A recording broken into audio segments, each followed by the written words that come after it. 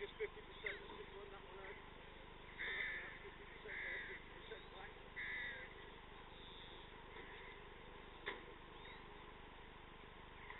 And hold. Right in the lunge. Couple of quick straight. And then down into the lunge.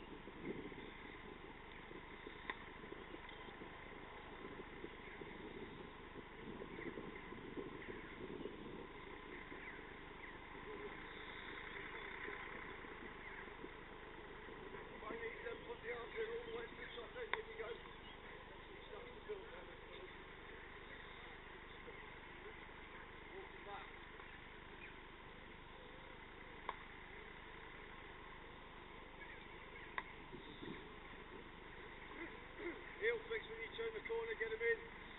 Let's go.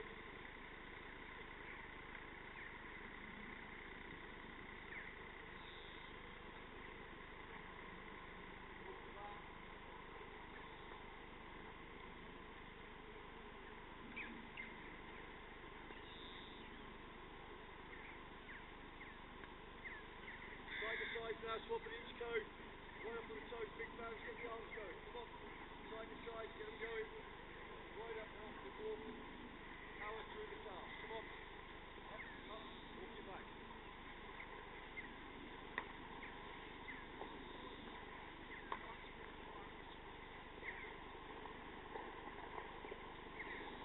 Right, backwards, get right up on the toes, a bit of pace now.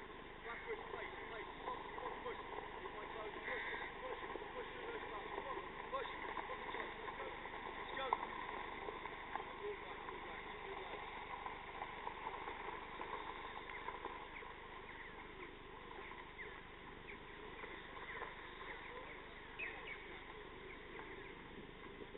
Here we go. Alright, nice and low. Nice and low, and then swap it to squat. Away we go. So nice and low, back straight. That's it. Come on.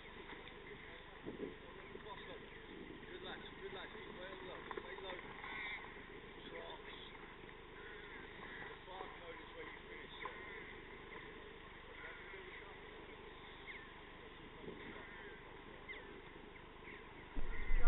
Testing 1 2 3, testing 1 2 3. England versus Australia, over 50s.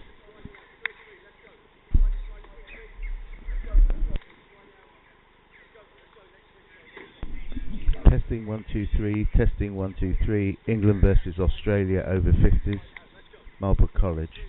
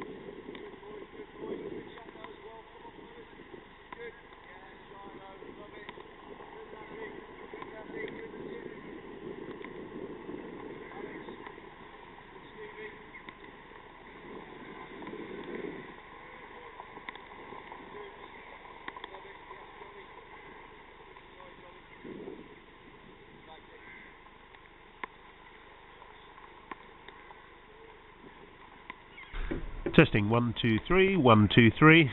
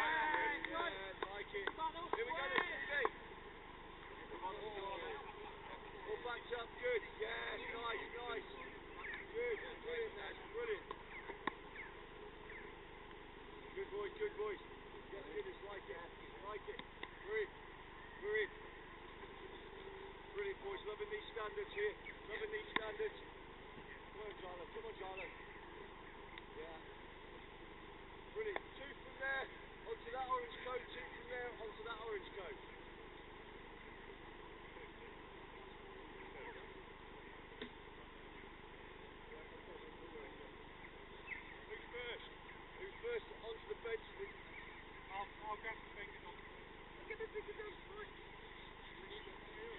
No, you'll be alright. Smash out. Shy. Back up. Shy. Underarm. Alright, here we go. Come on. Let's go. Let's start hitting it. Let's go hitting. Come on, back up early now. It's too far. Back it up away. Let's go. Good, Stevie. Follow it round. Follow it round. Follow the ball. Now it's this way. Good, good. Back up early. Here we go. Good, Charlo. Come on. Let's get this tempo going. Talking now. Yes, That's go good. on. Yes, right. You've got to get dirty. Right, fellas, you've got to get fucking dirty if you have to back up. Just watching the ball fly past you without moving is not acceptable. Here we go then, Stevie. Come on, boys. Come on. Get there early and back up. Brilliant. Have a shine. Have a shine. Good. Well, backs up now, boy. Here we go. Come on then, Trots. Let's go, bud. Yay! Yes. Johnny, Great, hit Johnny. Great, Johnny. Oh, yes. No double hit to finish yet. I think that was a double hit. No, but we're not finishing yet. Good, man. That was better, Omar. That was better, Gino. Come on. Back it up. Who's backing up? Naz. Come on, Naz. Come on, Naz. Yay! Yeah. Good, good. Here we go. Come on. Come on. Yeah, brilliant. And again. Come on. Come on. Good. Let's go.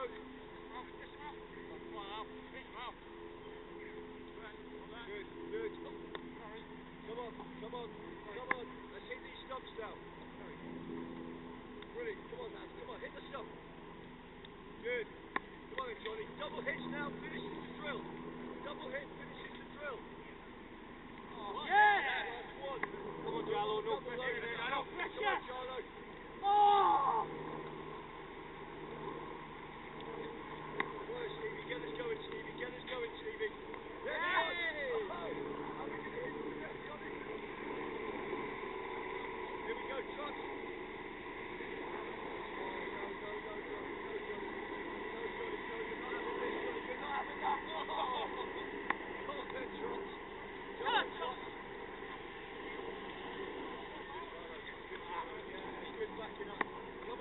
Come on, double hit, finishes, double hit. Brilliant, this is good now, boys, this is good now, boys. You're in. Stay low, Trots. Good, good. Come on then, Guinness, come on, Guinness, get us one. Get us one. Good. Brilliant, brilliant.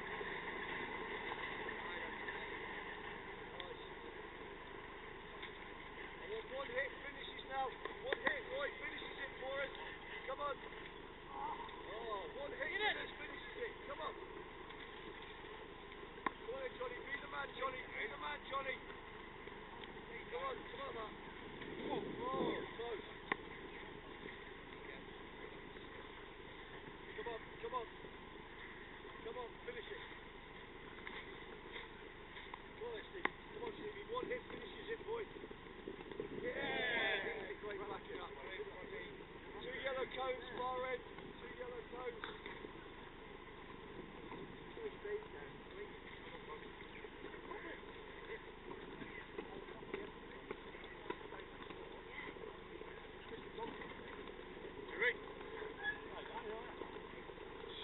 Sick spin.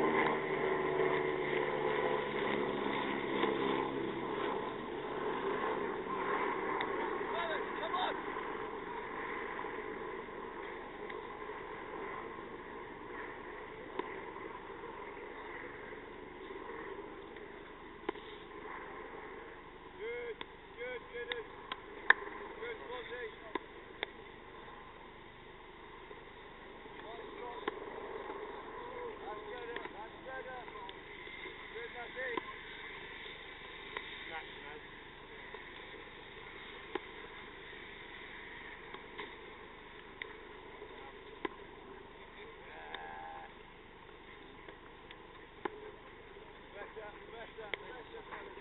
Now, good. Just got over the line.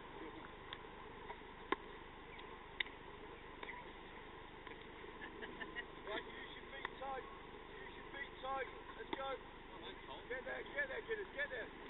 Yeah. Unlucky Gidders, unlucky. Here we go, Naz. Use your feet, Naz. Good, shot. Let's go, mate. Good. Mark, use your feet. Brilliant, fella. Jarno, come on, mate. Yeah.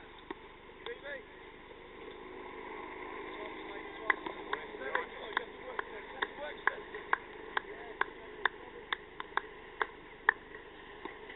Come on, boy. Join the club. Nice, come on then, Johnny. Yeah, Johnny.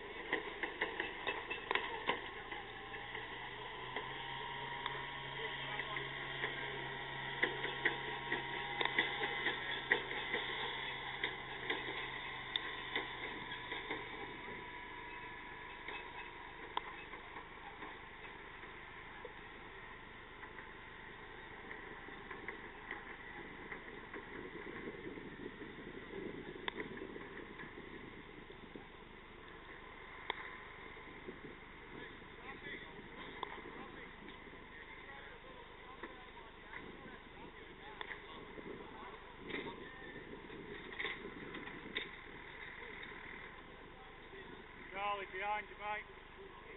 Charlie.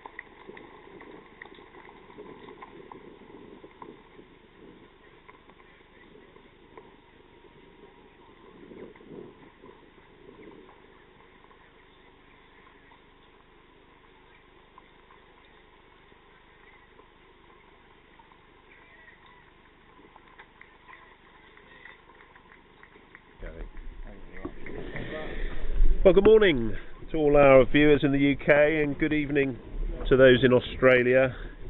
I'm your commentator Anthony Woods, and I'm delighted to be joined by Brett James from Australia today, who's not playing. Hi, Brett. Thanks, Anthony. Good morning, everyone. Good evening for those in Australia. Right, we're at the stunning Marlborough College in Marlborough, Wiltshire. Beautiful market town, and the weather is dry, overcast. I'm just going to mute myself on the computer screen that I've got, but a little bit of the history about Marlborough. Founded in 1843, the college. Beautiful private school here, and we're playing on the first 11 ground. England have been inserted to bat by Australia, who won the toss. Looks as though the umpires are getting ready.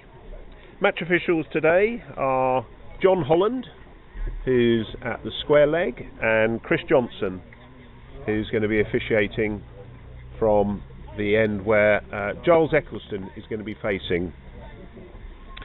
Playing for the Marlborough Cup today, and in that are Australia, Wales, India and England. We'll run you through the sides, but opening the bowling today, Brett?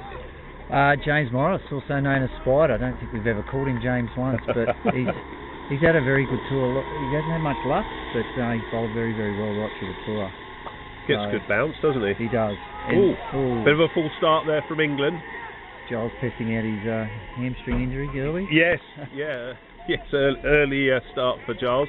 Let's just run through the England batting order. Giles Eccleston's opening the batting with David Snellgrove, the captain. Not in any particular order, although I will obviously call that out. In comes Morris, right arm over. Nicely played forward there by Eccleston. Looks a lovely pace pitch. Yeah. We played on the top pitch yesterday, and it was beautiful. It was nice and hard, good carry. There was enough in it for the bowlers if you wanted, but it was also a good batting wicket. So these are really good cricket wickets here. I could come regularly and play out here, I think. That's nice and full. It's well driven. No runs there. Yes, you've injured yourself, Brett. So yeah. Tell us a little bit about that. Fortunately, I injured my hamstring playing the fifth game, I think it was, against Sussex. Had a bit of a tendon strain, and then thought if I gave it, that's cut. Looks as though it's going to run away for four. So it's the first four for England of the match. Take that. I think that's good signs for Australia with Giles playing that shot so early. So on this deck too, I think there's going to be a bit of running through the slips. There's going to be, but I think you're an opportunity. Just with the carry and the bounce that Spider gets, I think that's a good sign for us. And then just yesterday tried to make a comeback, and unfortunately 5 overs into it, my 52-year-old body said no. So I'm now here commentating, trying a second career. Well, good for you. Well, it's great to have you along. Just running through the rest of the England side today. Nasir Ahmed, Roy Smith, Jonathan Wildman, Richard Trotman. In comes Morris. That's played on the onside nicely. Just a single there. Giles looks to be moving very freely. Yeah. That was Simon Waddington out there in the mid-wicket region. Yesterday he had a fantastic day fielding. He's so agile for his age. Moves around really nicely, picks up with one hand, throws with his left hand. They've just moved him across to the other side of the wicket for David. But he's without doubt our most agile and talented fielder through this tour. Yeah, we'll come on to yesterday's game just as Morris comes in. It's nicely forward by Snellgrove, who didn't bat yesterday. So he's resuming batting. That's a good over. End of the over. Well, there's a little bit of a lag on the stream, so apologies for that as you're seeing James Morris come in for his last ball of the over.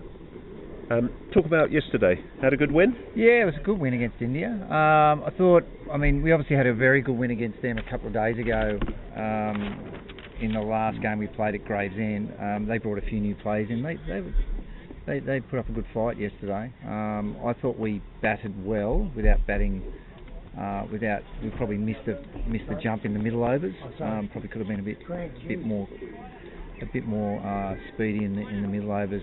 But ultimately, I think the 220 that we got was more than enough. And the bowlers bowled really well. I thought Peter Dell in particular had a fantastic opening spell. He bowled 9 overs for 1 for 20. Probably could have had 3 or 4 or 5 wickets. Yep. Really good opening spell. Hit the deck hard. But all the bowlers bowled well and kept the runs down and kept the run rate. It was always in control. But a really, really nice, like I said, a really nice cricket wicket. Good. Something in it for the bowlers, something in it for the batters, and it was a good all-round effort from the boys. I think it really set us up for today. This is probably I'm going to say the biggest game of the tour for us. Good. That's good to hear. And we're really keen to win the Marlborough Cup. So today's an important fixture for us. Grant Dew is the new bowler, right arm off spin. Nickname Dewey? Dewey, yeah. He's our music MC, controls all the music on the bus and the entertainment, besides being a fantastic off-spinner. And bowls with his cap on. Does. I was talking to Phil Melville in the first game that we played at Broxbourne Cricket Club. He's obviously very sun-smart. Yeah. Wears his long sleeves as well. I think it's to keep his hair under his hat, actually. What hair? He's had a good tour too, Dewey. He's bowled very well. We've always been able to rely on him to pull it back if the batsmen have gotten away, or get that wicket when we needed it. Really impressive tour. Missed his first tour for Australia, so he's done really well. Yeah, he's bowled a really good length, right on the money here to start with. I think this is actually good. A bit of a good tactic from Clarkey, bringing Dewey on first. I know Giles likes it coming on.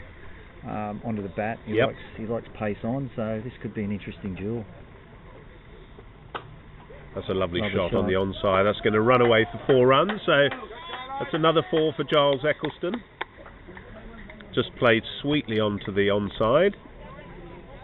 Runs very quick to the outfield here. Boundaries probably in the region of about 55 to 60 metres, depending on which side of the square you're on. But a beautiful setting here. It's actually a tiered ground for those that can't see. You're obviously seeing just the square, but obviously there are tiered playing fields, and you were playing on the top field, I think, weren't you? Yeah, we yesterday, Brett. I mean, the view. It's Dewey in the bowl. It's a quick single there, so that's nicely taken off well there, Giles. That's encouraging for England to see him moving freely. The view across the school and the valley is just beautiful. Looking from my point, all I can see, what I can see is old England, really. Yes. What you sort of picture. Yes, it's a beautiful market town. I think, correct me if I'm wrong, but somebody, I'm sure, established Marlborough was, not the college, but Marlborough as a market town in 1204. So there's a lot of history here. Yeah. Big wide street in the main street and the high street. You can just imagine the markets that were running through the centre Yep, exactly right. Ago. So the end of the over, good over from Dewey there. James Morris continuing. That's driven nicely and hard. Certainly could be 3. They run hard. Might just pick it up inside the boundary. Yeah, come back. Yeah, they're looking for 3 there. Well ran. Again, that'll test the hamstring.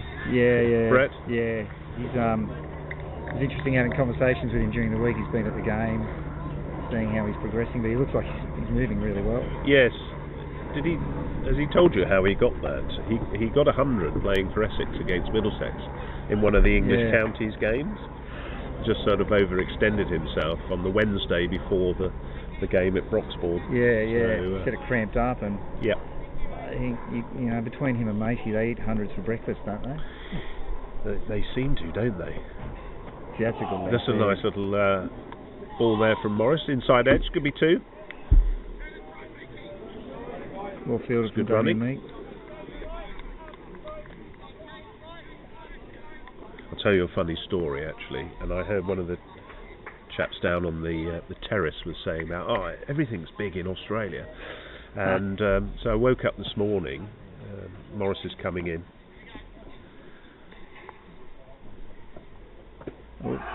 Big shout for LBW. Umpire unmoved. And I came down this morning and my daughter's come in late. And I saw this plastic sort of Tupperware lying on the floor upside down with a note on the top. Dad, there's a spider underneath. Can you remove? In comes Morris. Half the job done. Well, anyway, I thought, that's not very big. And I remember, and it was actually the size of a 50-penny piece, so I just picked it up and popped it outside. But I remember when we were in Sydney, this massive huntsman, the size of your hand, came inside the car. Yeah. And they can get into the most smallest spaces, can't they? Yeah. And it was in the black gasketry on the car. Yeah. And it was just nestling in there. And it ran across the top of the car. And the children were just absolutely freaked out about this. And I was driving at the time. They're the most friendly spiders in the world. Yeah. The huntsmen. They like to live in cars.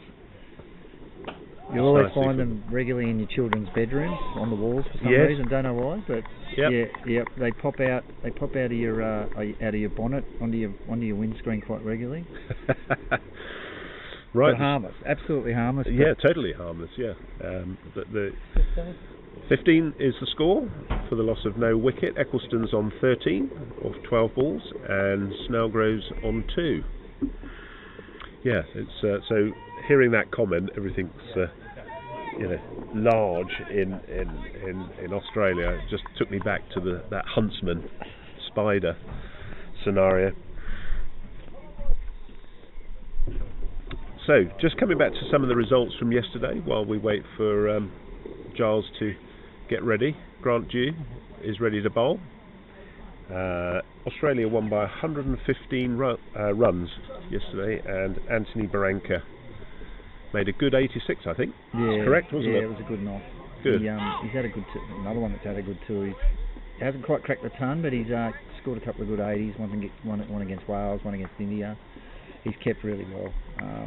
So it's been a pretty challenging tour for Foz because he's been keeping and batting. Yes. He's been batting long, and I think he's kept just about every game except for 2, I'm going to say. Ooh, little inside edge there. It's not gone far. He's keeping today? Yeah, he's keeping today, yep. Little stiff on the on the movement up and down there. I him on the bus. He was very quiet on the bus this morning. Okay, that's a sign, is it? Just getting himself ready, I think, and having. It's good over from Dewey. Yeah. Varied his pace, varied his length. And is Ross with you? Ross McElveen? Ross is he here. today? He, of course. His workload is getting greater as the tour goes on. Well, I think Ross and Bish room together, and I think your room is the most frequented room all tour. Had a big crowd last night. Nicely played on the onside there by Eccleston for a single. Yeah, Ross does a great job for us. Went with him to Cape Town and to here, and he works very hard keeping us together.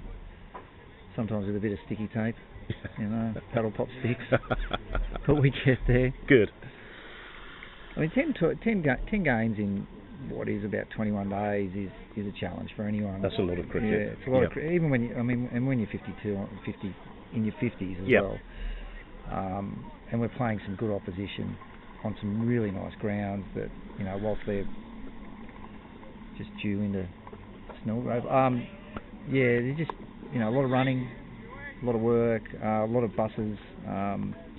It just takes a toll a little bit.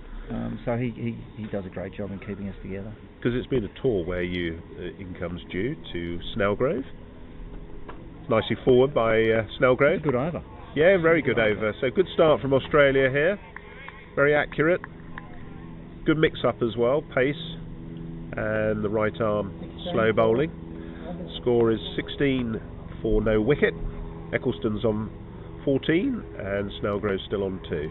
Yeah, the old opening with the spinner, it's not a traditional Australian way of doing things, but I think it's a really good idea for today. Just change it up a little bit. Each game progressively in this Ashes series, the games have gotten closer. Obviously the first was a bit of a whitewash, but the second was very competitive, I thought. Hoping to go one better today, so just a bit of a change up.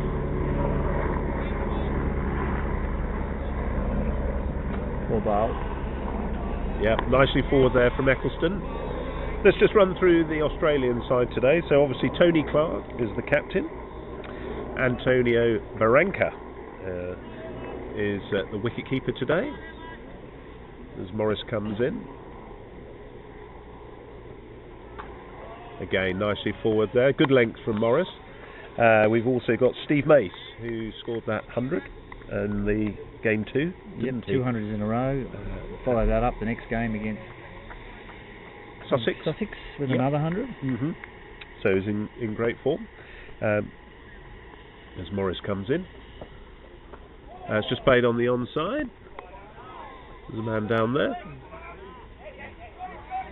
Could be close. Oh, good running. A little bit tentative there from Eccleston in that final couple of strides. He's really testing his hamstring, yes, for sure. Two more to the score. We've also got Tony Daly, Glenn Giddings, Damien Meek, Andrew Kratzman, Andrew Sharp, Grant Dew, Simon Waddington and Peter Dale, with James Morris, I believe, as the non-batter designated by the side. Yeah, I don't know if you know the story of we were at our first training session in the tour in Ireland, playing we played this game of footy, tennis, football, tennis kind of thing, bowlers versus batsmen for one of the first kicks of it, and Spider's taken a tumble and fractured a bone in his left hand, thankfully, and that's kept him out of batting for the tour, but he's been able to bowl. He came back pretty strongly. He's been able to bowl. I think this over's been fantastic. It's been very good. Really good lengths. He comes in. That's nicely forward and well run. Good run that from England. So these two have a very good relationship on the field in terms of running between the wickets. Know each other's game very well. Played a lot of cricket together. And Phil Melville, who helped with the commentary in the first game, was telling me the origins of Spider's nickname, which is all obvious. It's quite obvious, really. It's all arms and legs. Yeah. It's funny how some people, you don't know them by anything else other than their nickname. Their nickname. You got Spider and Fuzz. Sometimes I forget their real name. So Grant Dew is to continue. This is the first power play. Obviously the power plays are at 15 and 30, where you can have 3 outside the 30-yard ring. Nicely forward, well bowled by Dewey. Good challenge for him. Taking the new ball, not having the added benefit of it being the middle overs where you get a little bit more coverage. Yes. Out on the boundary. So I know he likes to challenge Dewey. He's up for any competition he can get a hold of. So he'll be relishing this. It's the first game that's well ran by Eccleston. Would have been close. Would have been very close, and we're right at the non-striker's end, so we'd have seen that square on. But it's his first game in the Ashes series for Giles, isn't it? Yes, it is. Yeah. I just noticed he didn't slide his bat then. Maybe just protecting that hamstring a little bit, but good fielding. They run there.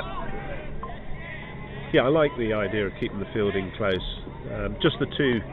Well, we've got one at sort of wideish, square, mid-wicket region on the boundaries, reasonably short on the leg side.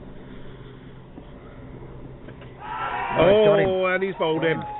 So that's the first wicket for Australia, and David Snellgrove is the man out for 2, bowled by Grant Dew, who's bowled really well, hasn't he? That was only 7 runs off his 2.3 overs so far.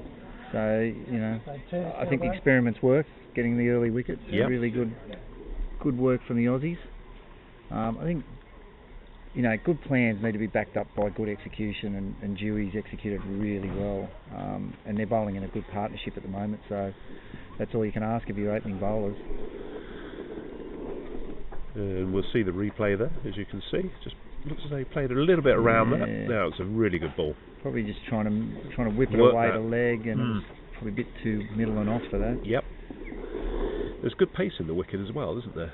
Yeah. But, you know, for both off-spin bowler and medium pacers.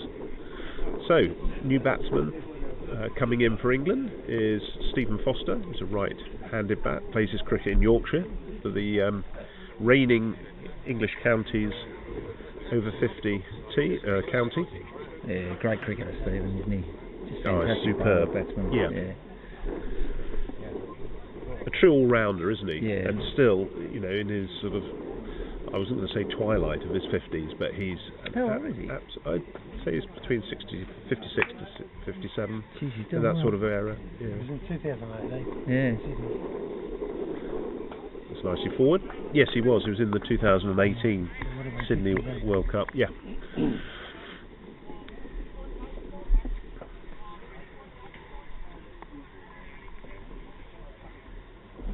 Bit of a field change. Sending Delhi to the boundary at deep mid-on. Good delivery. Very good delivery there from Grant Dew. That finishes the over. And the score is on 20, I believe, for the one wicket. Eccleston's not out on 18. And Stephen Foster's not out. Run rate's currently 3.43. That doesn't really matter too much. We're playing 45 overs per side. And this is the IMC rules, so bowlers can bowl up to 9 overs. And obviously there's designated 12 players, of which 11 can only bat. I hear, have you got a few shout-outs to some of your friends back home? Well, we should give one to Tom Robinson, shouldn't we? We should definitely give one to Tom Robinson. If we don't, he'll be on text, I think. Yeah, berating us. Hope you're well. Yeah, Tom Robinson at the Cricketers Club in New South Wales. It's beautifully driven there by Eccleston. Which is both our clubs. Yes. Yeah, we both played for them. Yeah, very proud to play for the Cricketers Club in New South Wales. More of a tourist now, I am. I'm afraid to say, but still enjoy the cricket with the guys. Plenty of opportunity. I mean, just went to the Caribbean. Yep. Oh, and it's an edge. Nick. It's got and it. What a catch from that Baranka, diving down to his left. That was an amazing catch. Jeez, wonderful. He's mobbed there by Morris and all the Australian players. That was a truly exceptional catch. So that's the second wicket down for England. And they're the catches you need to take when you need to get a person like Giles, a cricketer like Giles Eccleston out. That is fantastic cricket. Good ball too. Watching that on the replay, did you see that? That would have certainly fallen short of first slip. An unbelievable catch. Yeah, that's great cricket. Good bowling. And I'll take it back. I think that's been the build-up over the last few overs. The Australians have really bounced back. A few early fours and some good shot making from the English, but I think there's been a bit of partnership bowling in the last 3 overs that's led to that wicket. Very much so. You know. Yep. There's building up of pressure, isn't there? So the new batsman coming in is going to be Nasir Ahmed, who likes to take on the bowler. So this will be exciting to see him. We've had some troubles getting Nas out this series. So you know, he batted very well at Broxbourne. Brought the game home. He did get out eventually, but he really set up that win for England. And then the second game at Radlett, was it? Second game? Yeah, yes. Radlett? Cobden Hill, Radlett, yep. Yeah, he batted very well again. So, Nasir Ahmed, yep. How did you find the wicket at Radlett? I didn't play. Oh, okay. Yeah, I was out that game. I'm just trying to think. The lads enjoyed batting on it. They got 240. Yeah. It's normally, from my experience, it's a 275, 300 wicket. But you weren't too far off the pace with 250-ish. Yeah, but I think when England came out and sort of got the runs with 5 overs to spare, it showed that we were probably about 50-60 short. There was something left on the park there. Yep. It was a bit. I thought it was a bit. Talking to the guys, a little bit slow. It was consistent though, so you know you could hit through the ball, but not this deck here. A very different deck. I think got good carry on this. Beautiful, yeah. Spiders, he's enjoying. I'm really looking sure forward he's to watching, enjoying this. Yes. Peter Dell have a role on this as well. That's another good ball. Very tentative there from Ahmed, uncharacteristically as well. I think as the tournament, as the tour's dragged on, as the tour's sort of gone on, we've got a better understanding of English conditions and how to play. I think at the start of the tour we were still feeling ourselves out a little bit around what's the best lines to bowl. That's another good ball. Again, really good ball. We're probably a bit full with our lengths, and a bit full, a bit short. You've really got to be just short of a length here in England. Most of the conditions have been fairly similar, but beautiful outfields. If you get hit, you're going for 4, you're going the distance. It's well left. It looks a wicket where you can leave on a reasonably good length. There's lovely carry to the keeper. Just maybe looking for an extra slip to go in there. Yep, I think that's a good move from Australia. Put the second slip in there. Gully, third slip. 3 slips. Yeah. Really backing in Back in the bowler there. And is that Peter Dell who's coming up to sort of point, behind point? 2 and a gully and a backward point. Yep.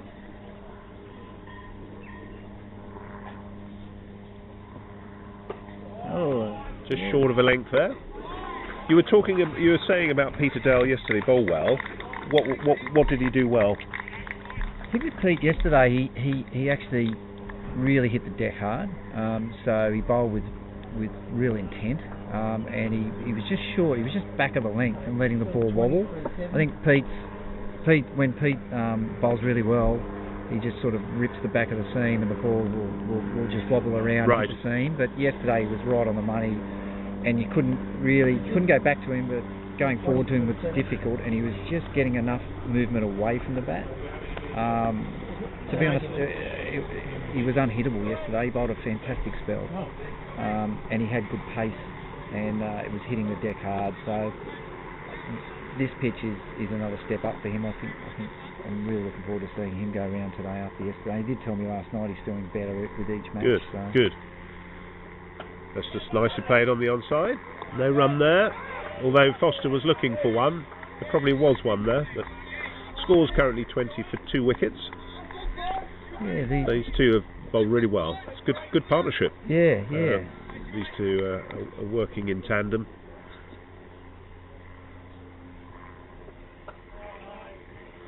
Just having a look at James Morris's stats there. Bowled 4 overs, 1 for 13. So it's a good start. Yeah, I think you'll find the last 2 overs have been for very little. He's just really hit his straps in the last couple of overs, hitting the deck nicely. Just a bit fuller. Good use of the feet there from Stephen Foster. Not afraid to come out. Be a good test for England today. Yeah. I think in a number of respects, in that they've not had a lot of batters who've had time at the crease in the last few games. So some have obviously got good scores. Jonathan Wildman, Nasser Ahmed, and it'll be an interesting, because they do bat all the way down. So it'll be an interesting test. Yeah, on the mental side of it. It is a long order. I mean, when you look at Charlie Knightley batting at 9, that's a nice. He opened yesterday. It's a little bit there. Grant you. We played Charlie against Essex. He scored a quick 40. Batted really well. Can hit the ball hard. Yes, certainly can. Nice also to see a number of the England squad here today, supporting the England team. A little bit of kick there. Interestingly, another good over. Is that a maiden fish? Another maiden. That's another maiden. So the score's still 20 for 2. Foster and Ahmed still to get off the mark. But yeah, I was just saying about some of the other lads who've come down to support the team, who are probably playing tomorrow. Big squad, England too. I mean, obviously they're rotating, looking for their best 16. Yes. Or 18 for Sri Lanka for the World Cup. Yeah. everyone. The program, I guess, that England has, you see them playing a lot of cricket, which is, just geographically where you're placed, and you've got Wales just on the other side of the border, so it's great for English cricket. Seems a little hesitant, Nasir Ahmed, doesn't he, against that ball that's just rising off the length. It's not going forward, but he's not equally going back. He's caught between. The last 4 overs, 2 for 4. It's a good little phase here. Good little phase for the Australians. And he's just not looking confident against it. Not his usual fluid self. Yeah. I just wonder sometimes if it's worth taking a step out from the popping crease and getting more to meet the ball, on what he might like as the half volley, or go back in the crease if he likes to play, which he does, down to that third man region and chop at the ball. Yeah. You'll see him when he's in the groove. He'll play that, open the face. There he's going forward now. Yeah, Spider's really hitting a good length, isn't he? He's in a bit of a zone now, which is positive for the Aussies.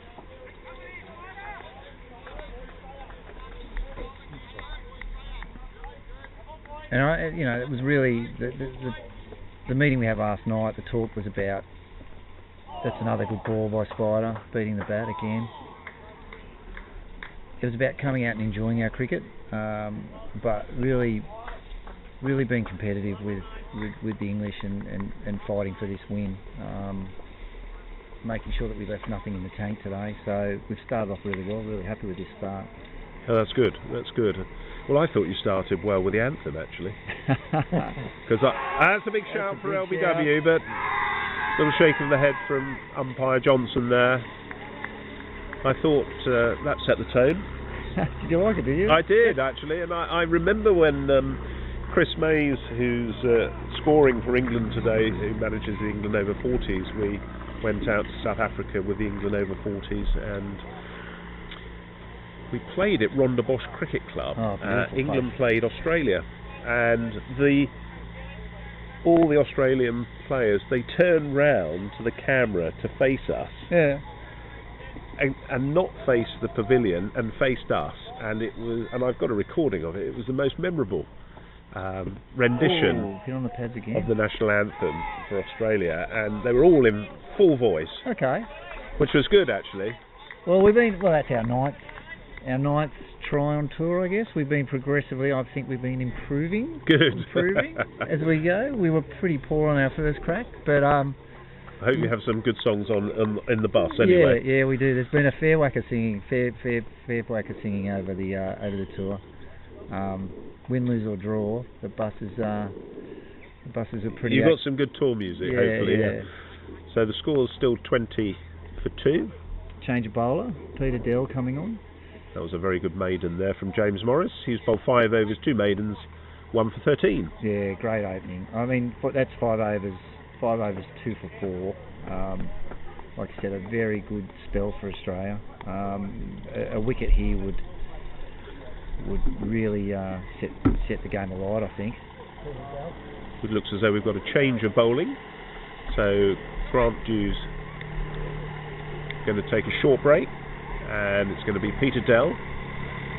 So Grant Dewy figures 4 overs, 1 maiden, 1 for 7. Fantastic figures. Very good start by both bowlers. Just give a little bit of a shout out, if I may, I mentioned the umpires, John Holland and Chris Johnson from England. We also have the privilege of 3 scorers today. Chris Mays, who's scoring for England, Richard Wilmett, who's from Marlborough College, who's administering the live stream. Thank you, Richard, for your help today. And Bish, who is scoring for Australia. And I was inquiring from Bish how he got the name Bish, and I'll tell you about that in a minute. In comes Peter Dow. It's driven there nicely by Stephen Foster. That's going to go for 4. Well, it's just slowing up to the boundary. It's just slowing up. It's just crept over. So 4 to the total, so much needed runs for England. Now I'm going to say that's a good sign, because that's exactly the same way Peter started yesterday. Okay. So I'm okay with that. I'm okay with that for the moment. Just waiting for a few people to move from in front of the sight screen. And Bish tells me that he's had that nickname for 50 years, named after Bisham Beatty. As a big shout for LBW. Umpire Holland, unmoved. Just looking to play that on the onside there. I thought there might have been 2 noises there. I just heard a second noise. So there's a nice replay.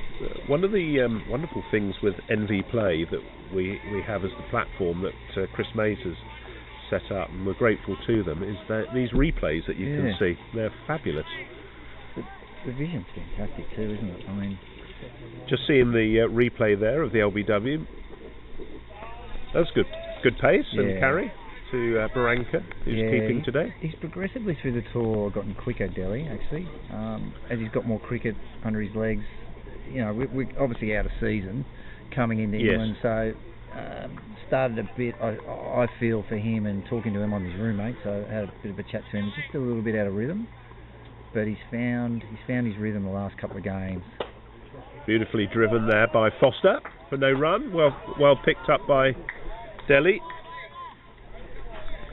Just knocked it over to Damien Meek, who's at mid-on, who's also bowled well actually in the first game that I was at in Broxbourne. I thought he bowled well in the innings. Meekie's had a really good all-round tour. I tell you where he's really excelled is his fielding and his mobility around the field.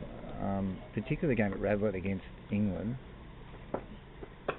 He was deep on the boundary at mid-wicket. He did a whole lot of Ks, and he was exceptional in the field that day. That was a warm day, wasn't it? Yeah. Very enjoyable day down at Broxbourne, wasn't it? I'll take that weather any time. Yeah. A little bit more traditional, perhaps, the weather today for the English summer. So there's a red and white flag in the distance. Obviously, it looks like on the top of a church turret. That's off the pads for no run. That looks like the Canadian flag. It does. But is it the Canadian flag or is it the school flag? It might be. We'll have to ask Richard Wilmot, who's with the college here today. So the score is 24 for 2. Stephen Foster's on 4, and Nasir Ahmed is yet to get off the mark. Good comeback there from Delhi. The 4 off the first ball, and then right on the money after that, and even troubling Stephen Foster a little bit through that over, getting hit on the pads a couple of times. So that's good signs. Yes. I was talking when I was Phil Melville was commentating. We were saying the art. What's the art of fast bowling? And he was saying, bowl your best balls 1, 5, and 6. Yeah. With a view to trying to help the youngsters, get off to a good start, and then you've got to finish the over well. And he certainly did that. Yeah, he's exactly a little bit right. wide, so that's a wide. That's not a true word spoken. I mean, if you get that first ball hit for 4, you're instantly behind, right? You're trying to claw back your over as opposed to being ahead. And it is a competition in terms of a competition of 6 balls between you and the batsman. And your first goal is to get 6 dots, and then what follows. But yeah, if you get that first ball hit for 4, you're under a little bit more pressure than you want to be. Oh, again. That looks as though that's nipped back. Good height. Really troubling Nas at the moment, isn't he?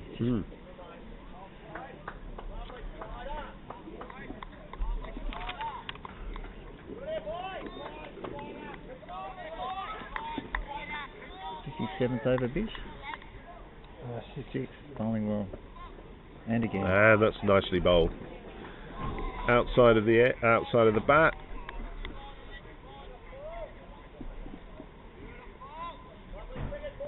As you said, England bat very deep. A lot of very good batsmen. So to grab another wicket here, have them 3 for 20 odd would be a fantastic start. We've decided to attack. Yes, and that looks as though it's going to run away for 4 runs. So attacking instinct coming out from Nasir Ahmed there. Didn't look confident with it though. It didn't come off the bat. I think that's the one thing. He's just not quite got the timing there yet. I'd be very encouraged by that. If I was Spider, that's a win for him. I mean, Nat's playing that shot. He's now decided to take a risk. I think that's good signs for Spider.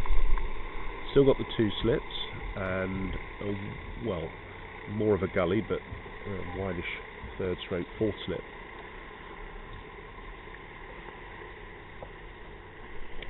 A little bit wider there, but not given as a wide by umpire Johnson.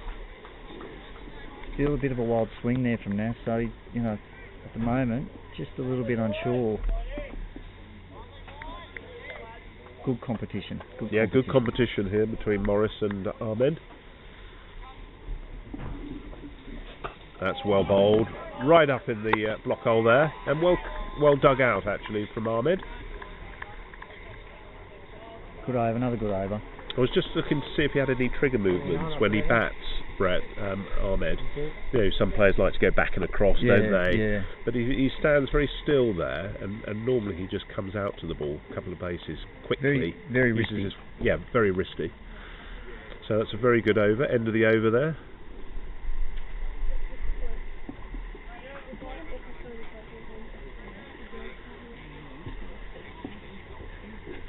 Now, did you have any other shout-outs that you were? I wouldn't mind giving a shout-out to my New South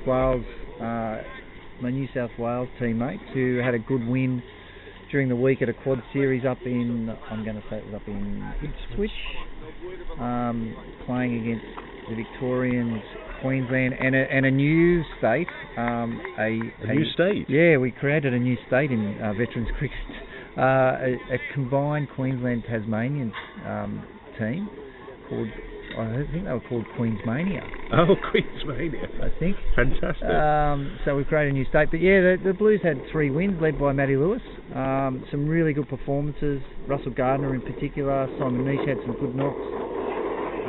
But they had 3 wins out of 3 games. And yeah, fantastic news to hear it. And we were following along here and sending our well wishes, but it's great to see that they had a clean sweep at the series.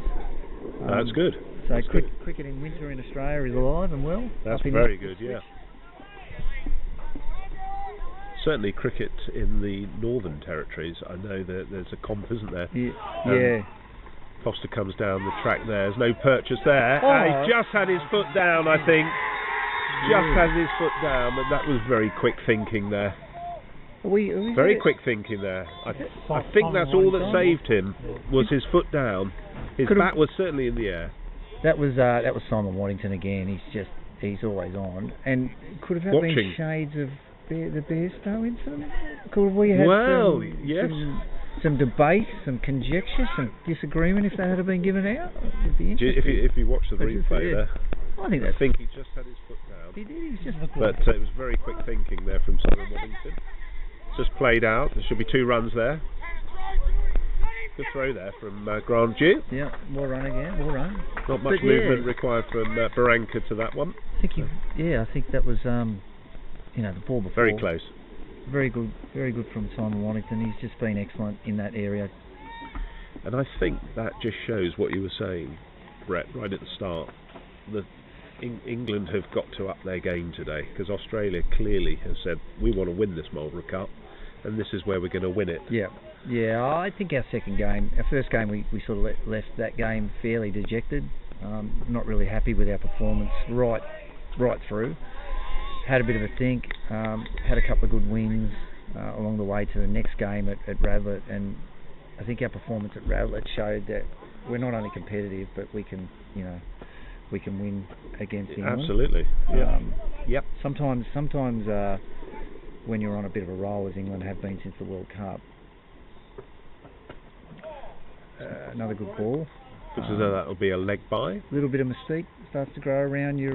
Of course. Around your reputation. Some of it well deserved, but some of it, probably not so. In the sense that you're just playing good cricket and that builds. I think England have done that. I think they've just as a team built a reputation as being hard to beat. So our view is everyone's beatable on any given day. We've just got to perform at our best and worry about our own cricket. Correct. If we played our best, we're in with a shot. So the only way to play at your best is to have really strong intent and to just be worrying about each ball and competing each ball. So that's what we've decided to do. Well, that's what you can control, isn't it? You can't control the rest per se. Absolutely. And I think being vocal in the field as well, not being too quiet, always being G'd up. If you've got someone who tries to G up the players, if it's a bit quiet, who takes on that role. Yeah, it's a bit of a mix actually. I think Dewey's pretty vocal. Fuzz obviously behind the stumps coordinates things. You know, there's always someone out there talking. That's I've good. got a bit of a big mouth out there, so... That's what's required. I can hear that now. I think that's Tony Clark, isn't it? Yeah, Skipper? Clarkie's always chirping away. That's Another a good good length. ball. That's a really good length. Good lines. Yeah, and, you know, I think... Yeah, you grow a bit of a bond on tours like this. Yes, you do. Yeah, Yep. The morale's really high. The guys got on as a group fantastically, and our support crew, all the wives, kids, partners, mums, dads, they've gelled fantastically with the squad, and it's a really tight group. So it's funny how as you get through the tour, even though you get tired, the energy lifts. Yes.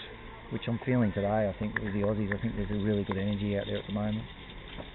It's nicely played on the onside. Just the one though. It's fielded by Peter Dell, who's there. How many balls to go? Two balls to go, and we revisit the Nas Ahmed and James Morris duel, which has been very, very entertaining.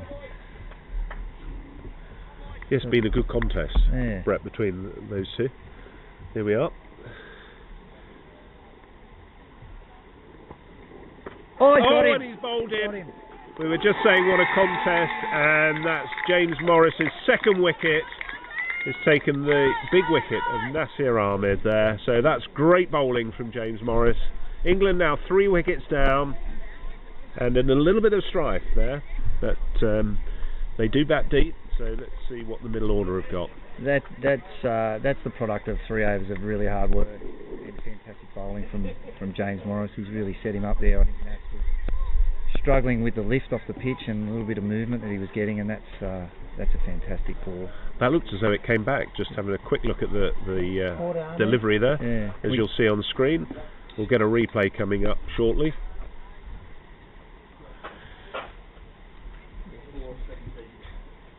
It's just jagged back beautifully, hasn't it? Beautiful. Yep. So 3 wickets down for England now.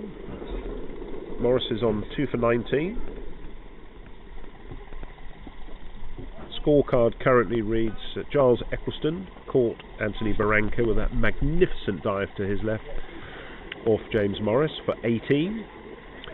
David Snellgrove bowled by Grant Dew for 2. Stephen Foster's currently not out 7, and Nasir Ahmed was bowled by James Morris for 4. So very, very good start from Australia, really up for this, and England have got a lot of hard work to do here in the middle order and lower orders. Roy Smith is the new batter for England, and they'll be determined to see off Morris, I think, in this spell. He's been almost unplayable, hasn't he? Yeah, 7 overs, 2 for 19. Fantastic spell. Beautiful start there from Roy Smith. There's a little bit of a misfield there from Meek, so that'll be 2 runs to Roy Smith. We've played Roy. He played against us when he played for Essex in the county game we played, and also obviously played for England. He batted really well at Radlett. Scored some good runs there to bring home England. I'm looking forward to that contest actually between Roy Smith, because he's a big hitter of the ball. Yeah. And I think he'll probably look to take on Morris, although obviously look to see him out as well. But I don't think he'll shy away from the big shot if it's there. Yeah, he looks a good batsman, Roy. Looks like he can hit a hard ball, that's for sure. Yeah. He's certainly very athletically built. He is. I saw him after the game walking with his shirt off. I thought, hang on here, can I have your birth certificate? You know, look like a 50-year-old. Well, I think he's just turned 50. He played for the England Over-50s last year in one of the in their first year actually, and he batted with Darren Stevens, who obviously is a very good ex-professional and got some runs I think against Wales. So Peter Dell to continue. It's nice the cut off the back foot. Foster sort of almost swatting at that, but you can see Roy Smith just doing some stretching exercises there at the non-striking end. Flexible hamstrings, which I'd love to have. Yes, that looks like a batsman's hamstrings, not a bowler's. I'm extremely jealous. It's well bowled by Peter Dow. It's a really good length, and what I like now is Anthony Barranca's just come up to let Stephen Foster know that he's there. Put some pressure on him. Good tactic from Fuzz. Just change it up a little bit. So we've got a Fuzz and a Foz at the striker's end.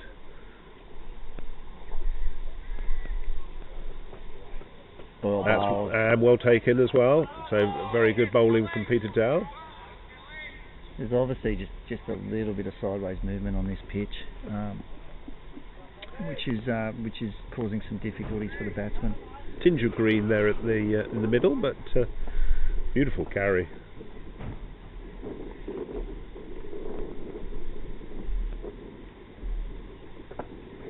There we are. It's just on the onside. Should be a leg by. Yeah, James Morris so far 2 for 21 off his 7 with 2 maidens so far. So England will certainly be wanting to see him off. He's bowled with sort of a metronomic length, and except for the one wide. Well, I can safely say now, I can say this now, in 7 overs into his spell, he was in doubt last night with a bit of a knee issue. We weren't really sure whether he was going to be fit to play till he went out and had a bit of a warm-up this morning. But he's gotten through it well, so all's well. Good. Well, good for Australia that he is. Not so good for England. Roy Smith is facing Peter Dell for his first ball. And that was very well bowled. A little quicker there from Dell. Yep. Just mixing up the pace. And acknowledged by Roy, so there must have been a little bit of movement there.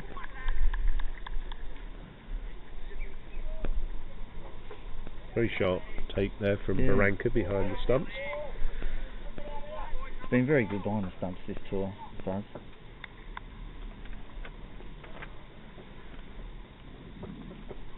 And that just looks as though it's nipped back there.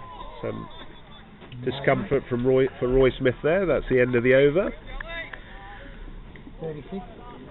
If you're an England supporter watching the cricket today, it must have been as nerve-wracking as watching the football last night. Yeah. I don't know if you watched any of that. We didn't. We were in the bus, but I think we were just about to get in the bus when the second goal was scored. Right. So. Harry Kane, but for Jude Bellingham scoring that wonderful overhead kick, I think we were dead and buried in many respects, and probably, dare I say, at the end of Gareth Southgate's reign as England manager. But can I say, a reprieve there? I've been watching the whole Euro piece in England with fascination, because your country's, they're top of the table yet. Everyone just the expectation is greater, I would imagine, because of the quality of the England footballers. Yeah.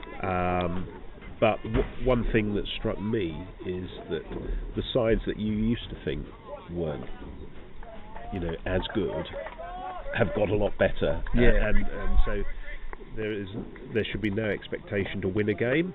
It's nicely played by Foster. Well bowled again by Morris. I mean, I think when you watch, I'll take a cricketing sense because I don't really know football, but when you watch a team win a World Cup, say for instance a one-day international World Cup, they're usually in the group stages just working their way into the tournament. They're winning, maybe winning ugly, but they're just finding their feet. They're not peaking. Like I'm watching the Euros, I sort of look at Portugal and I go, wow, how good did they That's a lovely shot there from Foster. That's 4 runs.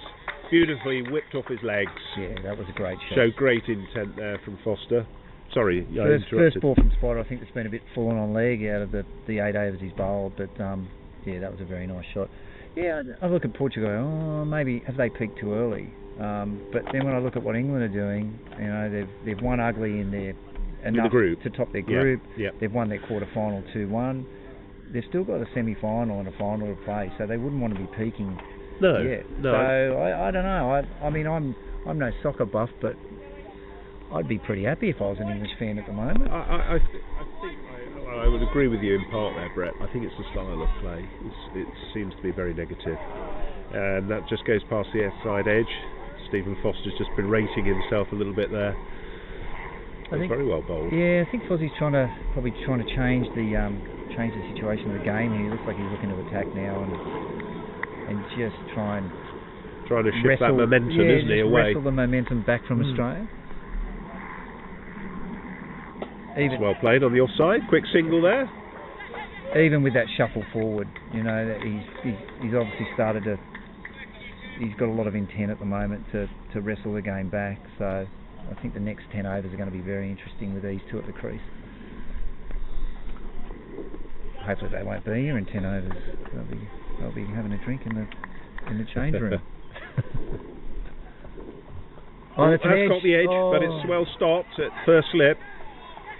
Great stop, actually. It looks as though it just dropped short of first slip. Yeah, I think Kratzy might have got a hand on it, but hopefully we'll get a replay. But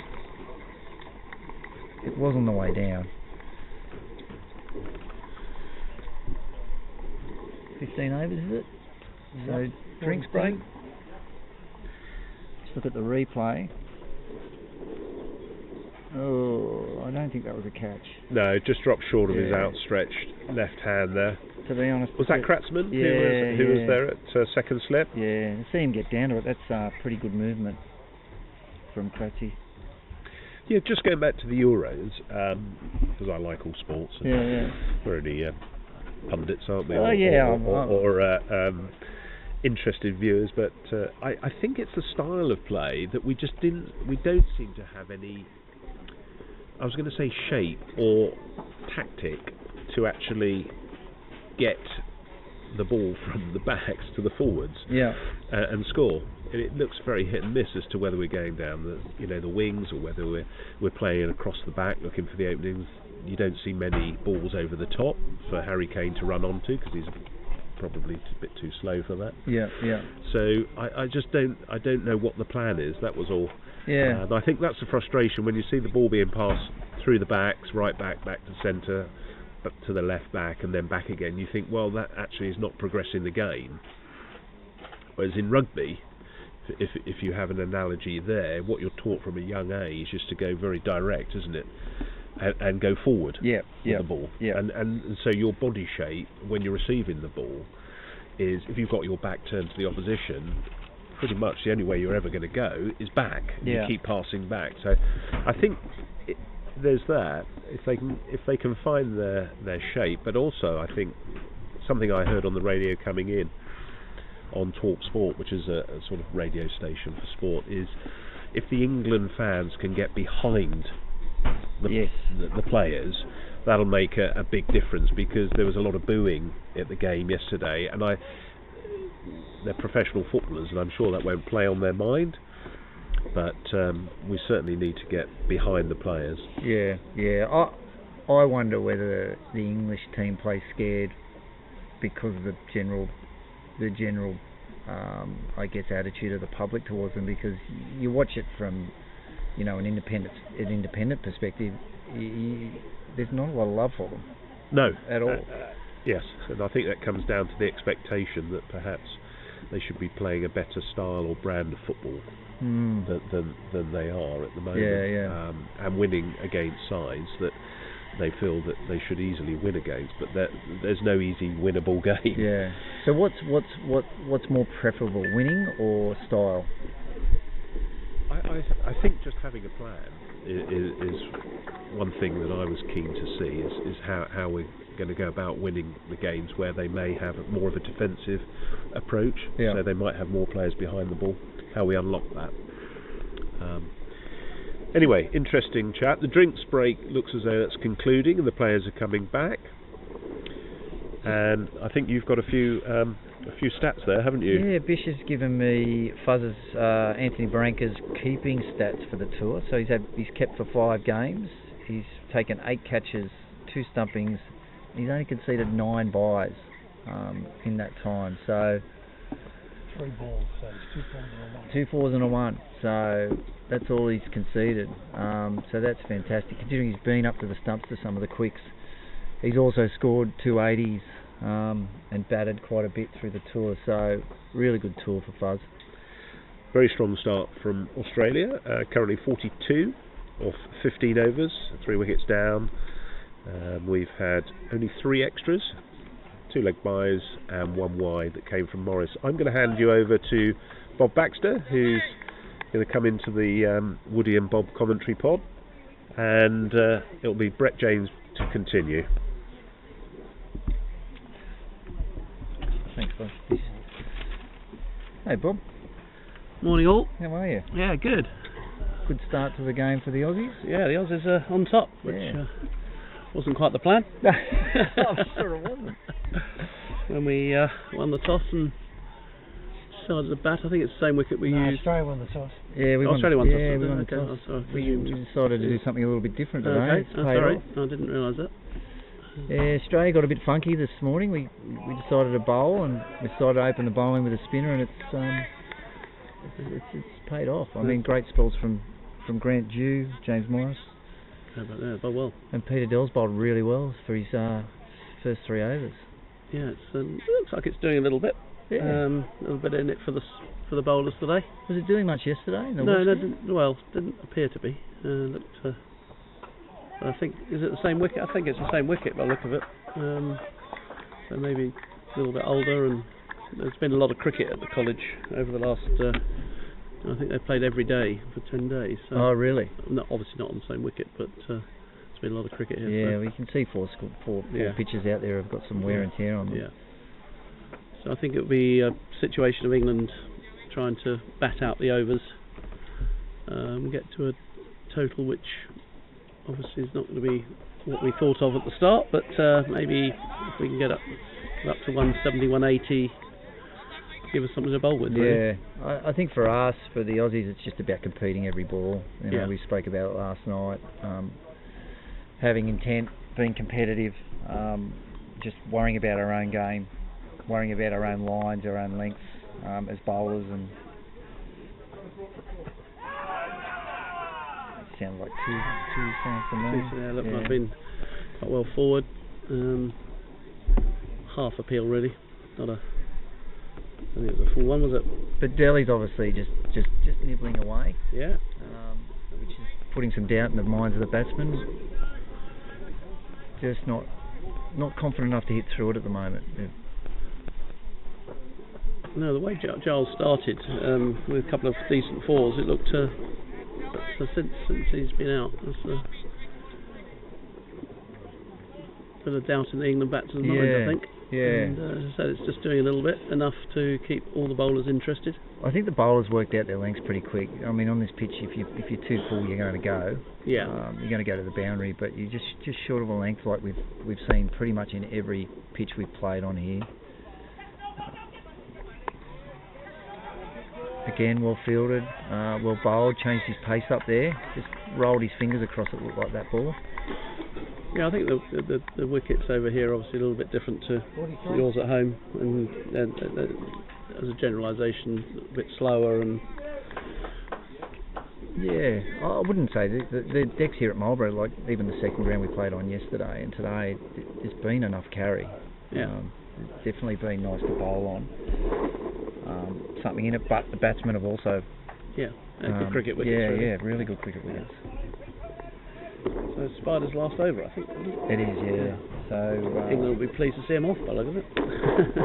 well, he had a bit of a knee niggle, so we weren't sure. I was saying earlier, we weren't sure if he was going to play, but he was definitely, if he does, he was going to bowl his 9 overs straight. Straight up, yeah. Yeah, him coming back probably wasn't an option today.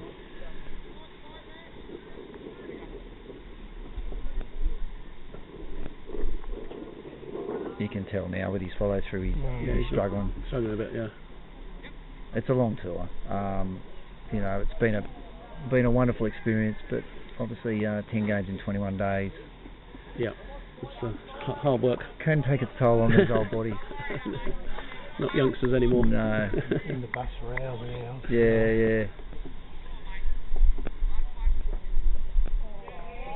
I mean, even with that pain that he's obviously in, he's bowling a fantastic length. Yeah, hardly got a bad ball. Yeah. Very good. I think the only one I can remember is one to Giles and that ball in the last over that Steve, that Fozzie sort of whacked to deep square leg. Yeah. No, it's been a very good 9 overs.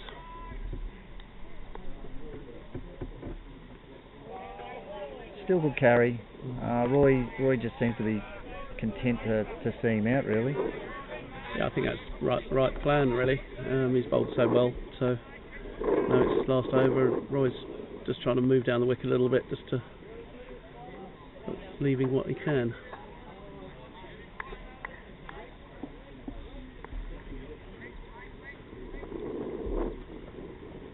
Good shot. I think moving up the wicket, it just made him bowl a little bit shorter, didn't it? And Roy rocked on the back foot and cut him for 4. He didn't really try and muscle that, did he? He just let it hit the bat. Yeah. It was a good shot. I mean, he can hit a very hard ball, Roy. Yeah, he's a very powerful man. He's something different in the World Cup. The fact we won it is, but I think what we lacked possibly was somebody in the middle order who could go in and hit 50 off 30 balls, or and Roy's capable of doing that. I think the fact he's just turned 50 will be a big addition to our squad for the next World Cup. I think we had a very good side, but we probably just lacked that person who you could just give license to go in and especially if you get off to a good start and you need somebody to go in and say, if you get our first ball, it's fine. But if you can get 50 off 30, 40 balls, that would be the end of a fantastic great spell by James Morris. He's really bowled his heart out on this tour. He's had some. He's probably been, I would say, a bit short on luck. Probably could have had another few more wickets against his name, but geez, he's bowled some good spells. Very well. He's a world-class over-50s bowler, Spider, and he's proved it again. I think he really came to the fore in New Zealand.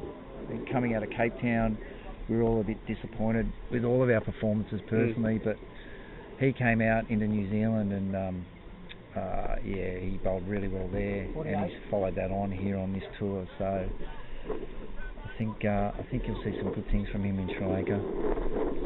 Yeah, looking forward to Sri Lanka, although 38 degrees might be a bit testing. I'm rather pleased I'm not playing. I'm going to get warmer as the day progresses.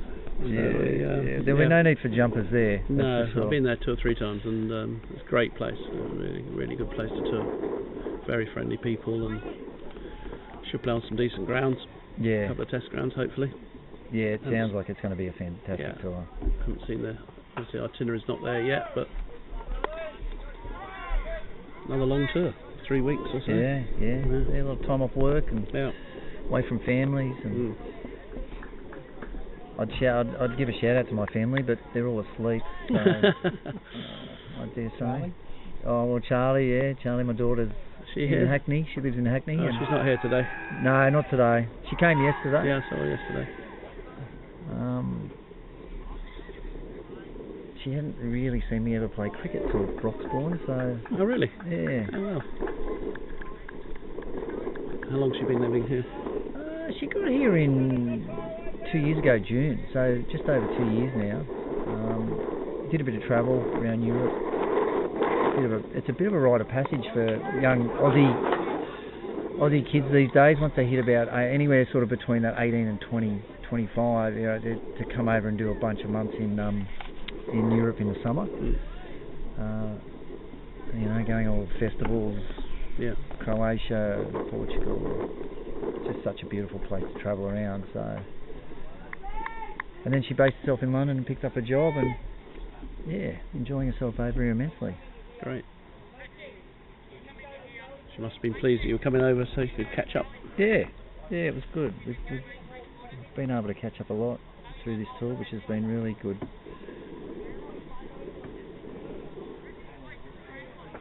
A couple of changes in the field here for Australia. Kind of a short extra come in.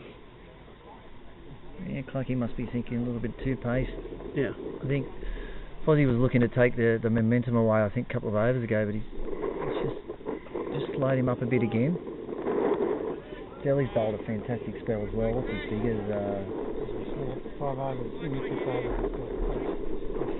5 overs, none for 8. Really well bowled, and this backs up what he bowled. He bowled a fantastic spell yesterday against India. Only got the 1 wicket, but you know they struggled to really hit him yesterday. Oops, chance.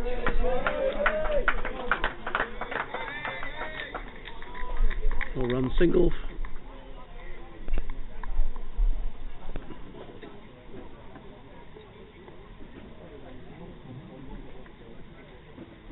Was the pitch similar yesterday down here? I think it played. There wasn't quite so much in it for the bowlers, I don't think, yesterday. Slower ball.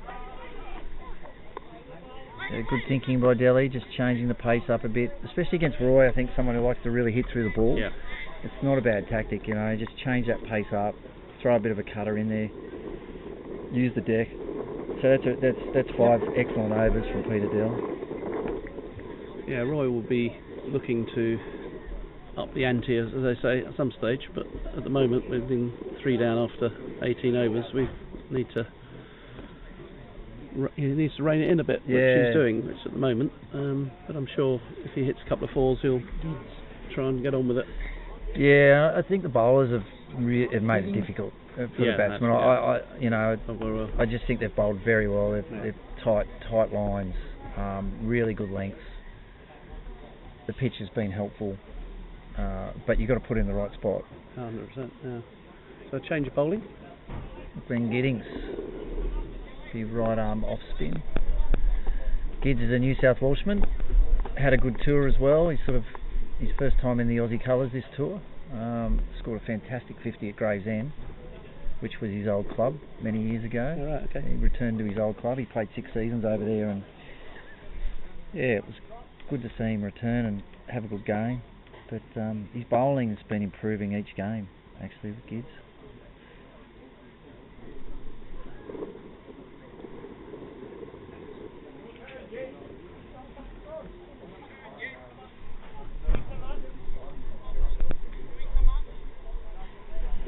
England probably bat down to. They've got a little bit of batting to come, which Jonathan Wellman next, who's got runs the other day at Broxbourne. Yeah, Jono, he's in a bit of a purple patch at the moment. He's got a few.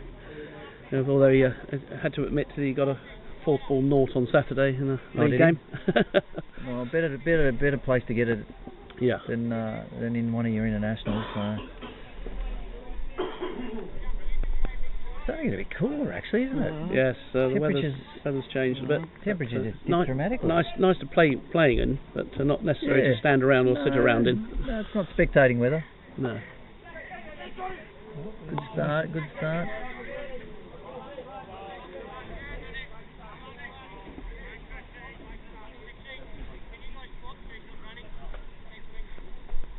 So just a few field changes, just changing Damien Meek with Peter Dell at mid-on and mid-off, and Meekie's going to go out to deep mid-on. Yes, that's probably a sensible. Is one of Roy's shots long on mid-wicket, so they've covered that quite long boundaries. Deep mid-wicket's quite a long way on that side. I think I'm going to say the next 7 overs up to 25 are really important overs for both sides, just to see where this game's going to go. You know, if Australia can keep the pressure on and keep the runs down, you get to 25 overs and you're less than 100. That's not an ideal position for England to be in, so the pressure starts to mount. So, you know, we're at over number 18, 19th over. 19th over, so up to 25, crucial time of the game. Looking for 2, he's called it. You got Simon Waddington. Yeah, I think, as you say, very very important 6-7 overs here.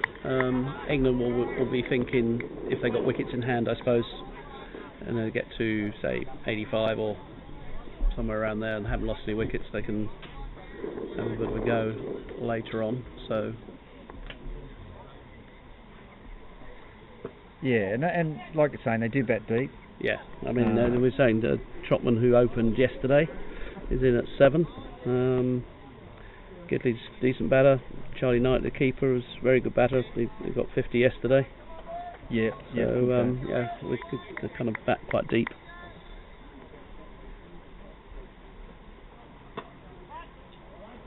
And it really is it's a game of phases. 50s cricket, I think you've got your first 15, your middle 15, obviously, and your last 15. But if we can own this middle 15 with maintaining, you know, anywhere between 3 to 4 runs and over on average, I think you'll be happy. We'll be very happy with that. And just pick up the odd wicket.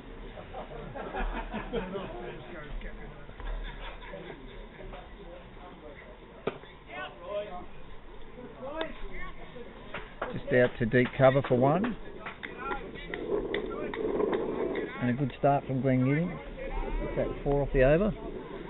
So a good start. 54. Gosh, I'm going to have to go get some extra clothing. Yeah, I put another layer on when I was walking between the grounds. Went to the car to get something else put on. Overall, though, you've been very lucky with the weather. Been very hot basically most of the time. You've been here. It has been. It's been following great. It's been following us too. So, yeah, surprisingly. Hardly seen any rain at all. So, haven't seen a drop. No washouts. I sort of came in thinking, yesterday there was a bit of rain on the way up here for me, but maybe not here. I thought, we'll probably have a couple of washouts, I thought, but to date, not one. Brilliant.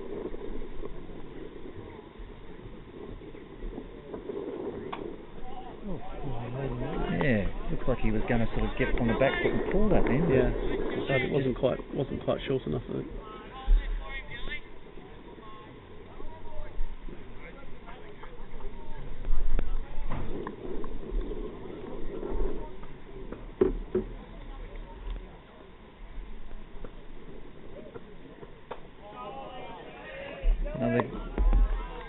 Another good start to the over by Peter Dell. We were saying earlier, the first ball of the over is just so important in this game to get a good start as a bowler or a batsman,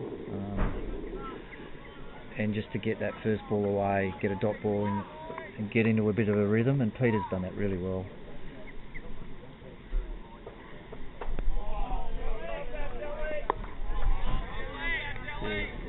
Giving England nothing to hit at all for this spell.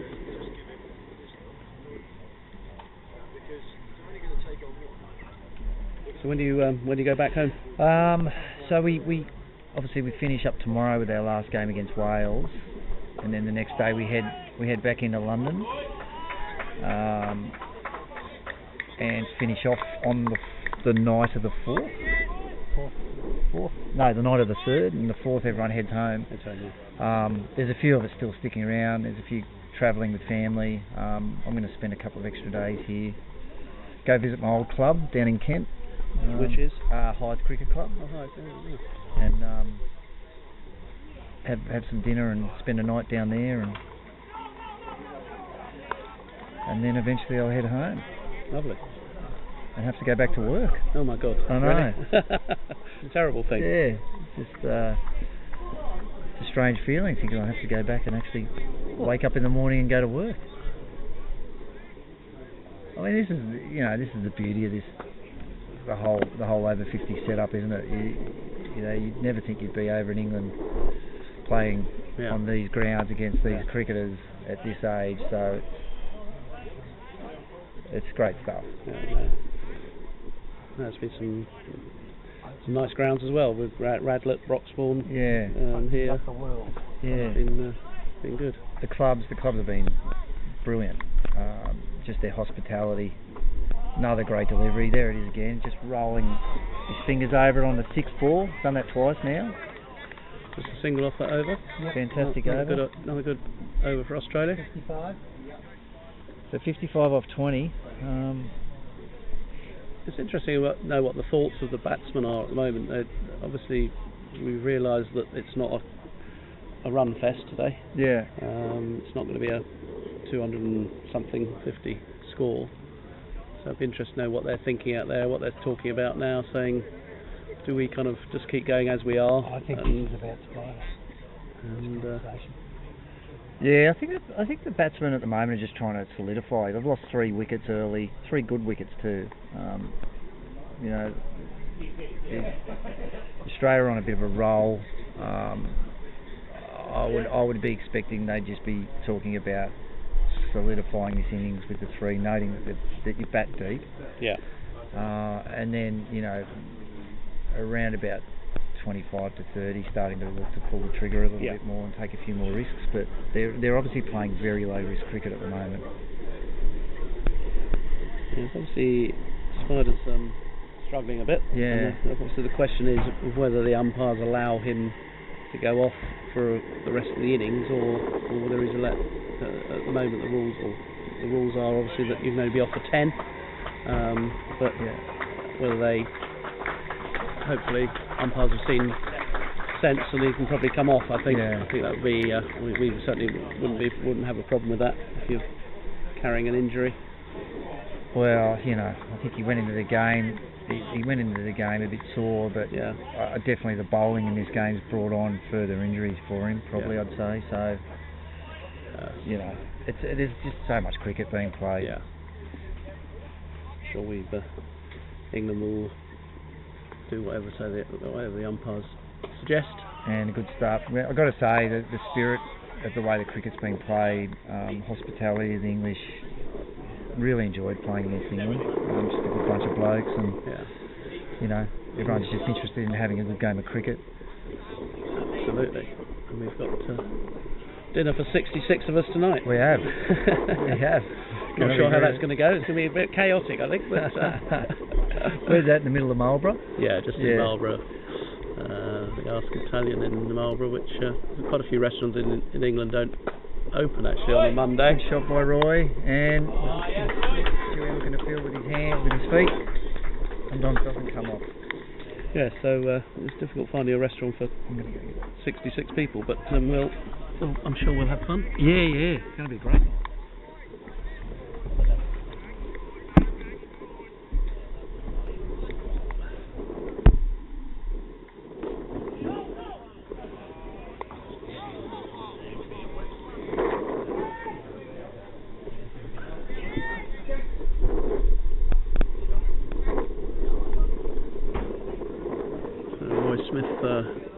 We get a 4 off the balls, looking to push it along a little bit, perhaps. Nice shot down to long off.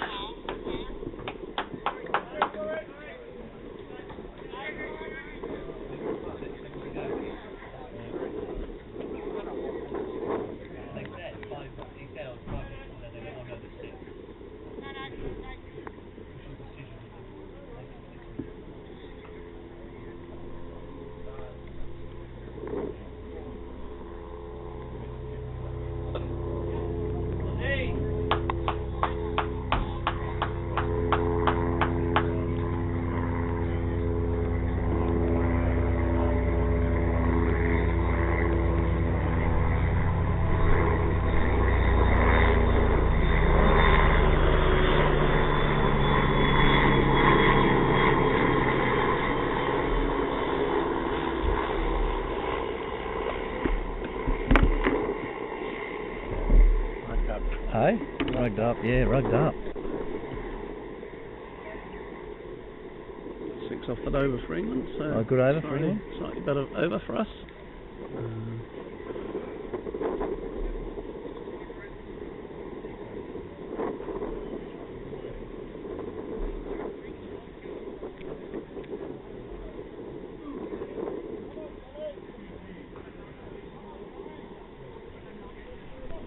Alright, Peter Dell.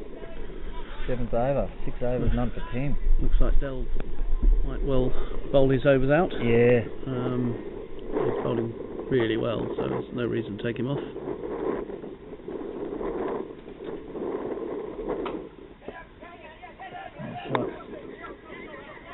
Oh, well fielded, Andrew Kratzman.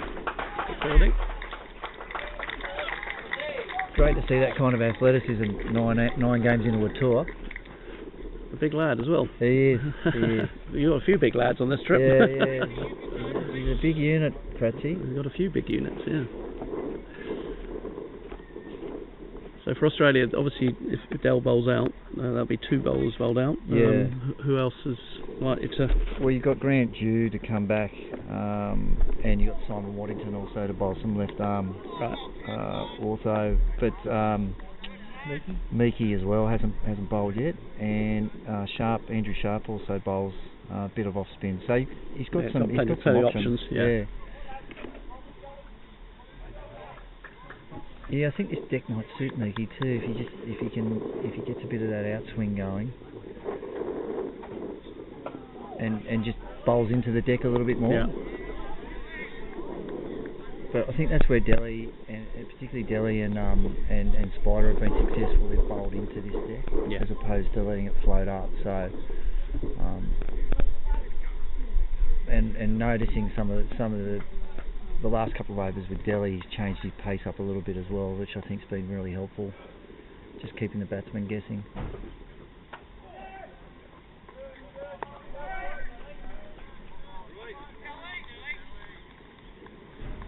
Keep looking at the screen, and of course remember that it's basically a ball behind. So It's difficult, isn't it? Keep saying quit single and everybody's looking at the screen going, no there isn't.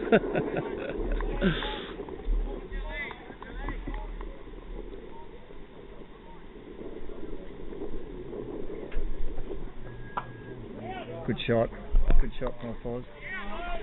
That's only gonna be cut off, and only one. That's a bit of a bonus for Australia. Well fielded out there. I think it's Tony Daly out there. So Tony Daly's our only cricketer with first-class pedigree in the squad. He played 11 games. 13. Oh, he corrected that one, didn't he? 13 games for Tasmania. All right, okay, cool. There's that slower ball again. Really well bowled.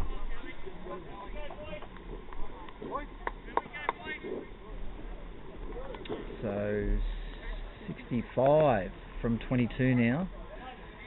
Run rate just under 3.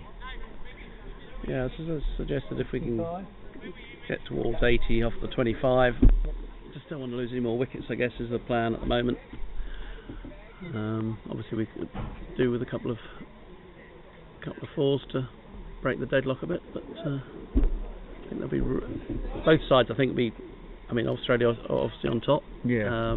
But England will be thinking, if we don't lose any wickets for another 7-8 overs, we've got plenty of in the tank for the last 15, I guess. So, bit of cat and mouse, really. It is. I mean, I still think the 25th, these next 3 overs are still really important for Australia to keep the runs down. Just keep it tight. Be very focused on less than 4 and over. And then reset for the next 5. But that's a good ball.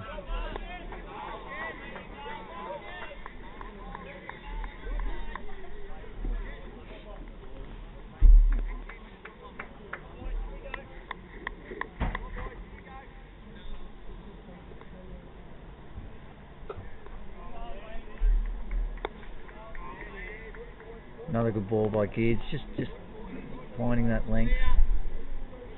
Not too full, but once again not too short. Really important. It's that's the one thing we've learnt through this tour. It's really about our lengths. as bowlers. Another good shot by Roy. Stopped on the boundary by Meekie. 1 to the score.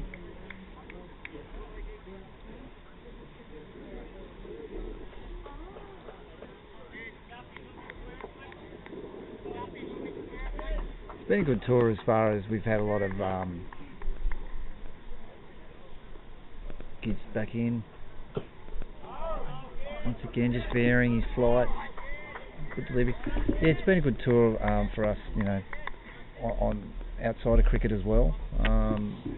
The guys have been to Stonehenge and the Windsor Castle and touring around, so we've had access to a bus the whole time, which has been really helpful. Yeah, it's good to get out of cricket some of the time. You've got 10 games in 21 days. It's need a break from the cricket sometimes. Yeah, you do. I mean, we are also getting interviewed. A few of us have been getting interviewed on Spirit of Cricket through the tour. Myself and Mickey got interviewed the other day. So it's been a lot of fun, you know, not just the cricket itself, but all the other parts to the over-50s game. The dinner we're going to have tonight. You know, the club's looking after us. After every game, we had a great curry meal at Gravesend the other night. That was fantastic. I really enjoyed that. So each game's been a little bit different. Yeah. But added to the, I guess, the fabric of the tour, which has just been so enjoyable.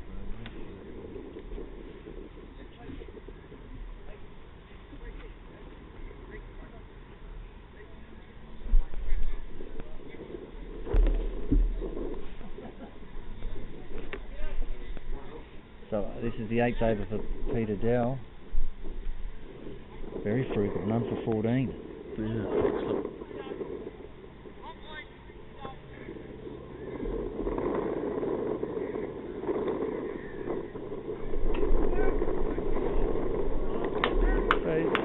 Roy, who's I guess traditionally a fairly hard hitter of the ball, is playing very much within himself at the moment. Yeah, I think he's adapted to the situation, which obviously we were in a bit of trouble. Of course, we're not out of it yet, but 33 for 3 was not where we wanted to be, and on the slower ball, and he played that really well.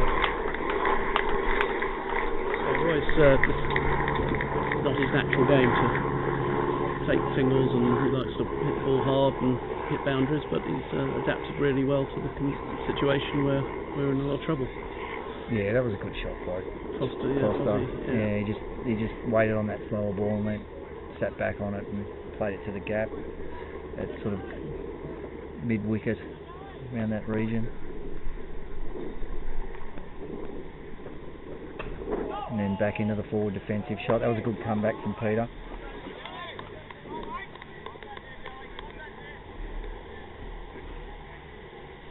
And what's the summer look like for England once the Marlborough Cup's over? Yeah, pretty done really. We've had quite a lot. We've been to Ireland.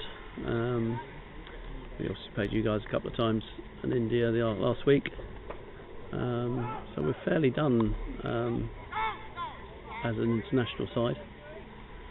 There's a big there's a 50s competition which is played every Wednesday, which then goes into a knockouts after next week, not this week, next week.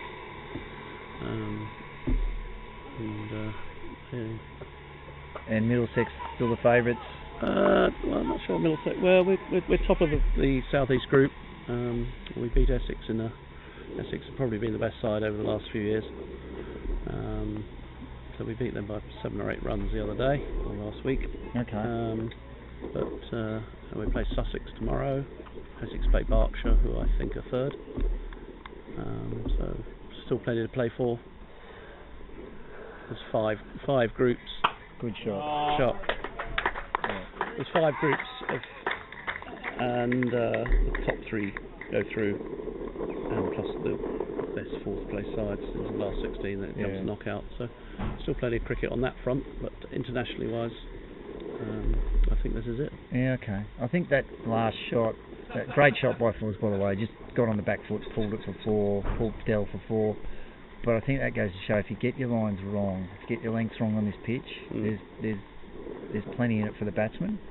Yeah, I think it fell a bit short. Yeah. If it sits up a bit. But, and Delhi's just gone a bit short of that over, and it's just sat up for him to hit. Yeah. So, you know, there is in it. It's probably testament to how well the Aussies have bowled this morning. I'd say that they've just got their lengths right. Totally, yeah. Consistently, and that's just goes to show that there's something in it for the batsman as well. So still a lot of work to do. Yeah, good over for England, and they'll maybe a little bit tired. It's 8th over on the trot. Just got his length slightly wrong, and Foster was able to punish him. It's a hard life being a bowler. It is, There's not a lot in it. It's a batsman's game, isn't it, Bish? Of course. Batsman's game. Bats are bigger, boundaries are smaller. Good lengths, really good bowling from Glenn Giddings here. I think I'm seeing a signal for Damien Meek to warm up, so we could see him in the attack fairly soon.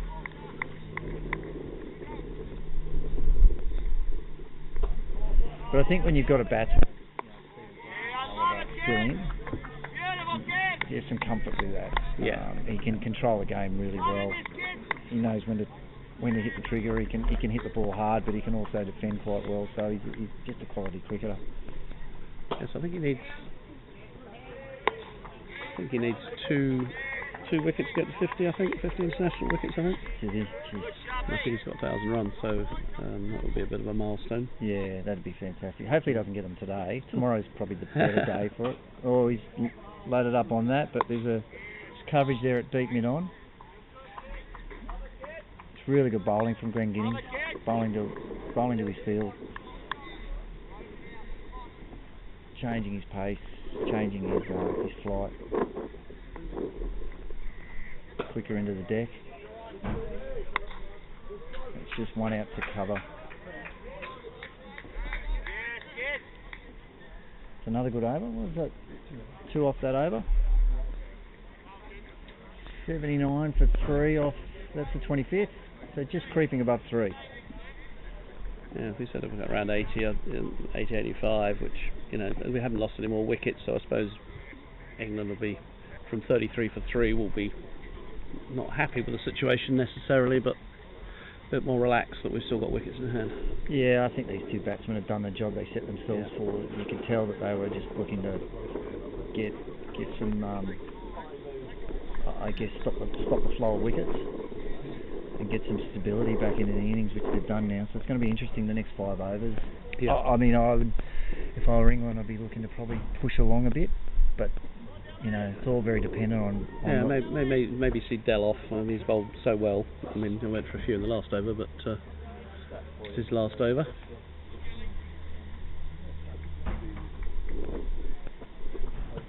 Oh, bowler doesn't go up at all. Sliding down the leg side by the look of it. Not a great position for mid-wicket to tell, but the way he played it. But yeah, I gave it out from here. I think the two people to my left both gave it out.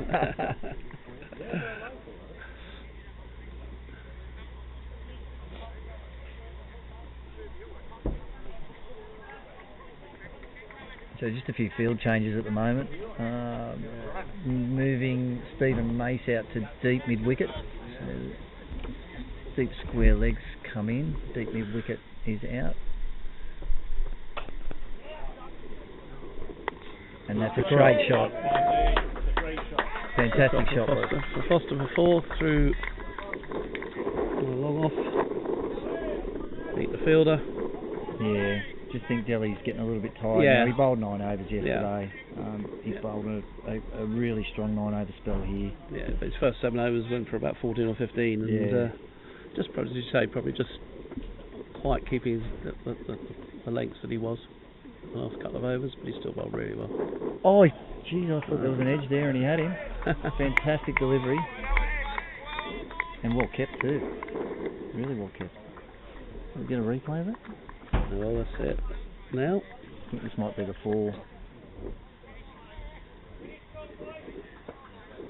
Yeah, that was a good shot. Really good shot.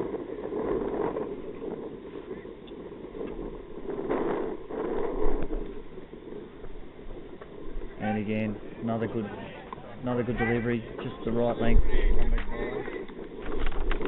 No leg bowler. Got a little nick on it.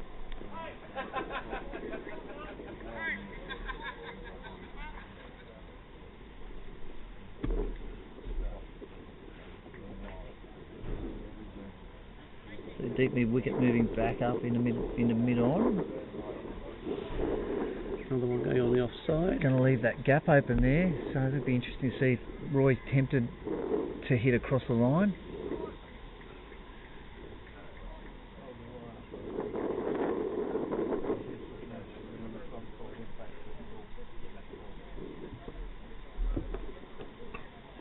Well bowled again.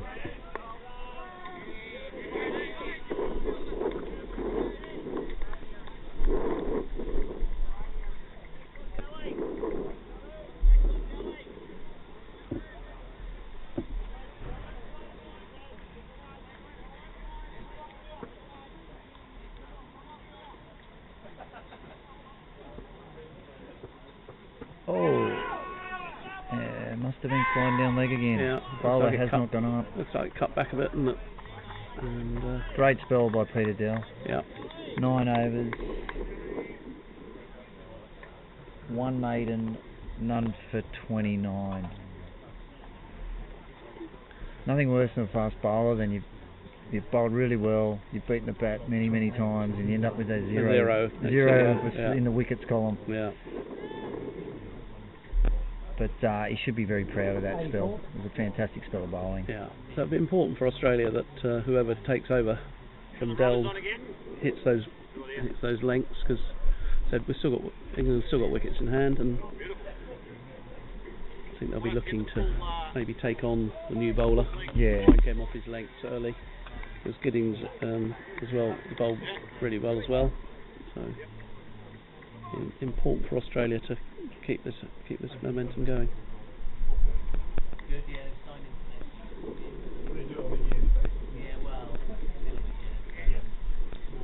So just some field changes again, I think, at the moment, just waiting on.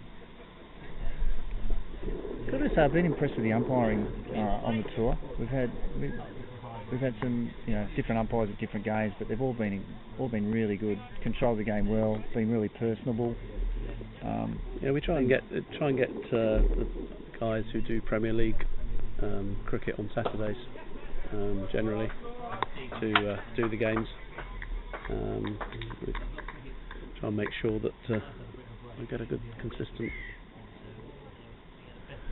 Chris Johnson, who's at the bowler's end at the moment.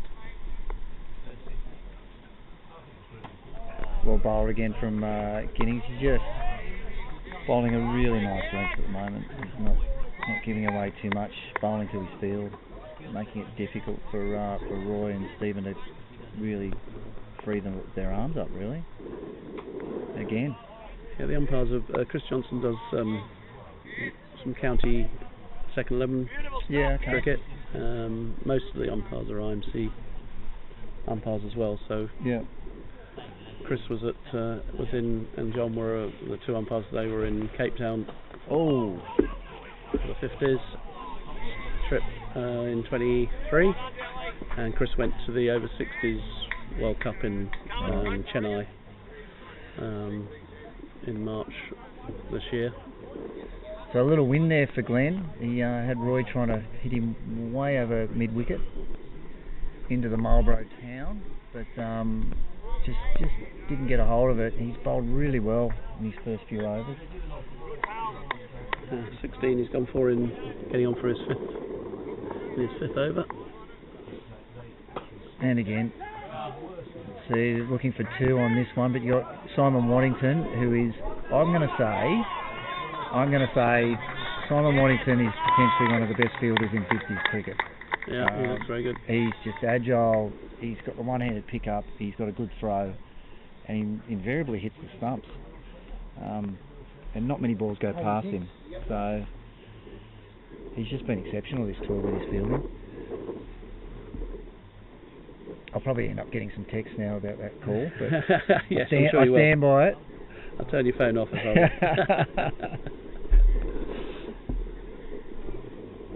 He is a New South Wales. He's a teammate, New South Wales teammate. Oh, here we go. I'm slightly biased, are you? They've started. They've started.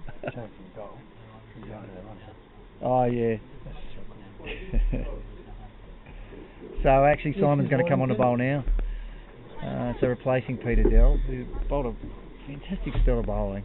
2 really good days for Peter.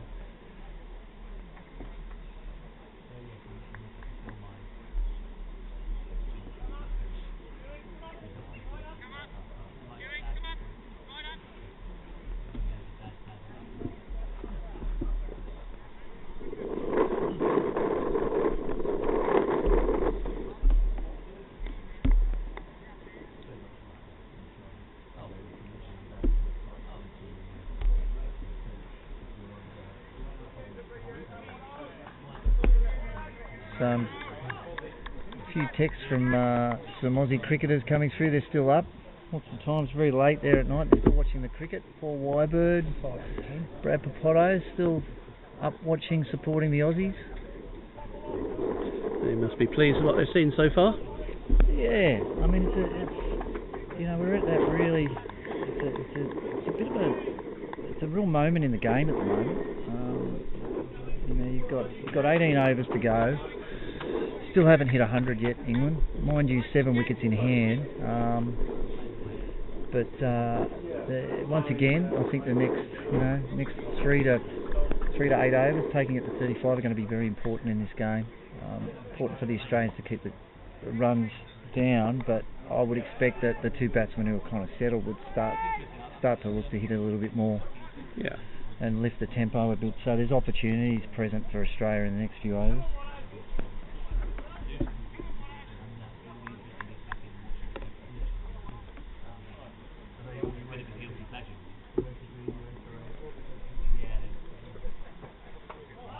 Good start from Simon.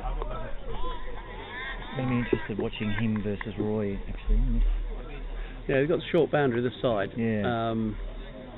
Big boundary the other side, but this side Roy will be, I'm sure, will be tempted, depending on his legs. Yeah, you'd think he'd be backing himself. Yeah. He's got the other side, but nice shot to long off.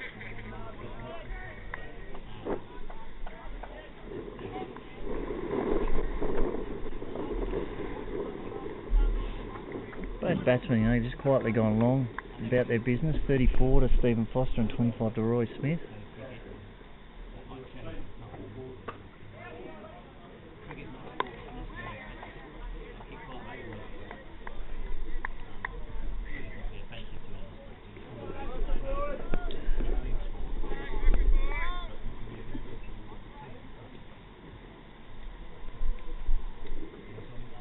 Well bowled by Simon. A little bit of kick off the pitch there.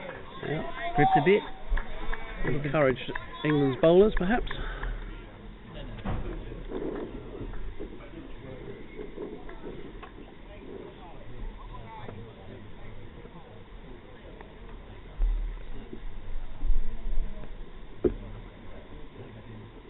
It's a good start for Simon. Yeah, very good.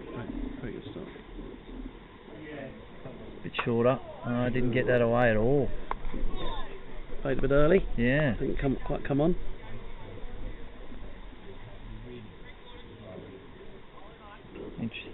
Interesting development. Sure. Okay. A bit more rally at a shot. Yeah.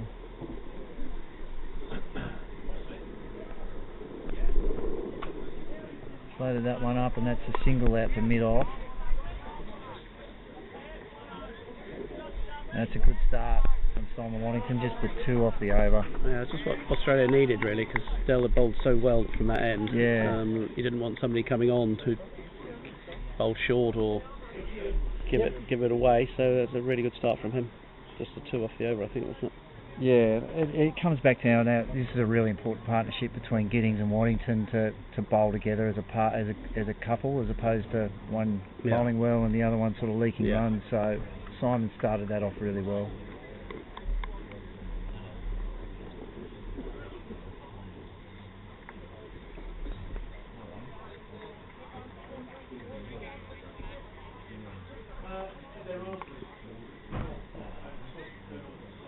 we were trying to work out the.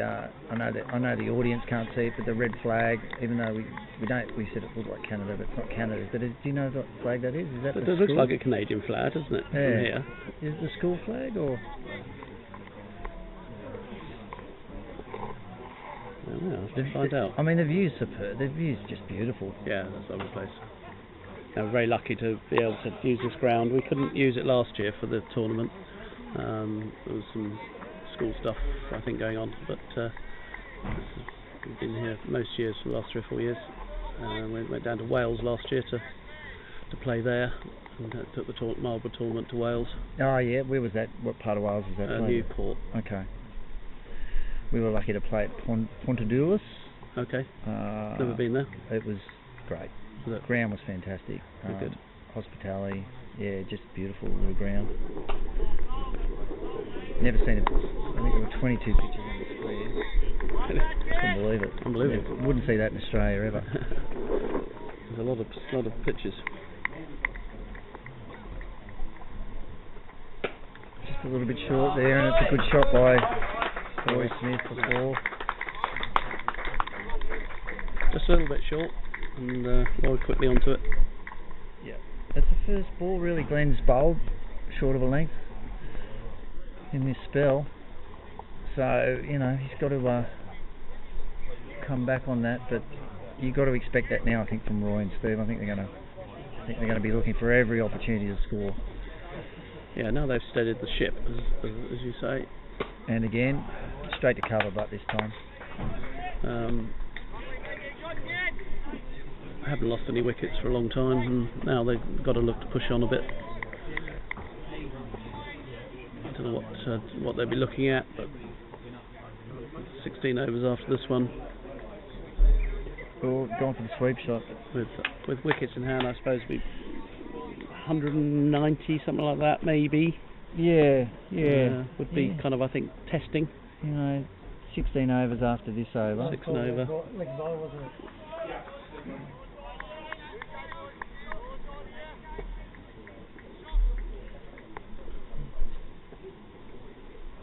Just a full toss and got away with that. Played away to deep mid on for 1.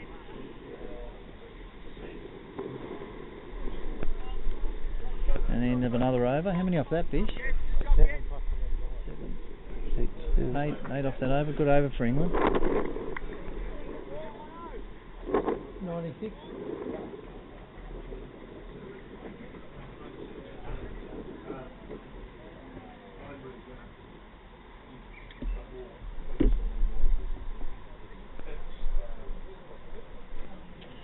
So a bit of a centre wicket chat with the Australians at the moment, deciding what to do next.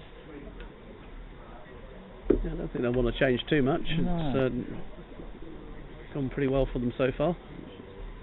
Simon Waddington coming on for his second over. Got a really good first over. There's a little bit of grip and turn in there for Watto in that first over. Yeah, England will be bowling attack of. They'll open with Sharp and Richard Cooper. Good team attack. Coops is in some form, isn't he? Yeah, he came into the World Cup kind of literally hardly played any 50s cricket because he. Good shot. It's out to mid wicket on the bounce. Just turned 50, and he bowled really well in the World Cup, and has bowled well consistently well this year as well. Yeah, I think this deck will be better. It's tailor-made for him, really, isn't it? Sharpie doesn't give anything away, and big tall bowler. Might suit him as well. And big wicket. Stephen Foster bowled. Played on under edge. Oh, that is a crucial moment in the game. Simon Waddington just dropping a little bit short. Steve looking to back and pull it to mid wicket and just under edged it on the stumps. Yeah, big wicket for Australia. Just when England were looking to push on a bit.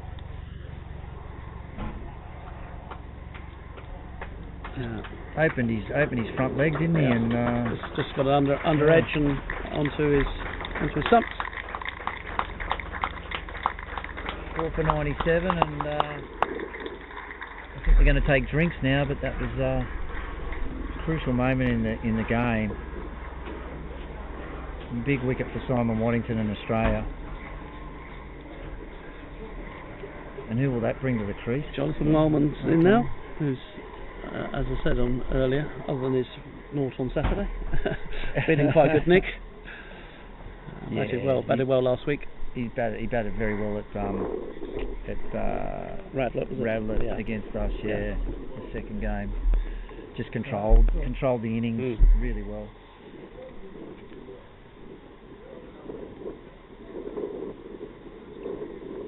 I think it's a wicket that it's quite difficult when you first come in. I think there's a little bit in it for the bowlers, and it might take him a while to adapt. No, just toilet. All right. I'll just grab a drink myself.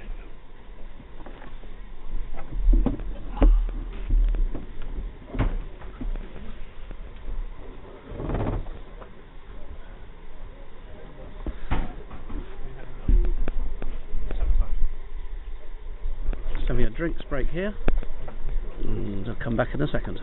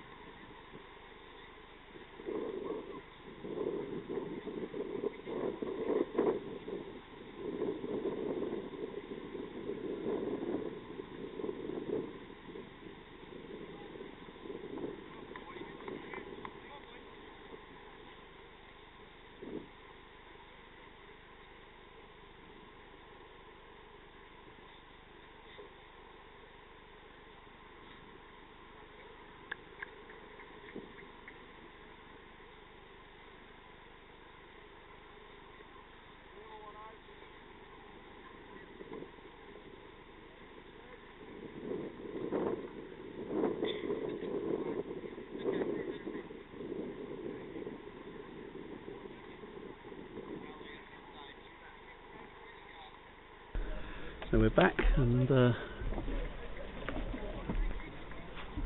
Wildman, the new batsman, Foster departing. Australia still on top, 97 for 4. I popped up to the other pitch, Bob, was watching India there. They were 72 for 1 when I was up there, or 25. Interesting game. Yep, plenty of batsmen in the locker there, but I would imagine they're looking to put on 200 there. Yeah. Against the Welsh. It should be a good game up there. We haven't seen Simon Waddington. Did he bowl in the his first game, isn't it? Yeah. I like what I see. He's got nice rhythm there. I walked round the boundary and I asked him about that run out, but I definitely thought Stephen Foster had his foot down. He said it was very close, that throw. Come from the keeper, was it? Yeah.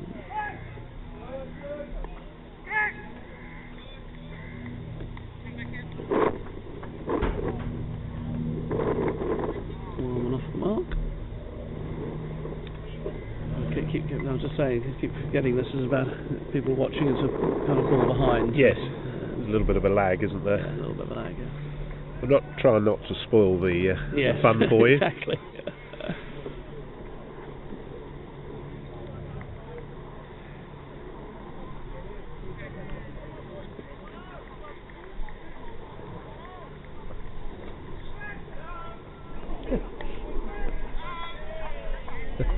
The classic, yes, no. Yes, no. That was a good innings from Stephen Foster, wasn't it? It Yeah, was very watchful. Very watchful. Obviously, not the easiest pitch. I don't say it's a bad pitch at all, but it's definitely a little bit in it for the bowlers. Definitely. It's Grant Dew, their fielder there, just diving down to his left. No, I think I would totally agree with that. I think there's a little bit in it. As a bowler, you've just got to keep believing that there's a wicket. And if you've been hit for 4, it doesn't matter, because it's shown that there is always the potential for the next ball to deceive the batsman. Yeah. I think England bowlers will be thinking. Shot. That's a lovely shot. Shot for 4. Yeah, I think if England get to, I think they'll be looking for 180, 190, if at all possible. 16 overs, 15 overs to go after this. I think that's the last ball that over. I think Smith's quite important here, because I think he's got the potential to get runs quickly at the end. And there's still a bit of batting to come, obviously, with Trotman in next, who often opens. Martin Gidley's got very valuable runs for England in the past, and Charlie Knightley, who also opened yesterday, so coming in at 9. So I wonder if England will mix that up with a left and right-handed combination, with Simon Waddington, the bowler, possibly still in his early stages of his bowling spell. I think Trotman will go in next, and maybe Knightley, maybe swap with Gidley, but we'll see.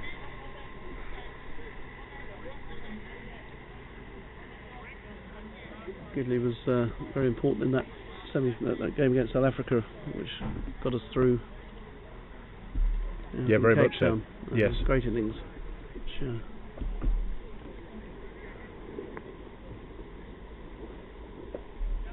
it's nicely placed down to the third man region. Could be 3 here. Should be 3. It's easy 3. Strong runners, these two, so expect to see some quick running between the wickets.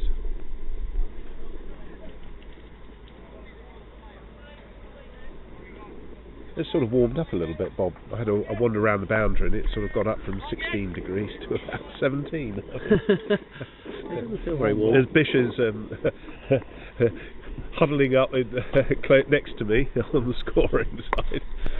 It's a good day to be playing cricket, possibly not quite so good to watching it. It's not cold, but we've been used to better temperatures over the last couple of weeks. So, we have, yes. It's only a bit of a change.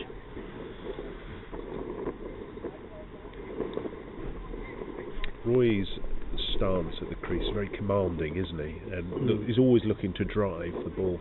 Yeah.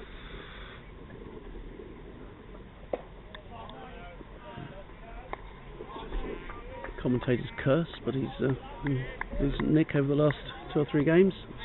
He's currently 38, I think, off 59 balls.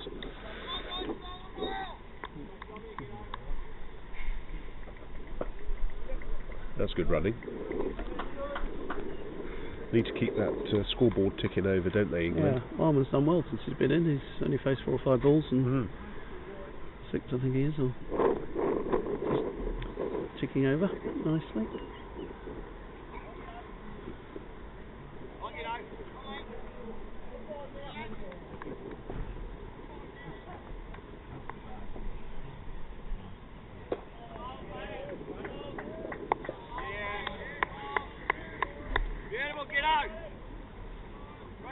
Very tidy bowling.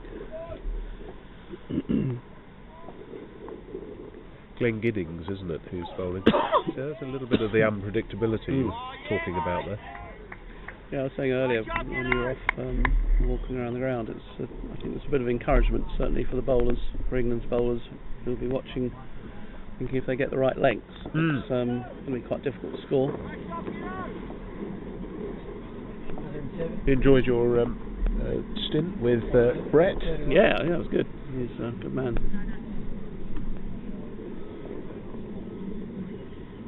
Unfortunately, he's injured. Yeah. His hamstring, I believe. Looked just looking at. I think it was his England bowler James Morris. He looks as though he may have tweaked his hamstring as well. Yeah, sadly. I think he was. Oh, it's the back of the knee, is it? Right. I think he was struggling a little bit coming into the game. Wasn't 100% sure he was going to play, but got through his 9 overs. Hopefully that's not going to be the end of his tour. I think he might be struggling to play tomorrow, put it that way. Looking at him. Oh, just dropping short. So he was out on Saturday, I gather. Jonathan told me he was caught and bowled. He's in pretty good nick for England, and didn't get it on Saturday, but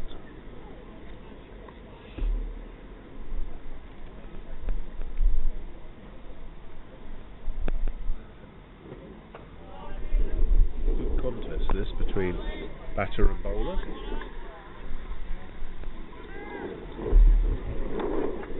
.107 for 4 to score. So Roy Smith is the anchor at the present time for the England batting.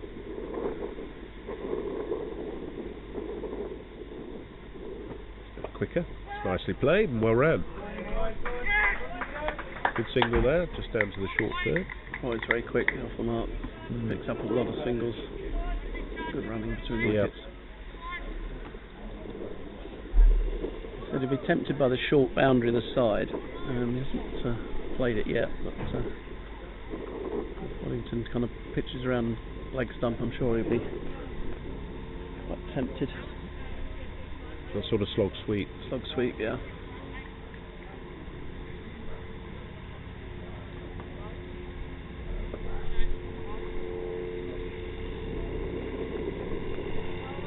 Are you off to Lords next week? Will you be there? I won't, unfortunately, because I'm at a wedding in France. Thought I might see you there. Yeah. There on the Wednesday. I'd like to see Jimmy's Thursday. last test, but Yeah. unfortunately I fly out Wednesday morning and come back Friday evening. So It's nicely driven. That's going to test the fielder there. And there's a great slide. No, he just stopped it on the boundary. That's a really good piece of fielding there. And it could be a run out. Just got his bat down. I think he's just got his bat down. So Jonathan Wildman running hard there. the umpire and the square leg fielder weren't very interested on the run out. That's fairly close though. Yeah, it was close. Yeah, umpire Johnson there.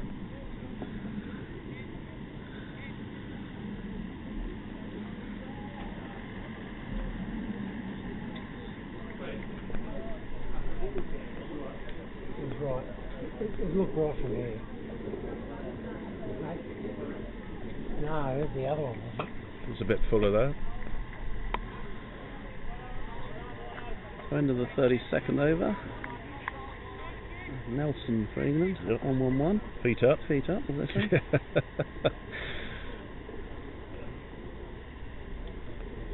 Over 11 from 32. England have kind of pushed it to 3.5 and over. It was hanging around 3, so they've just pushed it on a little bit. Wickets in hand. Still think that 180, 190 is the target. If you bowl well early on, it'll be quite testing to get them. Yeah, 12 overs to get. I'm hoping it's 13, but Is that 32 gone? yeah. So 13.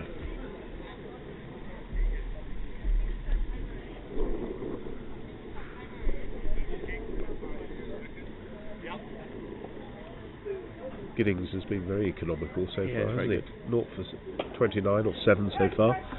That's good running.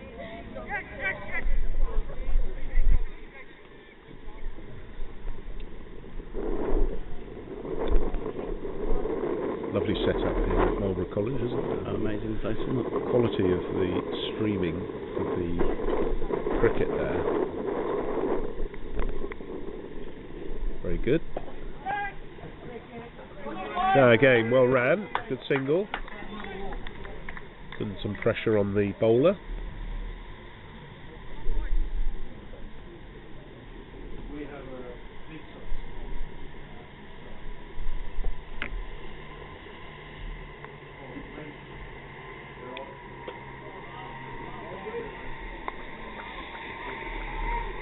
Of course, we've still got Grant Dew to come back, haven't we? He's only Yes, he bowled bowled 4 overs so Four far. overs for about 7, I think. Very well. Yeah. Yes, he did. Indeed, you're right. 1 for 7 off his 4. that tactic of a medium pace bowler and a slower bowler worked well for Australia, rather than having pace on the ball right from the outset. Good decision for Australia.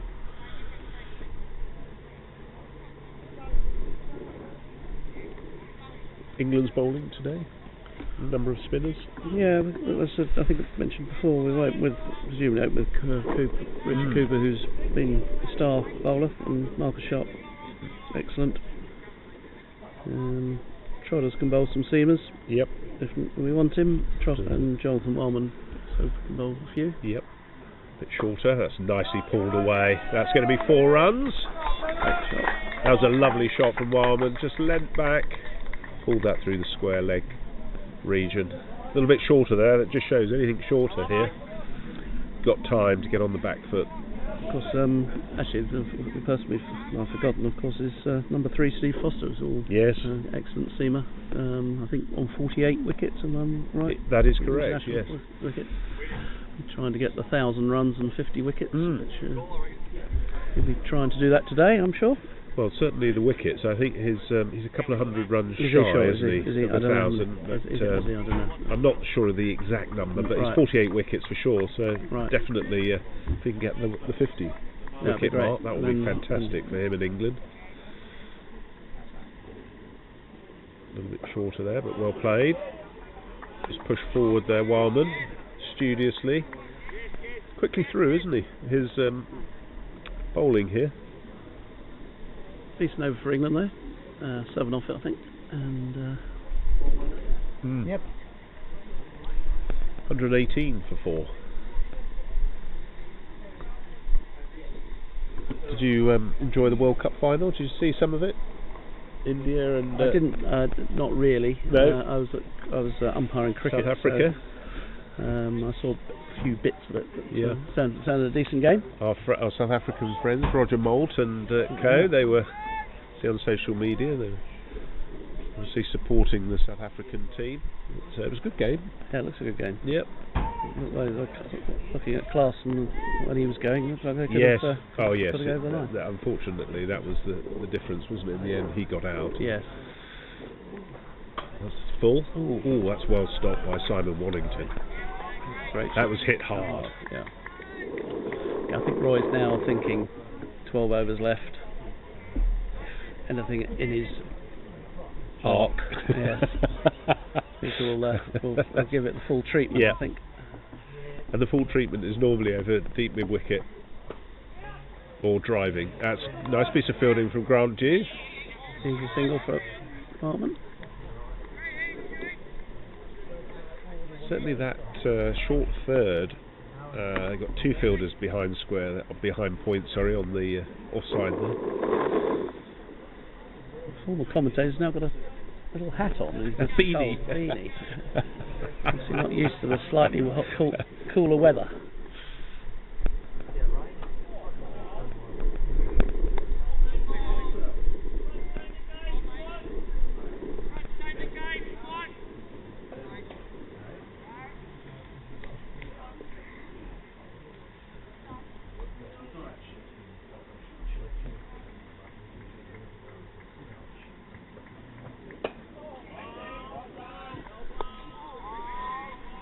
No run there.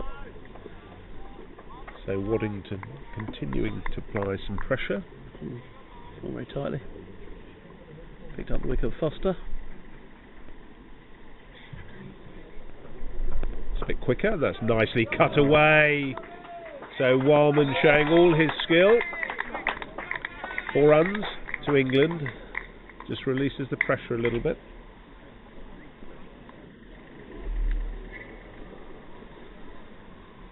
Got onto that very quickly, didn't he? Just slightly short and cut away.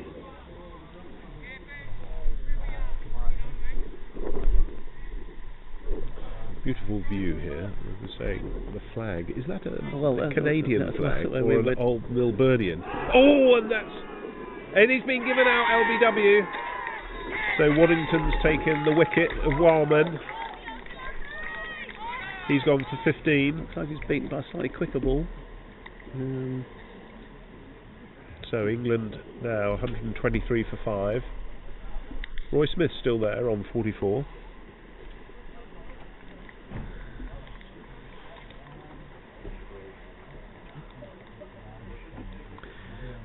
So England have a new incoming batter, which is going to be, looks like Richard Trotman, as Jonathan Wildman just comes up the steps here at Marlborough College. Trotman's a very strong and explosive cricketer. Plays his cricket for Gloucestershire in the Over-50s County Championship.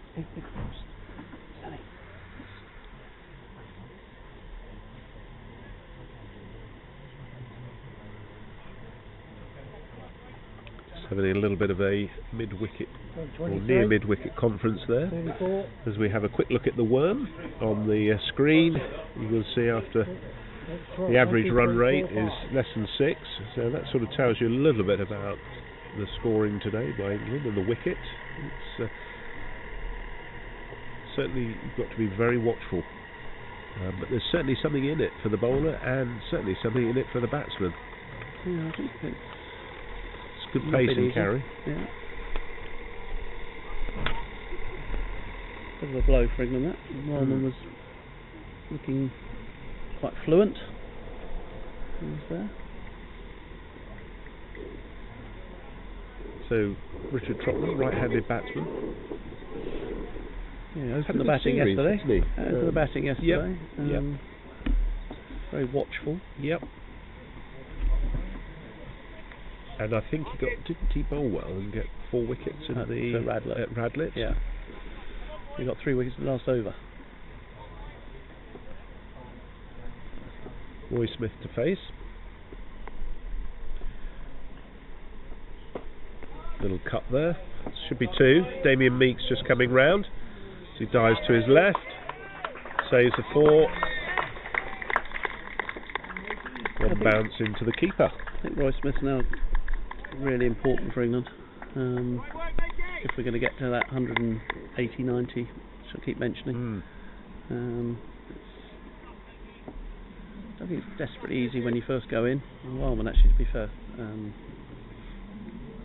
played well for his, because he didn't face that many balls for his 15 or so, but I don't think it's that easy. No, well that also shows you there. There's a little bit of variability in the bounce. It's kept a little bit lower on Smith there. But nonetheless, good bowling here from Giddings. No run there.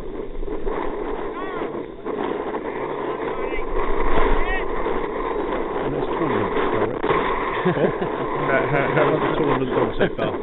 My tournament director, it's pretty smooth so far. No hiccups, as far as I know. Single there.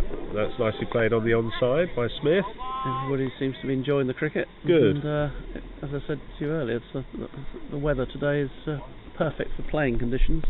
Not necessarily for watching, but not much I can do about that. No, that's not within your gift. Surely. This feels that it should be in your gift. I thought I'd get some criticism somewhere. Well, it's been such a well-run tournament so far. And how did it all come about, the Marlborough Cup, then, Bob?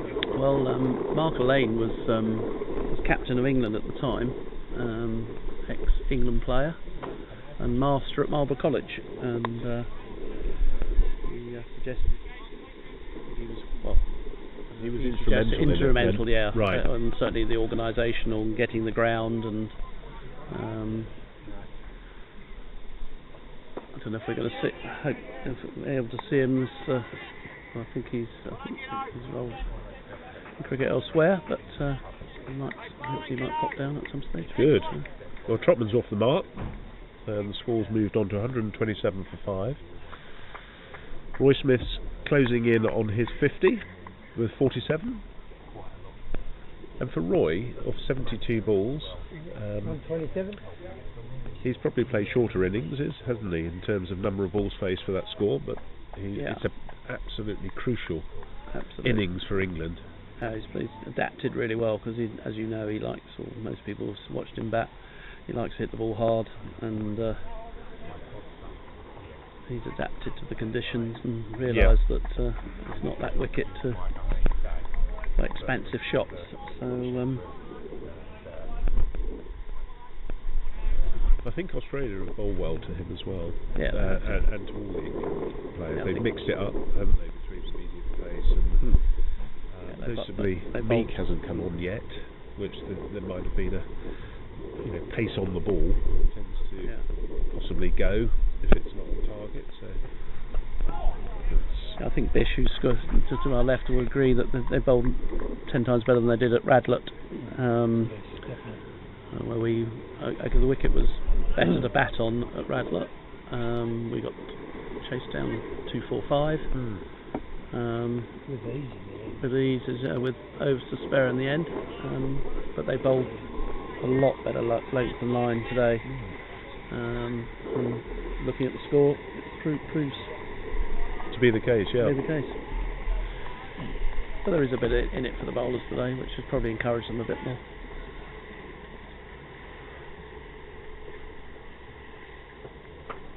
A lovely off drive there. Certainly going to be 2.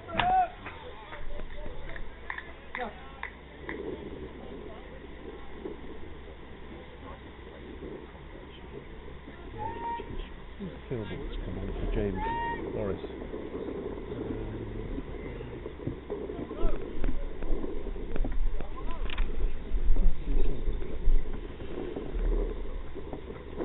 Oh, that's clubbed away there by Trotman to the deep boundary on the offside.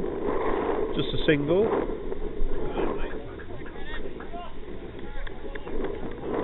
England really need to capitalise on those sort of balls, don't they? Yeah, it's a bit disappointed to just get one off a full toss, probably. But anyway, kept the scoring going. Oh, that's missed everything on the bat, and Anthony Moranka took that. What a catch that was, wasn't it, to get Giles Eccleston? Yeah, it was a good Moranka catch. to his left, diving left. Yeah, good catch.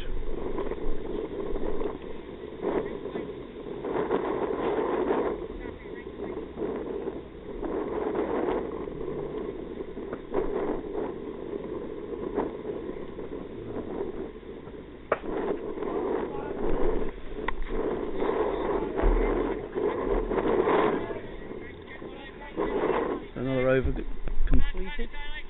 36 gone. 1-3-1 the score.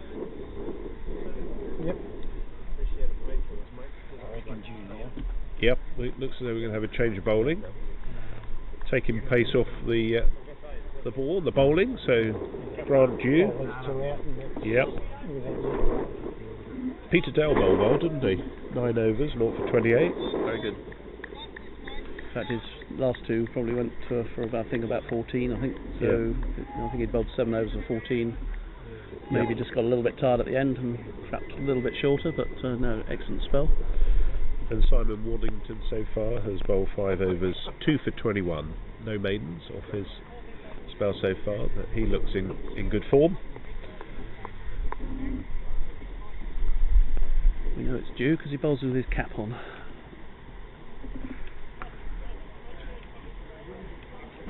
And there's Ross to our right, who's the physio for Australia. He's been in great demand. Just like to say hello. Oh, he's just showing me a little bit of a clip there. It's all the way from Perth. Ah. The boys are obviously sitting up late at night watching. We like hello to Perth. And who is that in particular? Brad Papotto. Brad Potter. Brad Papotto. Brad Papotto. Hello, Brad. Thank you for sending that in to Ross, that clip.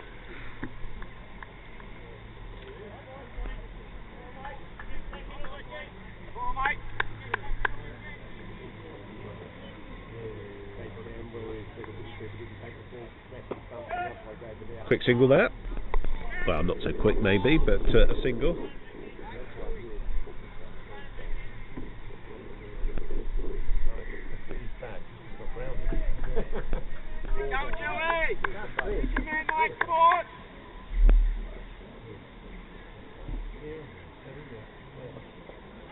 Nice sweep there. That's going to run away for 4 runs. Oh no, it might just hold up. No, it's gone. Just scrapped over the line. Yeah. So four more to the score there. Trotman moves on to 8. 136 for 5.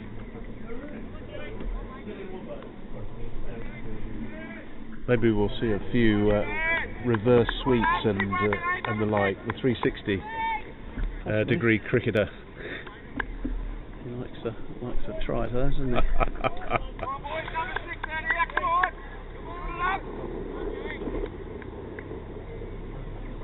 England has certainly got to do something. That's a beautiful shot from Trotman. Looks as though that might be 6. No. Just bounced.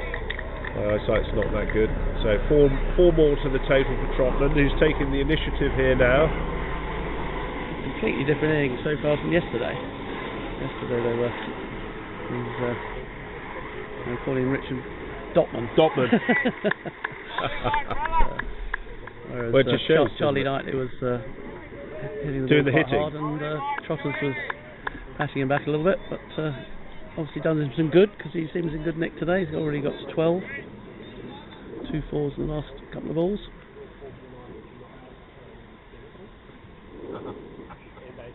And again, but there's a man out there, and he's held it. What a catch!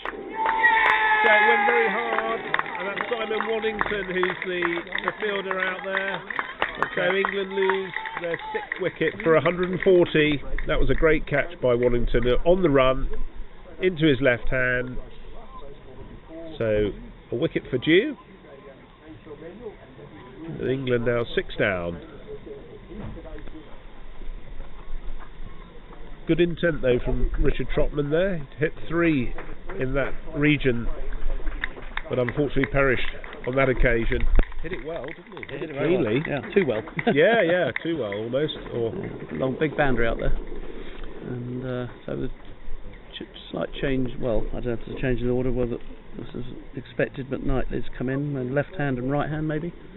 I don't know if Gidley was due in now, but Knightley's come in anyway. Very good catch from Waddington there. So England 140 for 6, pushing to 180. You think? Yeah, I think Bob? that's still that around that 180, 190 level is. I think certainly 200 personally is psychological. Psychological, but I think certainly if they'll do the last well few overs, if Roy Smith is still there, they'll push on. 49 Roy Smith is on, so he'll want to get his 50. Played a really good knock here. 76 balls he's faced so far. Charlie Knightley is the new batter, left-handed. Got some runs yesterday, didn't he? Opening the batting. Did. I think he also bats high, doesn't he, for Essex? Yeah, that's in the counties championship. Yeah. Got a big score the other week. Some of the England management team coming round look as though they're a little blue on the face actually. It's sort of got a bit chillier over the back end. Oh, that's gone past everything except the keeper. A little bit of bounce there. 37 overs gone, 140 for 6.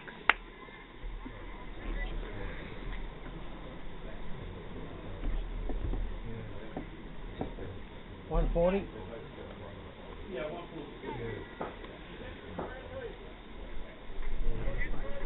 Give me Simon Waddington to continue, I assume.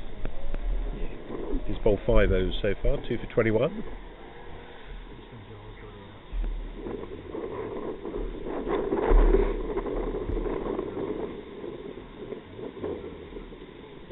You've also organised all the meal tonight, Bob, as well.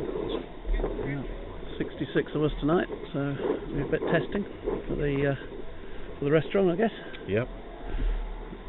We'll pop down there at the end of this innings to check everything's.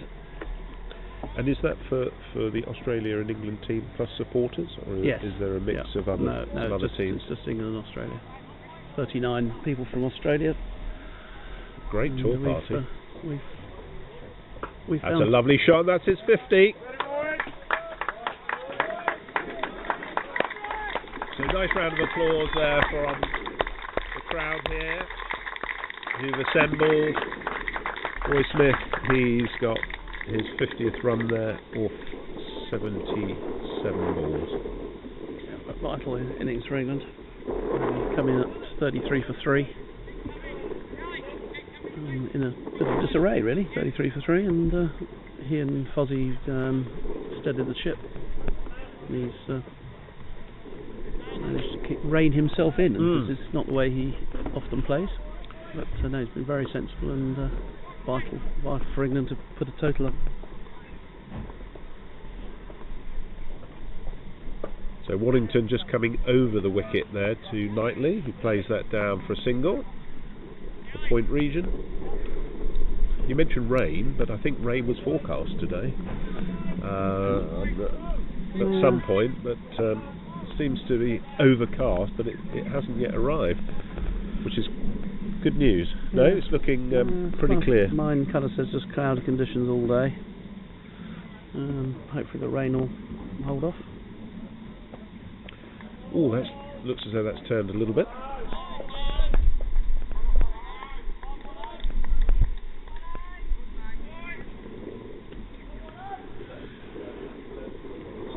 So Australia's field is still persisting with the 2 men behind point. Got a deep extra, long off, and a deep mid wicket. There's runs in that region.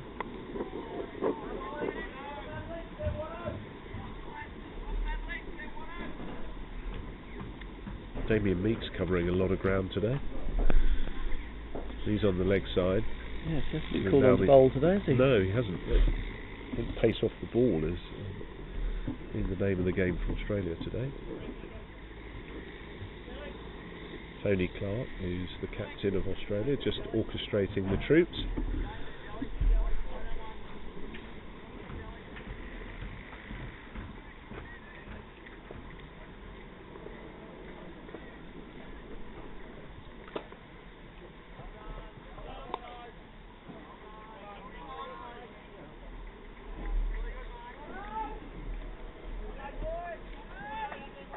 I wonder if Simon Waddington ever used to bowl fast in his younger days, because he looks as though he's got that follow through when he's coming over the wicket like that.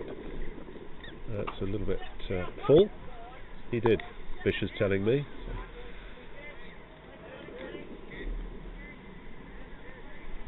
Sensibly in his older years turned to spin. Very sensible. Yes. Yep. So, score 144 for 6. 7 left. I still think around that 180, 90 that we'll be looking for. And I would think that with they've got 5 or 6 bowlers, probably more actually. What's the chat in the middle between Smith and Knightley? I think it'll be kind of, do we leave it for a couple more overs before we last 5? Yes. Give it a bash, stay around for the next couple of overs, try and put some singles, put the bad ball away, and then. Well, certainly on the offside for Knightley, there's 2s to that longer boundary, but we know that Charlie likes to wait for the ball coming onto the bat and then playing on the leg side, doesn't he, quite a bit, so this shorter boundary will certainly suit him.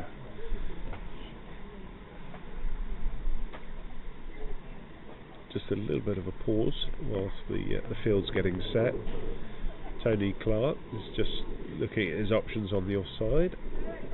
Brought himself into sort of wideish mid-off, extra cover region almost, just to cut off that single. Still 2 behind point, 1 behind square, mid-wicket, long on, long off. That's found the gap between the 2. There's a man out there. Fielded.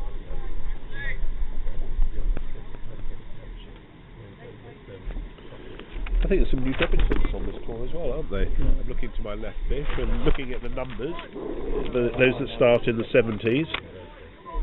Makes it a little easier for the commentators when they go up, 76, 77, 78. That's a lovely shot on the offside.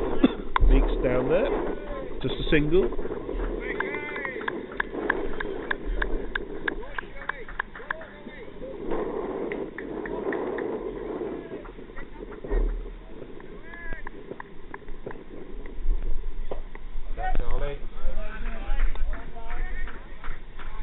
Yeah, I think it's good tactics from England. Just, I think, as you said, the chat was probably just keep pushing the singles for now.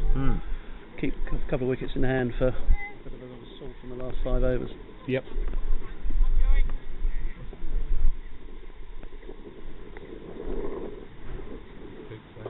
Oh, did a little bit there. Roy Smith just looking to push that down to the short third man. That always seems a get out shot to me. You know, the one where you go back and you're looking to just glance it down. A man of his strength and playing through the ball. There we are. It's a little bit more stronger there. Just looking for the 2. No 2. Good fielding in the deep.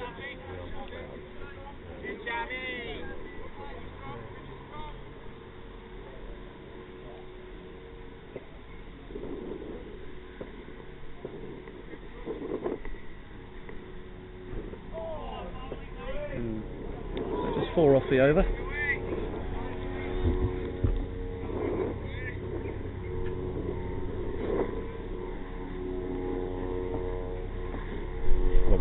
For 6, 39 gone. Roy Smith's on 53, Charlie Knightley's on 4.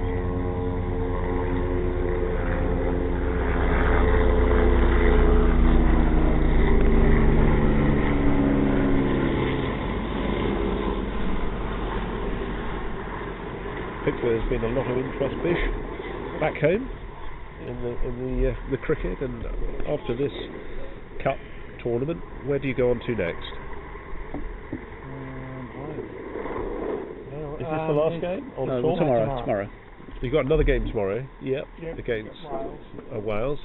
And then after the tournament? September there's a series against New Zealand. Okay. It's coming over to Mildura. Okay. Lovely. Yes, I think Phil Melville was telling me about that competition where they've got the 2 weeks of cricket at Mildura, and they've got the Spirit of Cricket. They've got a franchise as well. Okay. That's a lovely hit, and that's going to come our way. Woohoo! What a shot from Smith. That was coming over our way, but we all ducked. Couldn't see it. We couldn't have caught it anyway because there's a brolly in front of us. But it was a great hit. 6 runs for Roy Smith.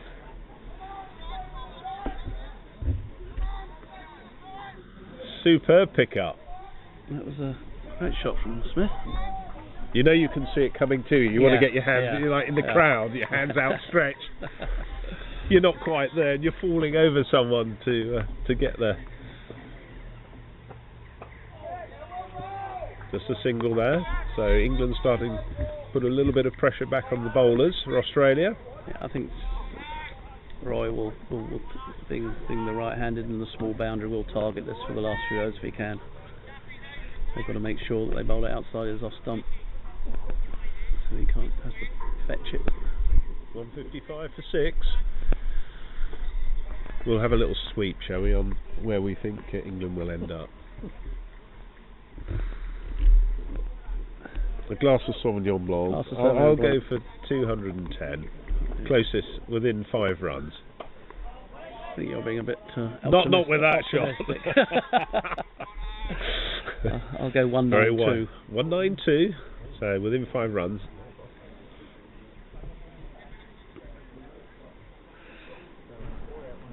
Nice and watchful there from Charlie Knightley. 155 for 6. I'm relying on Boom Boom Smith to catapult us to that target. Oh, it's a full toss. That's a shout for LBW. Brank are just looking to play that back onto the stumps. Very quick.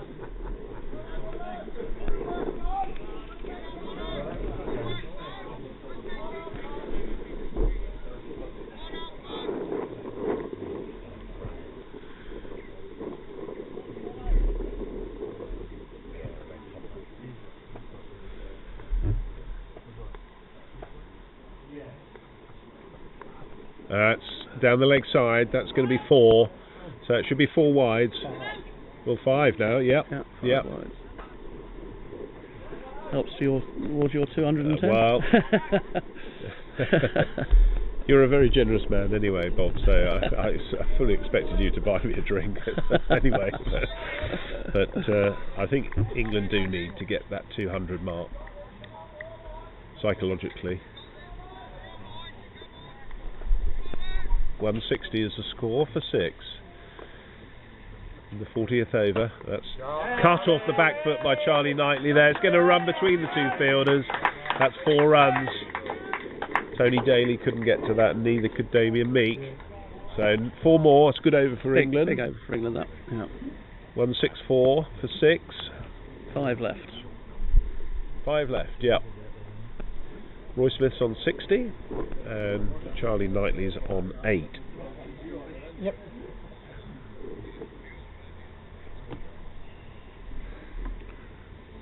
You just see the replay there. That looked very crisp off the back foot there.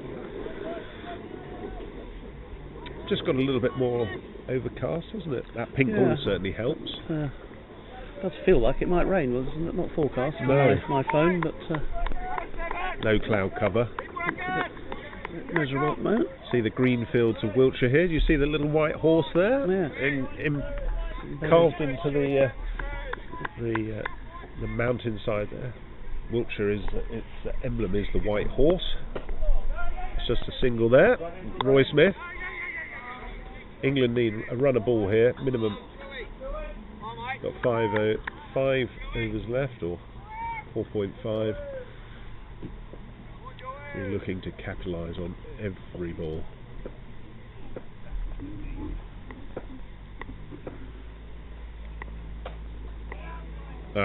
Couldn't get down to that, Grant. 1 more to the total, 166. Yes, pretty county, Wiltshire. Lovely county, yeah. Wasn't a great drive up for me, but part of the M4 being closed. But there we are. Smith's gone out. There's a man down there. He should take it, and he has. So, been caught. By Sharp at the long on, just came in from the boundary, and that was a lovely catch, sliding to his right. So Roy Smith 61, a really good knock from Roy Smith there, 61 of 86 balls. A nice round of applause from the gallery here. That was a really good knock. Martin Gidley is the new batter, coming to the wicket, left-handed. Plays his cricket at Loughborough Town.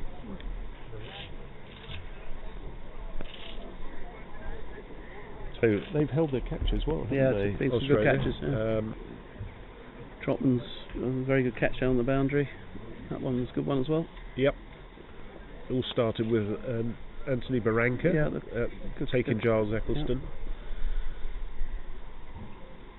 Still a long way to go, yeah. Long way to go.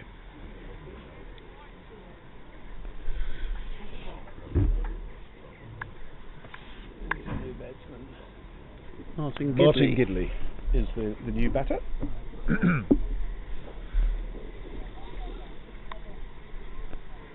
As we know from the World Cup in 2023, played that wonderful innings. Played a couple of good innings actually, but that most memorable one was against South Africa, wasn't it? At Groot. Yes. He and Eccleston got us over the line. They did. 2 very good innings. Well, he wasn't feeling too well as well, was he, Martin? No. This will be a real test. It'll bring a lot of his experience to bear here, I think, for England. There's no run there. That's Tony Daly, I think, the fielder there, who's just come in, saving the single there. So the field's just come in a little bit more now for the new batter, Gidley, which is going to test him. A little bit fuller there for a quick single. Good running. Oh, and it's a direct hit. Unfortunately, Grant Dew's just in front of the stump, so I don't know if the umpire was unsighted there, but it was a direct hit. Close. I reckon he was in. Yep. Just in, I think, yeah. We're just going to go upstairs for the replay here. No one's called that yet, so Grant Dew goes back to his mark.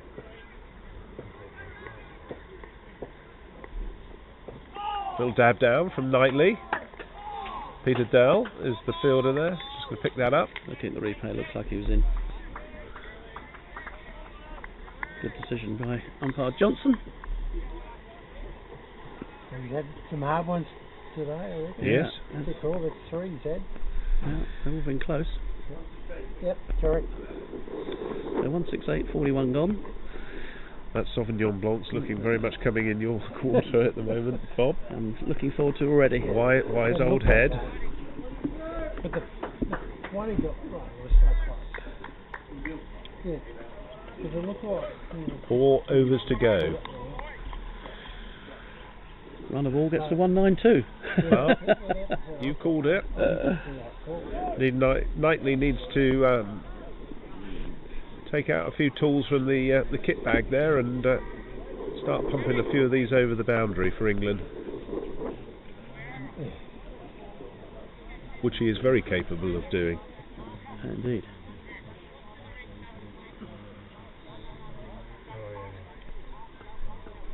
Got a deep mid wicket, long on.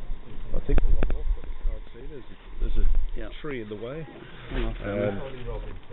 That's a beautiful drive. It's not going to split the fielders this time though. Tony Daly and Damien Meek there out on the offside boundary. So 1.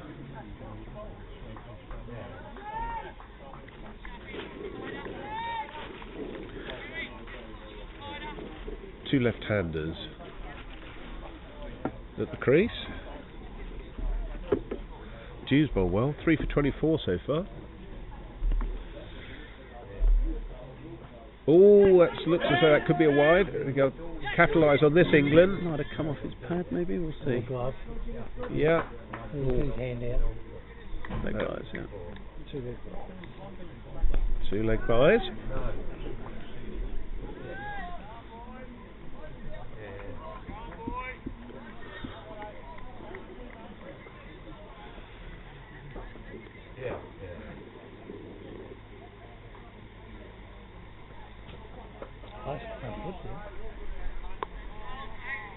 Front foot near ball. He's close.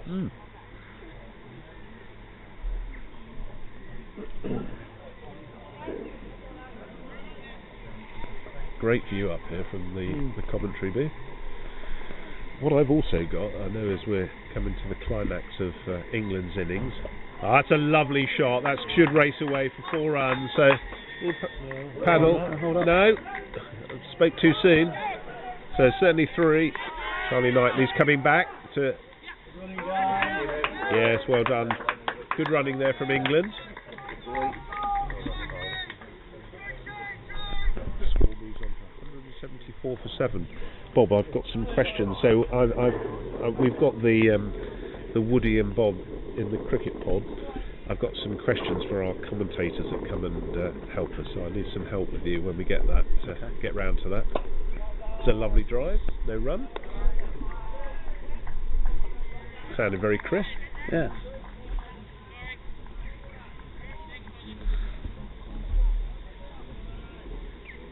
A bit brighter out there now. We're going to challenge Anthony Telfer, isn't it, and Peter Walsh on the spirit of cricket, I think.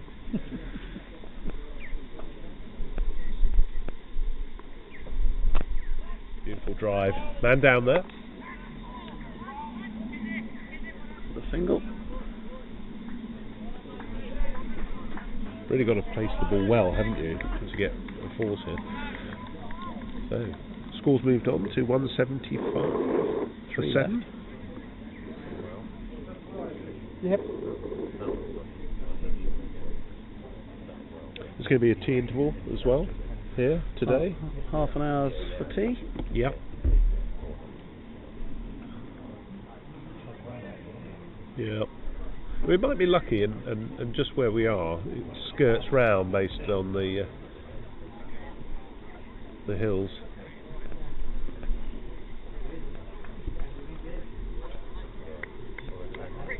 You see a lot of the college there up over there from our distance. Beautiful. The church spire. I still haven't worked out what that flag is. Well, I thought it was a Canadian Yeah, flag. why would there be a Canadian flag on top of there? No idea. Binoculars. Just looks like a single there to Knightley.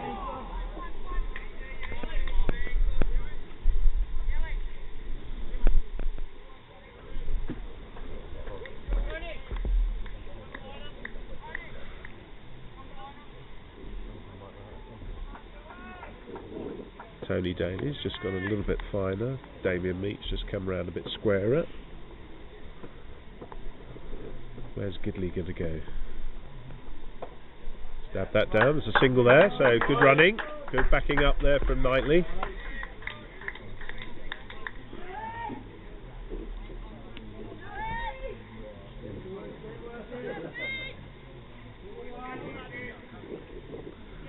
Batsmen still to come.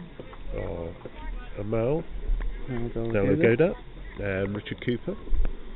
That's well dug out and well bowled by Grant Dew. Should be two. Are they going to run hard? No. Not probably. Waddington got a good throw on him. Yeah. Good decision, I think. Yeah, very good decision.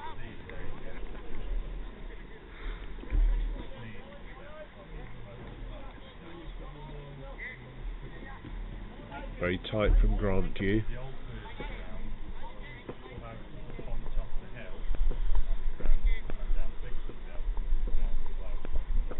Oh, it's nicely dabbed down. That could be three. That could be three for Knightley if he's running hard. I think it's just No, it's going to be the two. That's good fielding from Peter Dell. Scoops that up.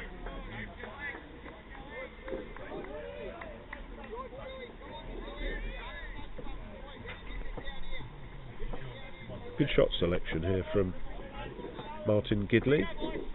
Just working the ball around. He's got the top edge on that. No, it's going to be four. So that's four more to the score.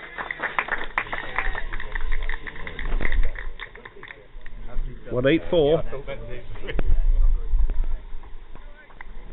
Races away to the boundary. That's quite a short boundary on the leg side there for the left-handers. Yeah. So there's plenty of purchase there if you go for your shots on the leg leg side. I don't actually think that the field is set correctly for the left-handers here. Not being critical, but I thought they might have another one on the leg side to cut that one off. Yeah, probably both.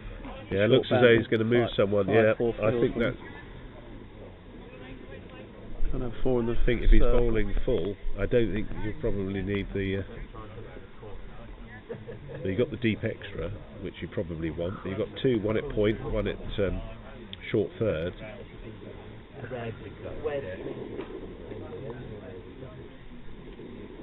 So a little bit of a field changing going on here.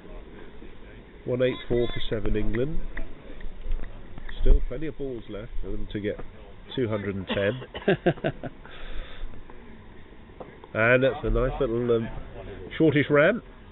It's a single.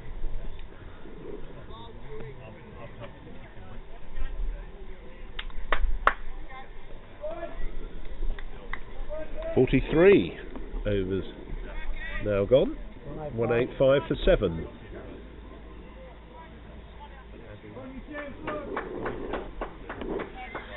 David Snellgrove, the England captain there, just giving a bit of clap of appreciation and also motivation. I think we're going to see some unleashing of shots here. Bob? Yeah, I think that's the last two overs. We've got a couple of kind of batsmen still to come. So Waddington to continue and bowl out. What's he bowled so far? I've been very impressed with his bowling.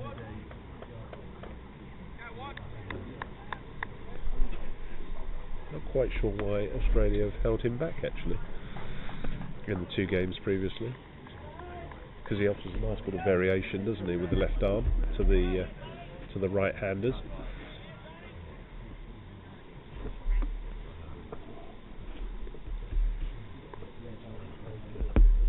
Ooh, that's turned a lot.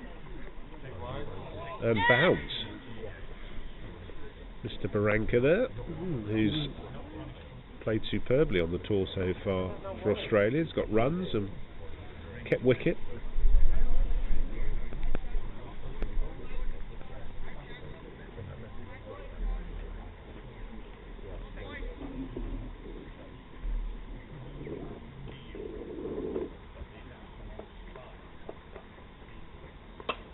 It's nicely struck.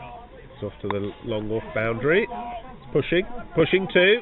That's good running from Gidley. Good running from Gidley. Oh, got that on the back, Knightley.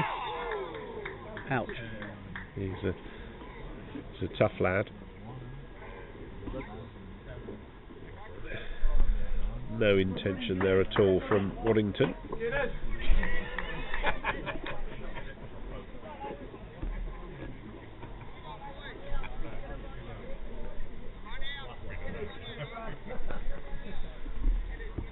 Give it a rub is the call. It's like when you get hit in the box, isn't it? Everyone laughs. I never know why that is. That's when who's been hit. You don't laugh if it's you. That's a great strike. And well fielded. Out. Caught by Tony Clark. So very good take there by Tony Clark. Waddington takes another wicket. So he's got now 3 for 48. Right. Amal Dalagoda is the new batter for England. So good night. Knock from Charlie Knightley.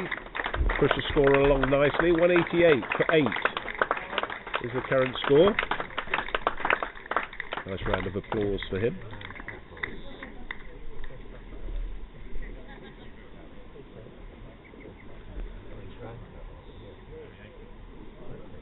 I haven't seen Al bat, so No. Tell me his name again. Amal Dalugoda. Here we are. Fish. Dalugoda. Dalugoda.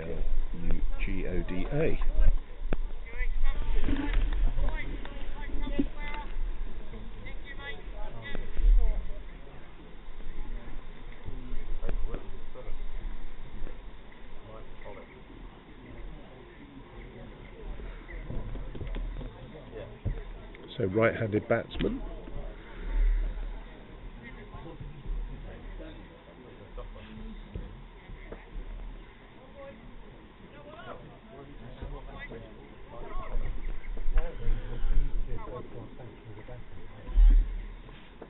Okay, mate, well done.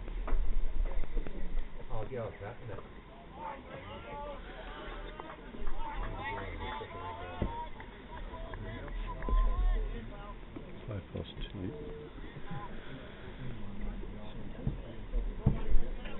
Yeah, sun's just come out. Peaked it. Nice to see. Clouds to our left, but Waddington to continue. A bit shorter. Just played on the onside there. No wild swing.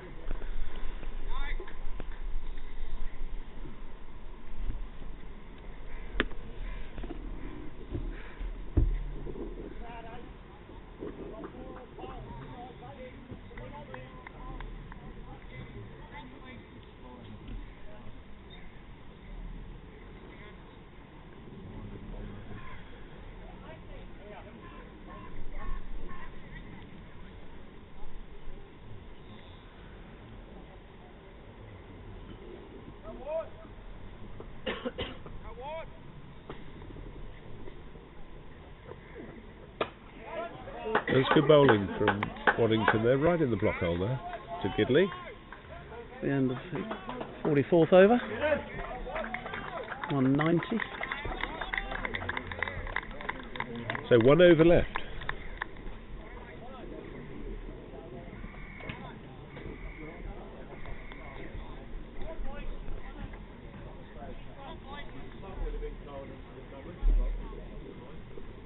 190. 190.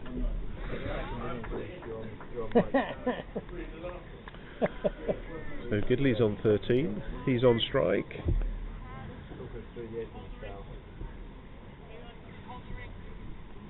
England need a few lusty blows from him to the leg side this over. Yes, Australia will be keen to give him a single, I think. Yep. Right-hander on strike, with a big boundary on the leg side. Push right back out, haven't they, to the edge of the 30-yard ring. I'd be tempted to have a fifth fielder on the leg side rather than 5 on the off. But, short boundary to the left-hander.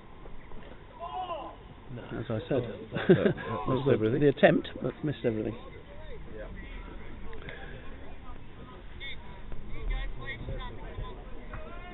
So 5 balls left in the over.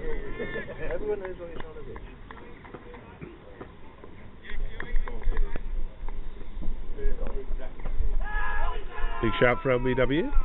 Well, moderate shout for LBW, I'd say, from Grant Dew. Umpire Johnson unmoved. Too much support from the keeper.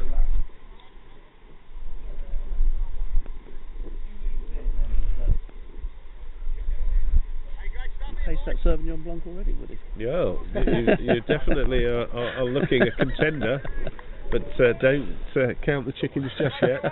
Is it my 4 balls left. My turn to have a guess. Yeah, you can have a guess now, Bish. Come in with.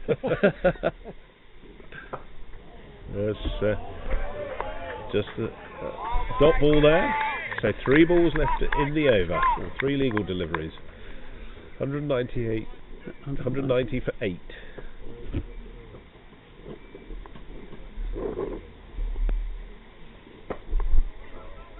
Yep.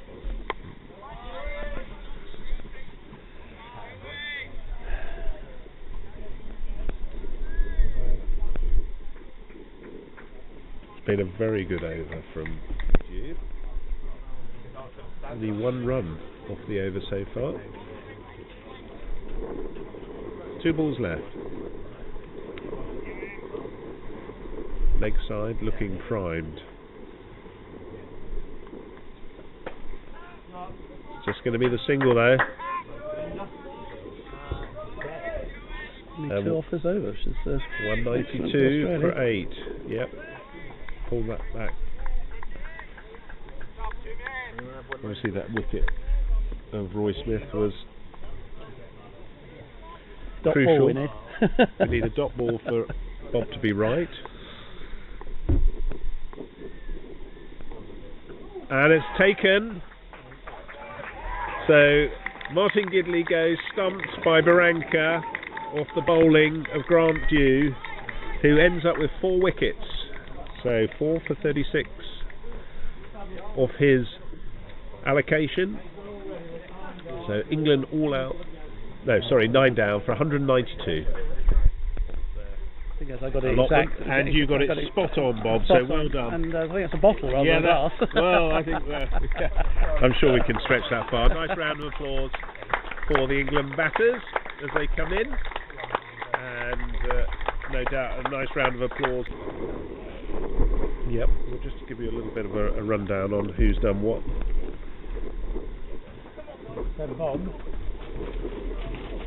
Bob. That's to the college. Okay, I'll give that to. Actually, do you want to give it to that chap? I think he's the.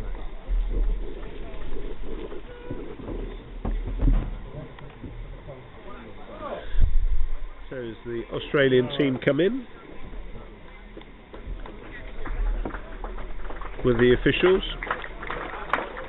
A nice round of applause. Simon Waddington taking some plaudits there. Grant Dew, who both bowled magnificently for Australia today. Hobbling Morris, who bowled very well at the start, took the big wicket of Giles Eccleston. And a really good performance there from Australia and England as well with the bat. So 192 for 9 off their 45. So we're going to take a short break and then we'll give you a little bit of a roundup of the England batting when we come back. It's going to be a tea interval for about 30 minutes, so we'll catch up with you then.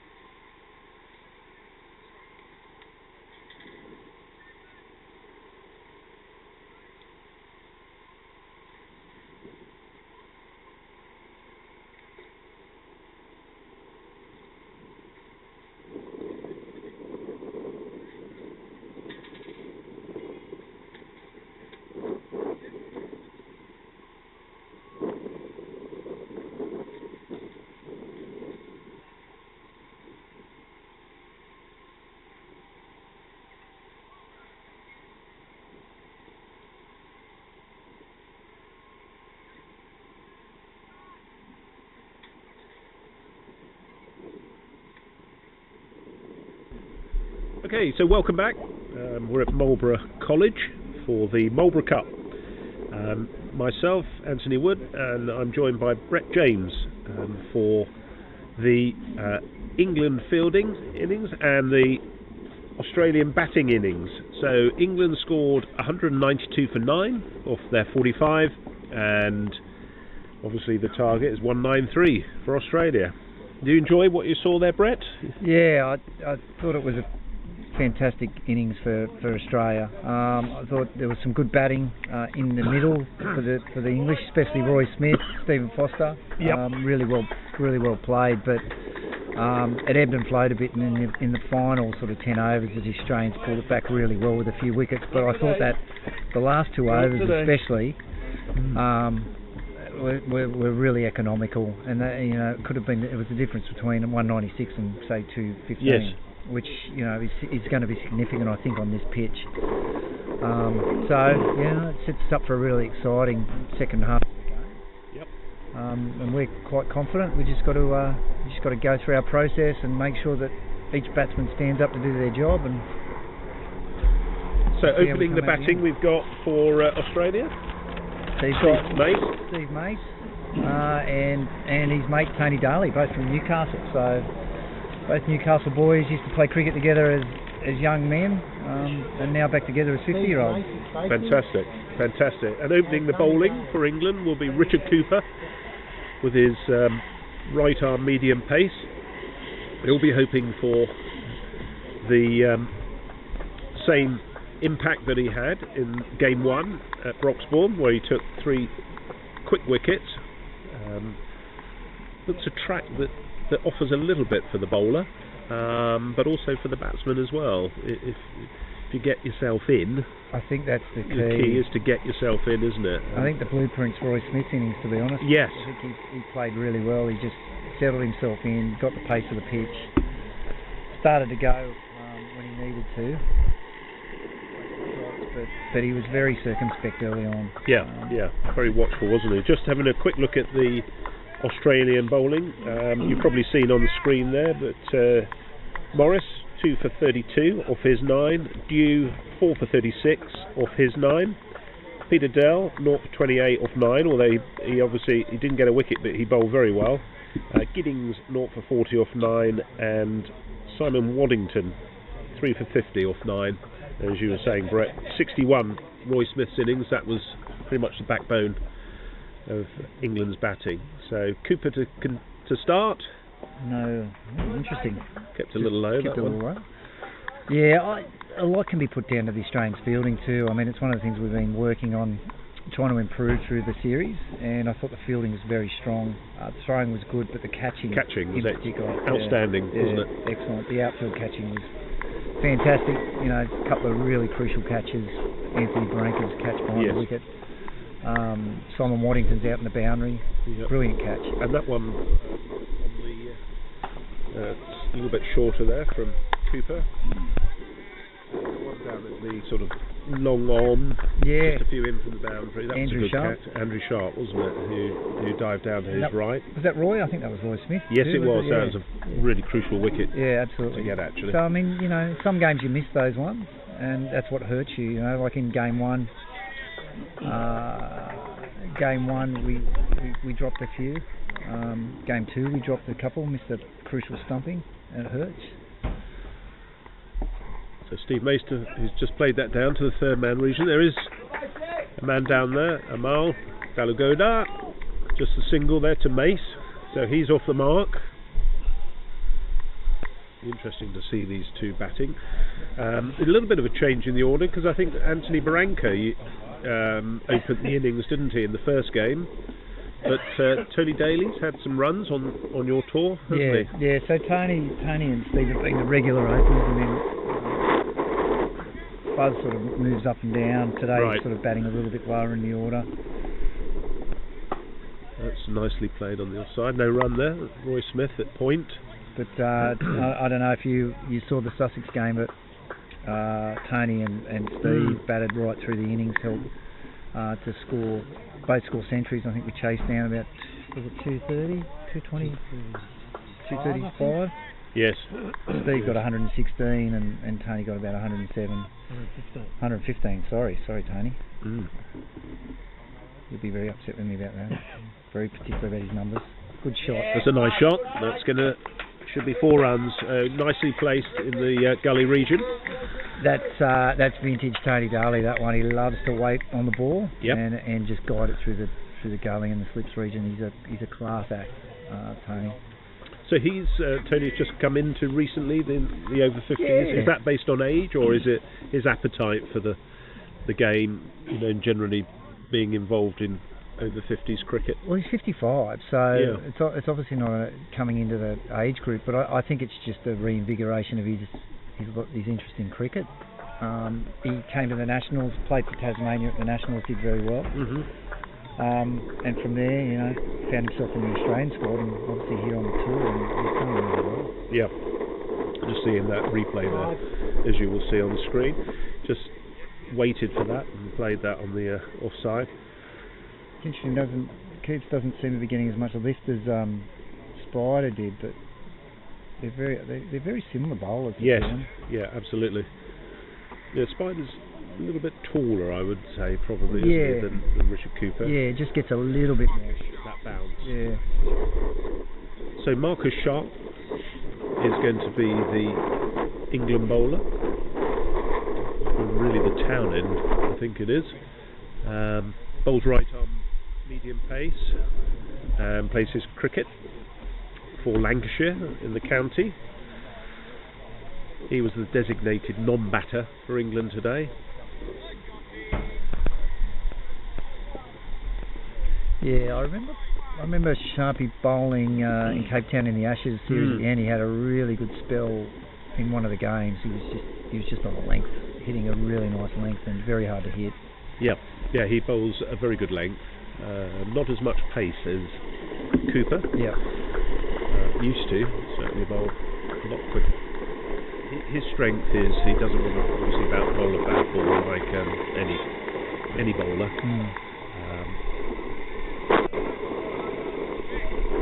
So he's going to be starting shortly, and it's going to be Mace who is facing.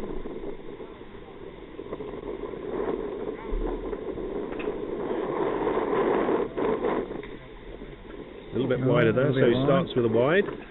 Well kept. Charlie Knightley, the cat. Is that his nickname? Yeah, 8 out of 10 lovers love Charlie Knightley. If you were back in the sort of 80s, stroke 90s, that was a cat food. And they used to say 8 out of 10 lovers love this particular food brand. Yep. The rare. That's well taken, but one-handed there by Knightley. Just doing a little bit there. Yeah, just I think the pace sort of did Steve there. He just went through it a little bit quick. Have you found the tracks, Brett? I mean, from a bowling perspective, I appreciate you may not have batted on many of them. Have you found them quite hard in terms of surface and hard to bowl on, or easy to bowl on? Or? I've quite when I've bowled, I've only played in 5 games, unfortunately, due to this hamstring. But when I've bowled, I've enjoyed them. They're not. Yesterday's was a bit different, had a little bit more carry than usual, but they've been generally quite low and. Yeah. I wouldn't say they're slow. They're not slow paced. They're just not quick. Yeah. And I found that. If you hit the deck hard enough here, you can get the ball to do. You can get it to seam, but you have to do the work. Yep. You can't just float it up there and expect something to happen. So, it's one of the, I think, consistently across the tour, the pitches are as good as you make them as a bowler, and you can get. Nicely played on the offside. That could go away for 4 runs. So. Great shot, Mace has opened his 4 account. That's 1 to the offside. And that's vintage Mace. Straight off the back foot, punching through the covers. That's his bread and butter shot. But yeah, I think on these decks, there's always something in it for you. It's just how hard you work for it. I've got to say too, Glenn Giddings is just over to the right, having a bit of a chuckle. How are you, Glenn? Well bowled today, mate. Well bowled today. Very good, thank you. He thinks I'm a hippie. Ah, yes. Well, actually, I thought he had a resemblance for Ali G there for a moment, with his beanie on. It's cold. Brett, who's here, he's got a hat on. I've got short sleeve shirts. This is the height of the English summer here. Mate, someone turned the air conditioning on, I tell you. It's freezing here. Yeah. I haven't got the goosebumps just yet. Sharp to continue. And he's gone back. Very indecisive on that shot.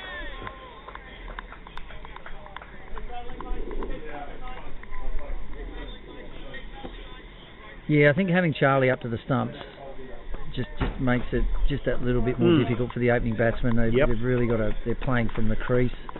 I imagine Sharpie, generally you'd want to sort of get out on the front foot to him, but it makes it a little bit difficult at his pace. You're not too early on it. Yeah, no, agreed, yeah. It looks as though it's going to be a single there. Jonathan Wildman just at mid-off there. It's going quite quickly.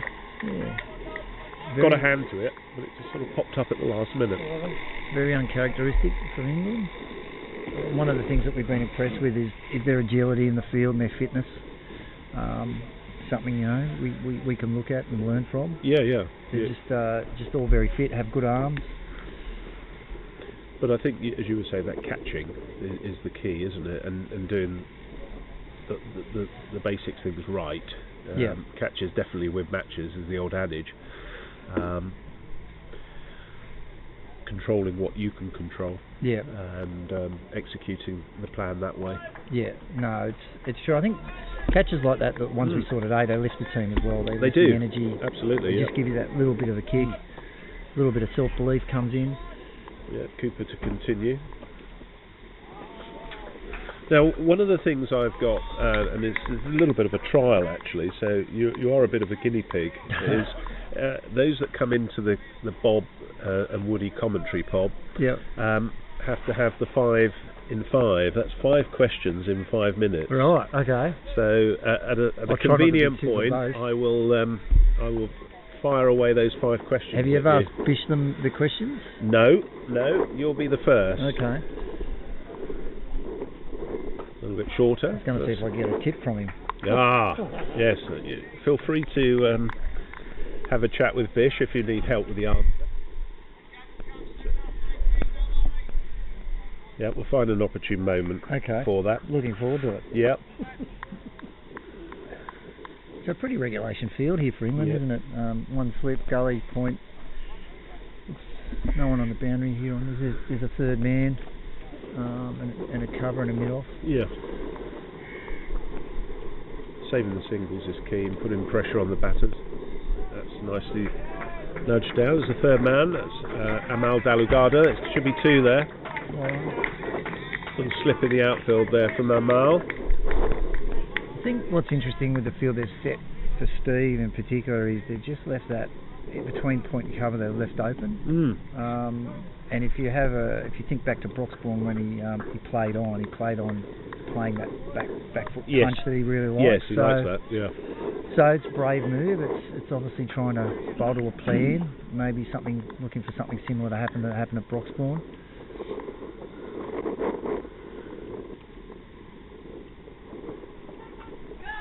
It looks as though it's come off the glove. Well played, that's a good ball. Yeah, very, very well played by Mace.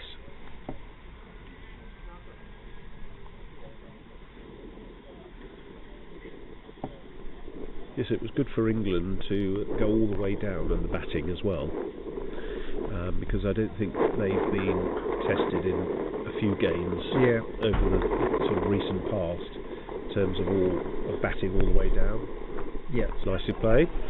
Again, that's that shot you were talking about. Just likes to run that down. And once again, what's important in this cricket? It doesn't matter what your score is. You've got to bat your 45. You have to bat your 45. Because you don't know what the pitch is going to offer in the second dig. So it takes 2 teams to bat to make a cricket game. Of course. I think that's where we fell down in Broxbourne. Me being one of the culprits because I came in at 11, but we didn't bat to 45. Another, whatever it may be. 20 runs, 30 runs always helps. Absolutely. So these are the 1%ers we're talking about as a team. That we just got to lift control, that sort of thing. But I think England did a good job of making sure they batted their 45. So that's the end of the over. The score is 15 after 3 overs. A good over then from Richard. Yeah, he pulled that back a little bit, off not as full, I Yeah. don't think, in his bowling. Just pulled the length back a little bit. Yeah, I think he pulled his pace back a bit. Yes. Just let it sort of hit the deck a little bit. Find his length, find his rhythm. A little bit quiet out there for England, I think.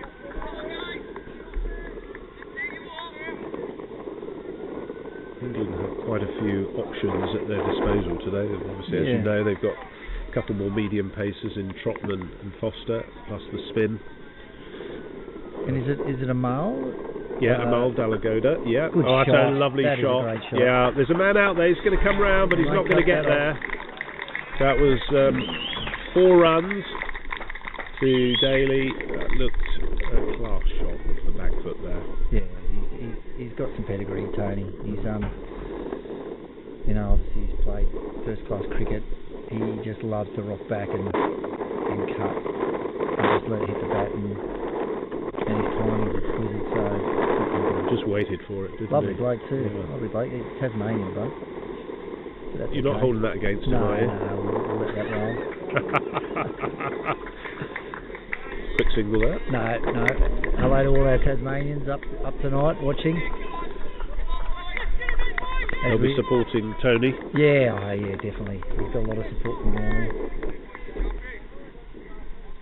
He's originally from Newcastle and followed his cricket down to Tasmania, having a chat to him. Another good ball, good length there. Yeah, I was interested in the spin of Amal. He's obviously new to the team, Yes. the squad, and he had a good game against Ireland, my understanding is. And No, he didn't play against Ireland. Mohammed Arshad was the left arm spinner that he was the new spinner? He's played, this is his 3rd game for England. A little bit shorter there, but Nas Ahmed is there to cut that off. No runs. So bowls left arm orthodox. Okay. So a bit like Simon Waddington, who bowled very well, I thought, today. Yeah. He's got 3 wickets, didn't he? I think that was Simon's, without doubt, his best game of the tour. Relaxed, looked good. Yeah. I mean, his fielding's out of this world. It was outstanding, yeah. So really And that's got up. complimentary. Yeah, that just shows the unpredictability a little bit. Nicely taken by Knightley there. Yeah, England do have a lot of left armers to choose from actually in the slow bowling department. Yeah, okay. Seems to be a wealth of slow left arm bowlers in the 50s. And Australia does not have many at all. Right. At the Nationals, there's maybe 1, maybe 2. Right. Simon's the only one really I can think of, to be honest. It always adds a little different dimension to the right-handed batsman, especially if it's turning as well. The World Cup in Cape Town, it felt like every second bowler was a left arm. Well, I think in Sri Lanka you'll find there's a lot of turning tracks in there as well. And so that's 20 for no wicket. Good start from Australia here. 4 overs gone. Both Mace and Daly settling themselves in. They've played some nice shots so far. I mean, the ball has beaten the bat, so there's still a bit of movement in the pitch, without a doubt. But both openers still in and looking quite good, particularly on the balls that are sort of in and around their hip. Yeah. In and around sort of that point to gully area. Let's rock back on that. That's going to go for 4 runs as well. Great shot. Yeah. Great shot, Tony. Just waited for that. So it's a good shot from Tony Daly. 4 runs over the sort of mid-wicket region. Well, let's start with because that's going to be take a 5 in 5 with okay. Brett James from Australia. So, get ready. Question 1. Ready, audience. When did you start playing cricket and at which club? Oh, wow. Okay. I wanted to play when I was 8, but my mum wouldn't let me. That's the first thing. So if I could have, I would have, but she said no. So I played. My first game was I was a 10-year-old playing for DLRSL Carringbar, in the Sutherland Shire in Sydney, under 10s, under 10Bs. And I can remember I scored 57 retired in that game. And I remember that because I never scored another 50 in junior cricket ever after that day. So it left you with some trauma. It was all downhill from there. Cooper to continue. Oh, that's gone past the outside edge. That's a lovely response from Richard Cooper. Yep. So he's got his tail up a little bit. Shows the class of the bowler, you know, he just responds so well. Yeah, he came back nicely. That's a good one for question 1. Question 2, what level of representative cricket did you play at a younger age? When you say that, what, as a junior? Yeah. I only got as high... Or through to your men's cricket as well. Yeah. Looks as though it's gone down the leg side. That's a wide. As a junior, I only got to the local, the Sydney rep competition, which is basically mimicked by the grade Premier Cricket competition. So I played rep cricket right through from under 10s through to under 16s. Okay. And what would that rep cricket be in terms of? Was that like New South Wales? No, I never got to that level. It was just like your local area. Okay. So you count, not your county, but should be 2 runs there if they're running hard.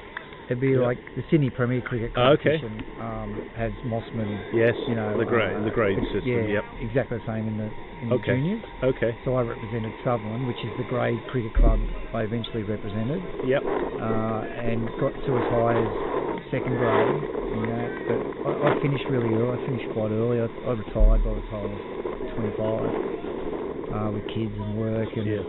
I never really got started as a grade cricketer purely because of work commitments and. That's nicely left. And they also have the Green Shield, don't they? Yeah. At the younger age and the PG, is it? The Port Evan Grey. So there's Green Shield, which is under 16s. I played that. And then there's Port Evan Grey, which is I'm going to say under 20. Under 21s. And never played that because I never really established my grade career at a young age. I was too busy working. Cooper coming in, and again that's good bowling from Cooper. And really good length. And it's funny, only last year I went back to my old grade club, first time in 30 years, and captained the 6th grade side. And just had the most wonderful season with a bunch of champions. Yep. Champion That's young Sutherland, men. isn't it? Yeah. Bunch 16, 17 year olds. What a great group of young men. Give back something to the cricket. Yeah, one of the best seasons I've had actually. Great and enjoyable. So Cooper's looking menacing here. Yeah, that's well played. A little bit more bounce in that for Cooper. He's getting a lot more bounce out over. Yeah. So it looks like he's got a bit more intent in that over, hitting the deck a little bit harder. End of the 5th over. That's 28 for no wicket. So yeah, as high as 2nd grade, but didn't set the world on fire. Okay, well that's a good enough answer. Question 3. How did you get to play for your country? And I don't mean that disrespectfully. No. I know you're not playing it. That's what my wife asks every week. Okay. So don't worry, I've heard it before. It was funny. My son was playing cricket and I was coaching him, and I got to about the age of 48 and thought, well, he's going to be in seniors soon and I'd love to play with him. Yep. So I found a club in Sydney that had over 40s, over 50s, over 60s, thinking that I'd get involved in maybe the over 40s every second week because it only plays every second Sunday, which is good. And then got involved in that. Oh, good on drive there from Daly. No runs. Played a couple of seasons with that club. Really enjoyed it. And someone said, "Oh, you should go to regionals," which is in New South Wales in the system that we have in New South Wales for over 50s. You go to regionals, which is a breakdown of regions of New South Wales, and then play a bit of a tournament, and then they'll pick the New South Wales side out of that. And well bowled. Yeah, well bowled and well left by Daly. So I played my first regionals and then got picked in the New South Wales squad to play a tournament up in Queensland, and we didn't even play a game. It rained all weekend, so it was the most expensive training net session I've ever had. And then eventually got to play for New South Wales at the 2022 think it Driven. was. That's a great stop from Nasir Ahmed there. That's the sort of quality of fielding England need. Keep on top of the Australian batters. That was excellent. That was excellent fielding. It was a good shot. Excellent fielding. Yeah, and had a good nationals. I wouldn't say I was a rock star at it, but had a good nationals, and then got a phone call. It went from there. Got a phone call and said you're in the Australian team to go to Cape Town, and no single there. I remember the day because it was the day of my son's graduation from year 10, I think, at that day. So and then from then on played in Cape Town and obviously on this tour. So it's been an awesome experience. Yeah, that's great. The shot continues. Looking to close off this over. Good shot. Nice shot on the onside. That's going to go for 4 runs. That's a beautiful shot. Steve Mays just played that nicely through on the onside, just waited on it, weight over the ball, and that sped away to the boundary for another 4. Good start. So 33 for no wicket, off 5.4 overs. 5.5, sorry.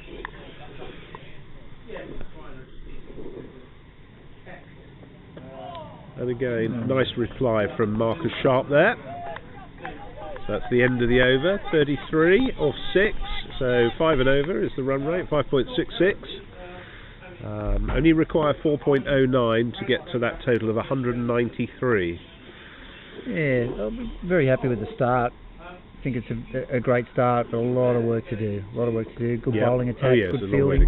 So, you know, this partnership's really important, I think, for us to keep chugging along. Not even have to do it 5 and over, remember? So, really nice start by the boys. I thought the way Australia played the medium pace, they bowled medium pace with and the spin from one end. I thought that worked quite well, as we were saying right at the start. Yeah. Just keeps the batters who might like the pace coming on all guessing and thinking about, you know, what shot selection they were going to make. And right, question 4. What is your most memorable moment in over-50s cricket? Can be in any format in terms of over-50s. So. Jeez, that's a good one. To be honest, I'm hoping it's going to be today. But oh wow, that's any hat tricks in there? No, I haven't done any big wickets, big scouts. No, I haven't done anything spectacular. I think. Look, to be honest, I'm going to play safe. I'm going to play safe. Yeah. I think the best memory about over-50s cricket is all the new friends I've made. To be honest. Great, good call. You know, just like it's funny. I started not knowing anyone, and I have this whole group of friends now around cricket that make it so enjoyable. All around the country. All around the country, yeah. All around the world. That's a beautiful shot. That's nicely pulled away. Great shot. For 4 runs. So Daly's on fire here. Anything short, he's right onto it. We all love you too, BJ. Yeah. Like I didn't know Bish a few years back. The English cricket team, a lot of the guys there now playing 2 tournaments. I consider them friends and love playing. It's a bit upsetting not playing today. I just love challenging myself against them. You know, all the other teams that we play against, the Welsh in particular, are just a wonderful bunch of people. And you've just got this whole new group of friends right around the globe. Yep. I just never expected that in 50s cricket. And if anyone's listening and thinking about playing 50s, have a look, because it's a bit of it can reinvigorate your life in a way. You know? Absolutely. Yeah. And you know, from the 40s they've started now in England, and obviously Australia have got a 40s as well. I think Justin Poole was the captain of the over-40s Australian side in Queensland. Yeah, and I watched a lot of their games over in Pakistan and in Cape Town. And you know, it was great to see people you've played in over-40s or you know about, or you know, you form new friendships and seeing them go really well. I thought they had a couple of really good tournaments, so it was good to see them go well. You know, a lot of people sort of point to having to win tournaments, but it's not easy to win a tournament in form of sport. That's just nicely stopped by David Snellgrove at the wideish gully. So that's still 37 and no wicket. So the Australians haven't lost a wicket yet, and 6 overs gone. And the final question, is your partner a cricket tragic like yourself? This is a chance for you to redeem yourself on a tour of England. Bish, so you get a good shout out to your partner. What do you reckon the answer to that is, Bish? No, tragic. No, Played off the legs. Should be 2. Sharp's coming round, might be 3 at a push. Mace is looking for it. There's a yes/no. So it was a good call in the end. No, my wife Lisa could never be defined as a cricket tragic. In fact, it was funny when she came over to Cape Town, but she came over in the 2nd week or the 3rd week, I think. And I actually, like a lot of the cricketers there, I got struck down with. Yeah, there was a bit of going around, wasn't there? And I just sort of gotten over it, and I was playing my first game back against Zimbabwe, and she came to that at Rodenbosch, which Rondenbosch, yep. Beautiful ground. And I did all right. I don't think I might have got a wicket, but I bowled. It's probably the best spell I bowled all tournament, and came off the ground at the end at lunch, and it was the first time she's ever seen me play. And she said, "Well, you're not as bad as I thought you'd be." So that's kind of she didn't use that word, but that's just gone down the leg side. Has come off the bat, but it's going to run away for 4. So 4 more to the total. Was it leg buys? Was it? Okay. Everyone high. Counts, Got big on him. So big over there for Australia. What was that? What was off that?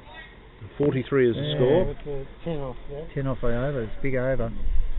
But yeah, while she's not a cricket tragic, she's completely supportive of sort of what I'm doing. I think she realises that for me, it's a release from work, all the other pressures in life, and it's given me something to get my teeth into and concentrate on, and as I head towards retirement and things like that.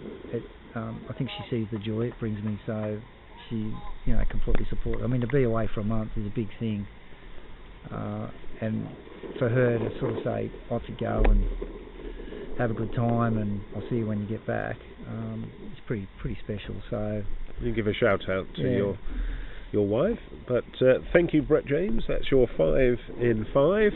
Wasn't too tough. So nothing too personal, no. But I like what you were saying about the getting to meet new friends in the cricketing world, and that's very much what it's all about, isn't it? Yeah. And even doing what I do as a volunteer on the commentary side, you get to meet people that you would never meet otherwise.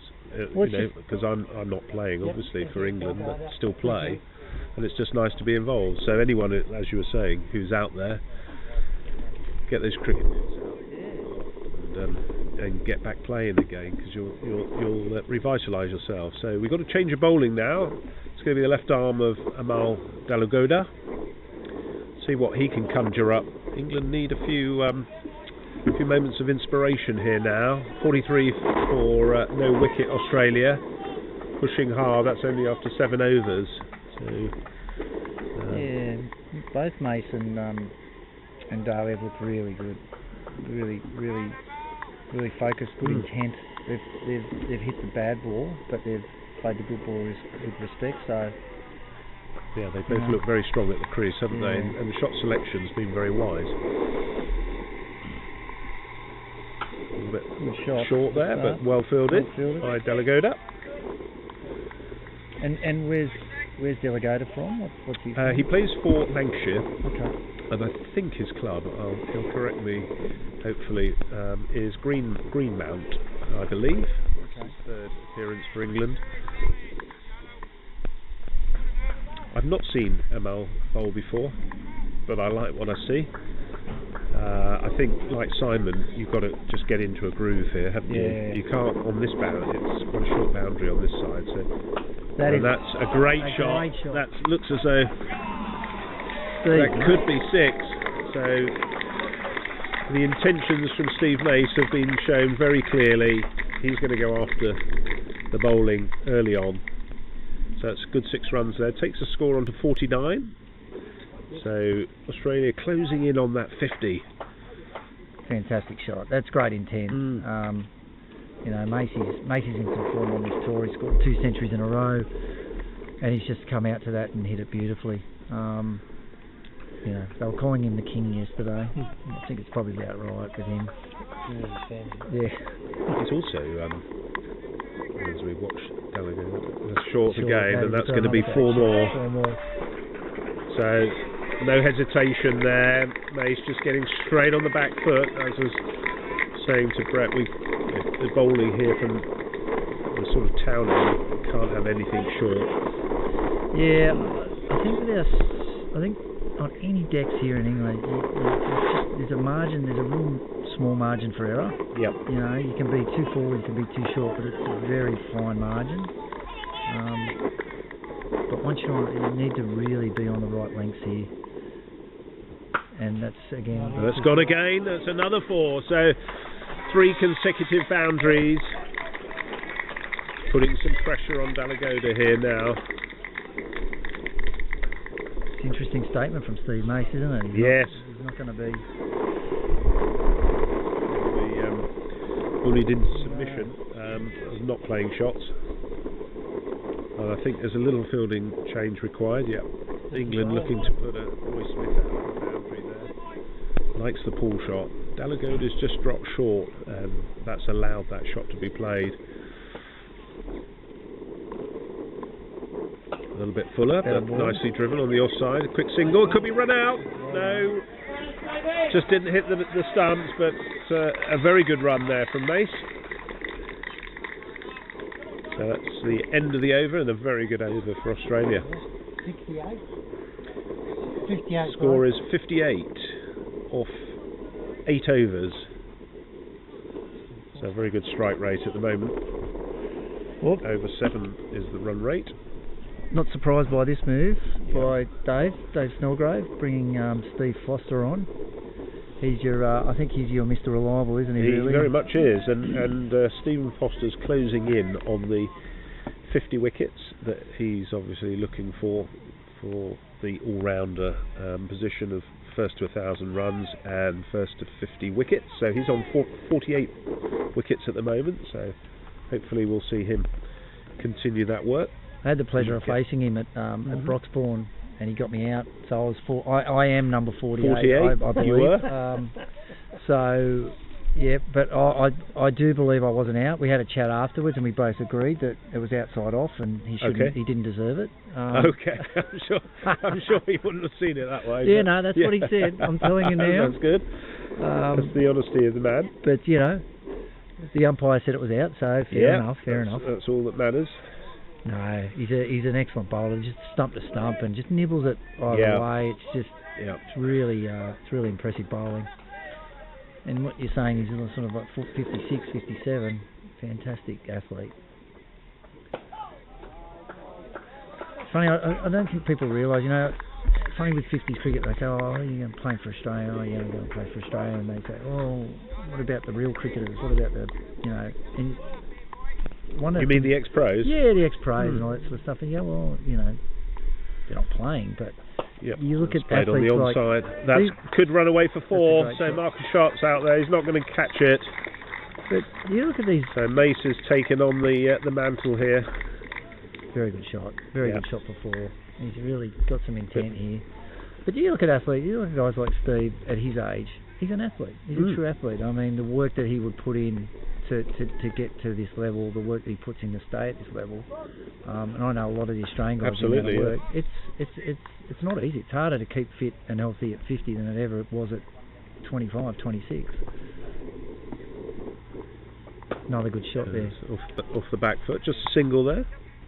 Roy Smith is at the deep point region. No, absolutely. He didn't play a lot of cricket after the World Cup through a knee injury. Yeah.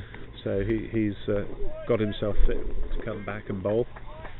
And I thought he played a good innings with the bat actually. Anchored the innings for England. Yeah. I think that's where his experience comes in, why you'd bring him on to bowl now, just to sort of try and... That's gone a little bit wider, and that's given us a wide. Yeah, just trying. He's obviously struggling in the first over, just finding his rhythm, but you know that's expected. Played yesterday, or did he play? Steve play yesterday? Didn't play yesterday. Okay. probably played on Wednesday. The amount of cricket you guys play, you're probably playing every second day. That's just kept a little bit low there. Yeah, Well kept out by Tony Daly. And that's the kind of ball you can expect from Steve. You know, it's stump to stump. Yeah. It's Well, he needs to make the challenging breakthrough here for England. That's for sure. And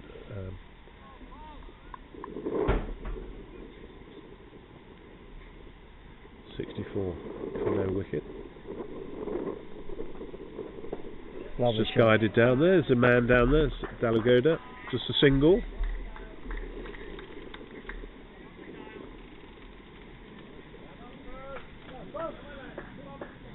A little bit quiet in the middle there with England.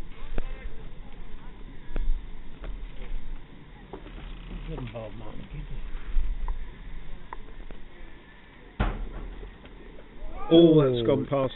Is that an edge? Not sure whether that came off the edge or it just did a lot. So certainly two. It's yeah, buys called. Yeah, buys, two more to the total. I wouldn't be surprised if we see Martin Gidley come on to bowl. Yeah, Bish made although it's probably not his end from the town end. They're going to go with Delegato again. Give him another over. Yeah. That's reasonable. Yeah, I think so. Takes time to get into it, doesn't it? Oh, we're 50, you know, there's no old cans. You know, it takes a little while to get Absolutely. warmed up.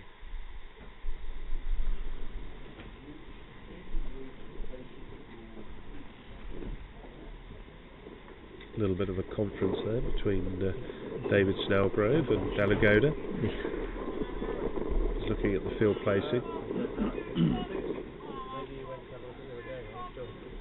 But it's a hard one with the short boundary here on the leg side for him. I mean, as soon as it gets hit, it's going the distance, isn't it?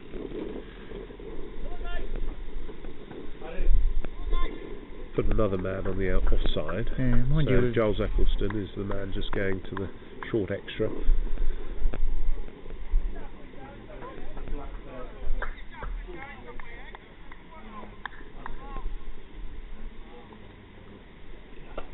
Good use of the feet. That was nicely bowled. Yeah, nicely flighted that one. That'll give him confidence. I think he might be able to get into a bit of rhythm here. He hasn't got Steve on strike. Right. We've had a bit of a... Can't see it on the video, malfunction. we've had a malfunction with the umbrella. That's well bowled. Just came on with the arm nicely. A little bit more bounce. I'm worried you're going to lose your head here. That's all right. Is it arm?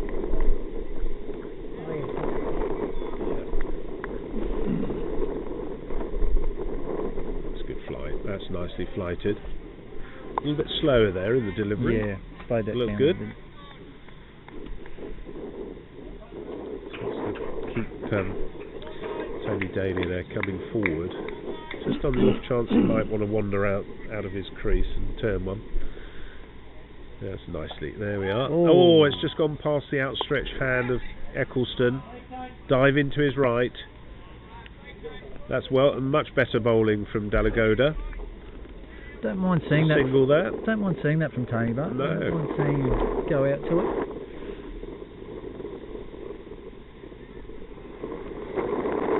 It'll be interesting, you know, if this continues with these two. What Tony Clark decides to do with his order. He's got some decent hitters in there. So it'll be interesting to see what he does with the order, whether he keeps it consistent with what we've done most of the tour, because he's played a little bit differently today. I've noticed, you know, like he's won the toss and bowled. He's opened with a spinner. Certainly, well, that's a better over from Amal Dalagoda. So just the one off the over. Good over. That's a really good comeback, isn't it? You know? Yeah, Mace is on 33 and Daly's on 26. Scores 68 after the first 10 overs. So it's a really good set of 10 overs for the first 10 overs for the Aussies. Run rate of 6.8. No wickets have fallen. Both batsmen are really comfortable at the moment. Is there such thing as a commentator's curse? Yep. Did I just give it? Nice of you to put a curse on the Australians. If it is, I'm walking off. If it is, I'm out of be here. on the bus, that's for sure. back to Swindon, you'll be walking. I just thought it as soon as I said it. Foster to continue, good that's shot. driven beautifully. Roy Smith's the man there. Well fielded. Great by fielding there from Smith on the boundary. He gets a nice hand of applause there. That was great athleticism from Smith. Yeah, I still think we need to check his birth certificate, Roy Smith. I think he's just Looking very agile there. I'm calling 35 myself. No, and again, the ball. Out to Roy again. Yeah, out to him. Oh, that's just died a little bit unnightly as it came through. After the first game, he walked past me in the dressing rooms with his shirt off, and geez, it was embarrassing. It was what a rig, ladies. If you're out there, Roy Smith's your man. He's got an amazing rig. Looks like he's been stung by a swarm of bees.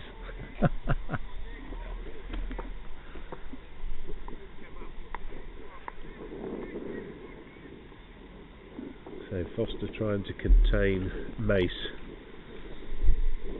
Really well bowled. Yep, that's a nice reply from Foster.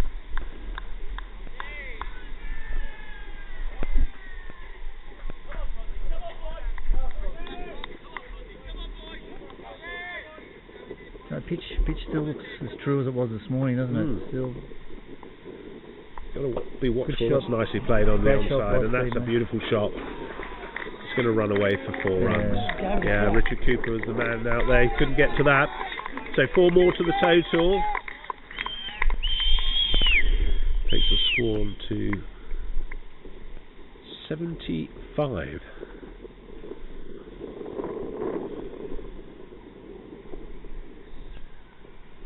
That was a lovely shot, wasn't it? Beautiful. Just on the pads, just gently sort of leant on it, really. Took it behind square leg, all the way along the ground.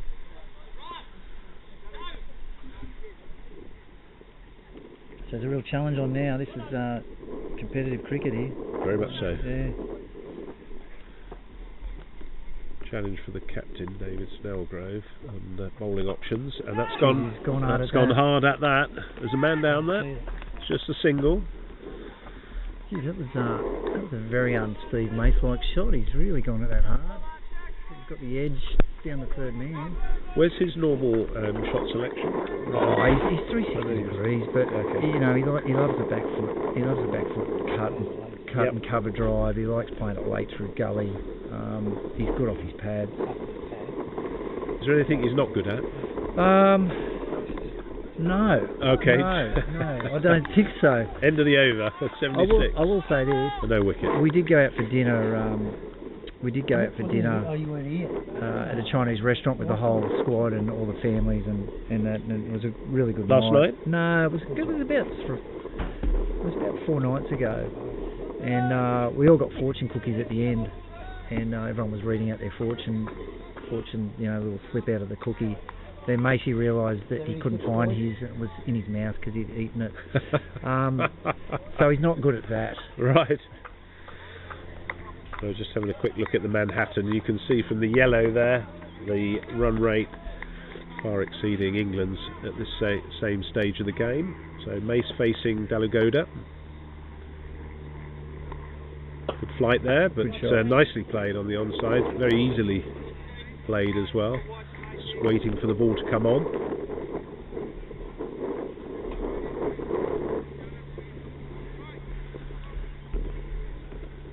Yeah, I think looks as though this boyhood partnership of these two is continuing like it probably did in the past. Yeah, a little bit shorter there. great That's pulled shot on the by onside. There's going to fantastic. the shot man by down there, Tony. it's Marcus Sharp. Just came out of his hand as he was about to throw that. But 2 runs to the total. It's a really nice story, you know. Like two childhood mates grew up in Newcastle, played in Newcastle, and you can see the enjoyment they get out of opening together. You know, it's just the energy of them being together. Yes. Some 30 years later,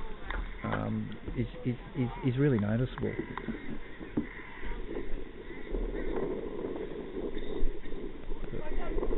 just dropped short. It's come off the edge there. Are we calling that a catch? I don't think that was. No, I think it just dropped short. No. 6, 7 inches in front That was of Tony Daly, and Trotman is at first slip. So you got- Very reliable pair of hands, but no, that just dropped short. Got some nice dip then.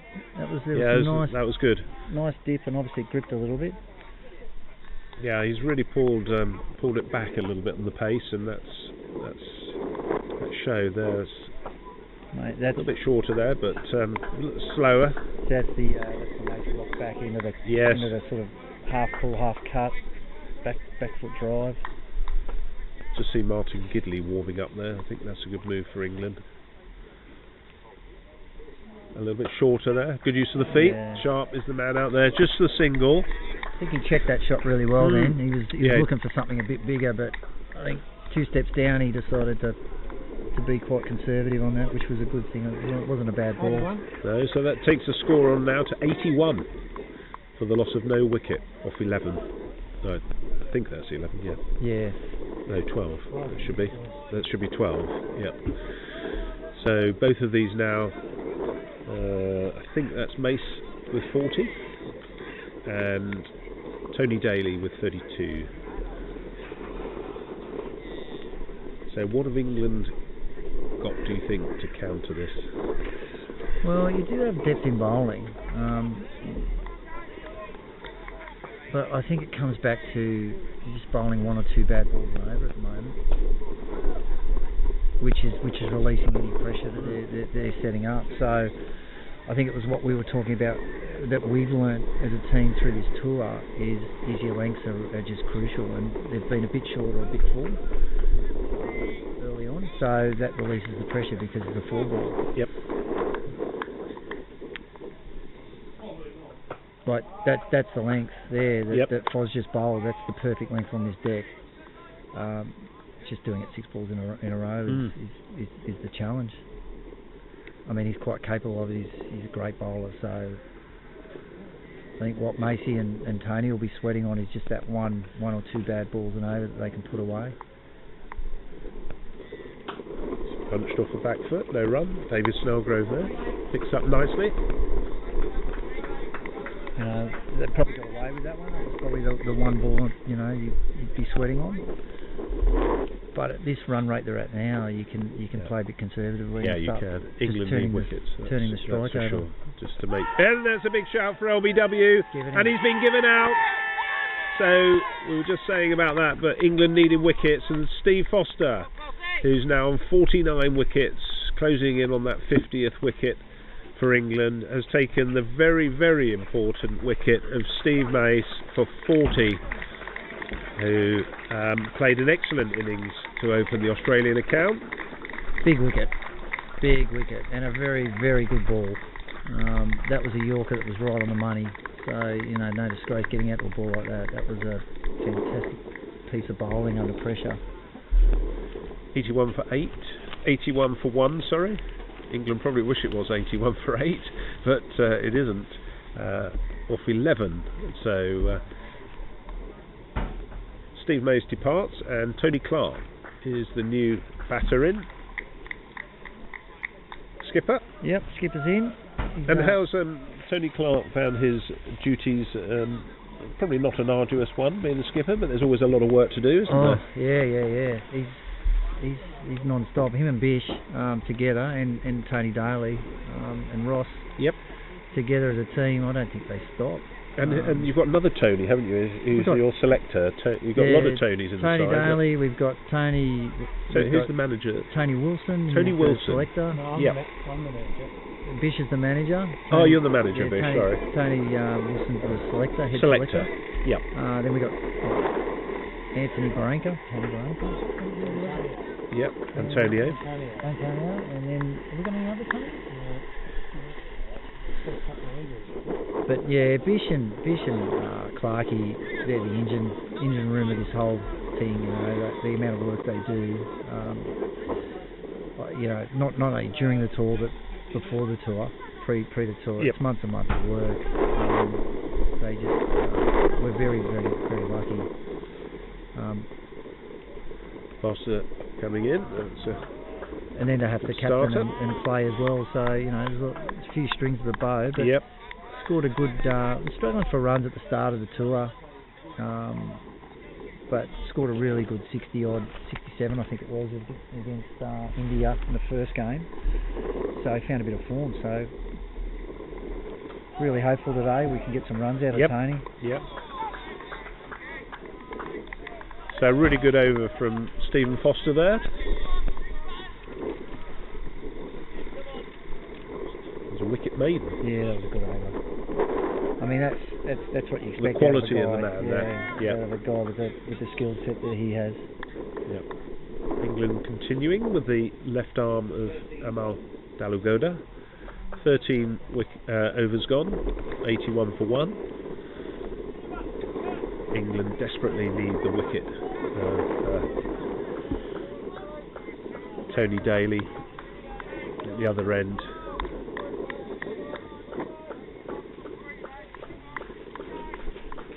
Need to break this partnership, they do. So it all starts again now, doesn't it, really? Absolutely, about us both resetting. as a partnership, it's well bowled. Australia resetting, England trying to capitalise and double up on their wickets now. Yep. So Steve Mace, LBW to Stephen Foster for 40, 43 balls. That's good. Just a fantastic innings by Mason. Yeah, very aggressive, or assertive, I should say.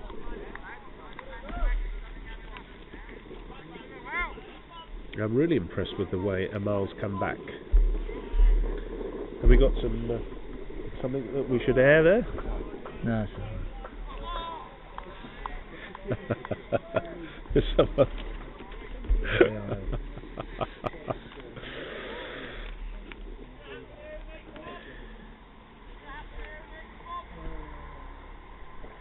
Good use of the feet, and that's gone for 4 runs, so that's a great shot. Over the extra cover region, in the air, 2 bounces.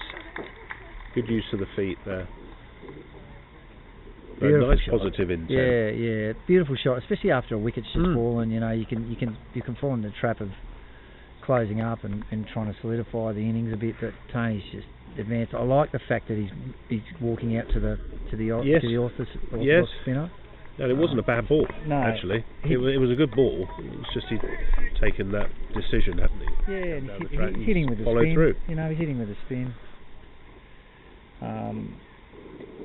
And the gap's there, they'd probably like to see a little bit change of pace and another good shot. Another good shot. As it could be a run out here, and it's a direct hit, but he's not out. He looked in from where we are. So good fielding from David Snellgrove at mid-off, and good throwing as well to get a direct hit. They're not practicing that every day, are they? So good fielding from England. I don't know. I think the English are. I think they're practicing every day. When we hear about the program, no, it's good. It was good cricket. Just bringing in Richard Cooper from the deep extra boundary for the new batter. That's a lovely change of pace and good bounce. So that's very good over from Amal. Yeah, I think that was an even both ways, that competition. He bowled quite well. 86. England clearly looking for wickets here. 86 for 1 or 14. So what's the equation? That makes the equation. What do we need? 190. 193. There's your run rate. It's roughly about 3.4. 109 and 31 to go. Yes, England will be looking for wickets here. Nice pat on the back from Stephen Foster. Class of the man. Just gives Amal Dalugoda a pat on the back. Have you heard? Nice to see. Have you heard about the upcoming tournament in Australia? Oh, it's an inside edge there. Could so easily have been a wicket. That's going to run away. Trotman's chasing. Is it going to be 3? Could be 1 for the arm. He's looking for it. He's looking for it. And he's going to get that. So Tony Clark runs through for 3 there. 3 good runs. This is through the Spirit of Cricket, is it? This franchise. Yeah, the franchise tournament. I think it's the next sort of next mountain for some of these cricketers to climb in Australia. There's a draft coming up on the 7th of July, but that's all within Australia, though, isn't yeah, it? So Australian, New Zealand cricketers. okay, at the with moment. New Zealand. Until they open it up like an IPL style. Yeah. Well, you know, you never know. That's nicely driven on the onside. Really That's nice going to go shot. for 4 runs. So That's Tony a fantastic Clark shot. has got in on the act now, and that's nicely driven. Just weight over the ball and head down. 100 required, and that's classic Tony Clark. Just went forward and let the ball do the rest. It was a beautiful shot. I like it. You know, he's sort of looking good when he plays shots like that. He's a quality player, Tony. He's certainly well timed. Yeah, beautiful.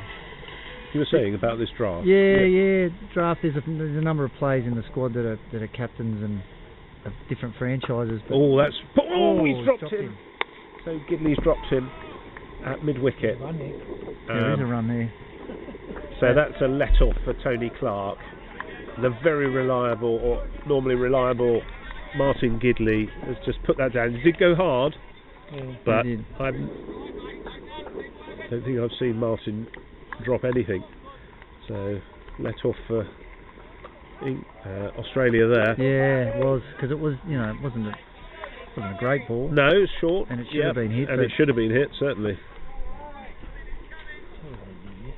Yeah, no, yesterday he drove to the covers, tried to drive over cover yesterday when we were trying to get a bit of a move on, and then got caught in the covers.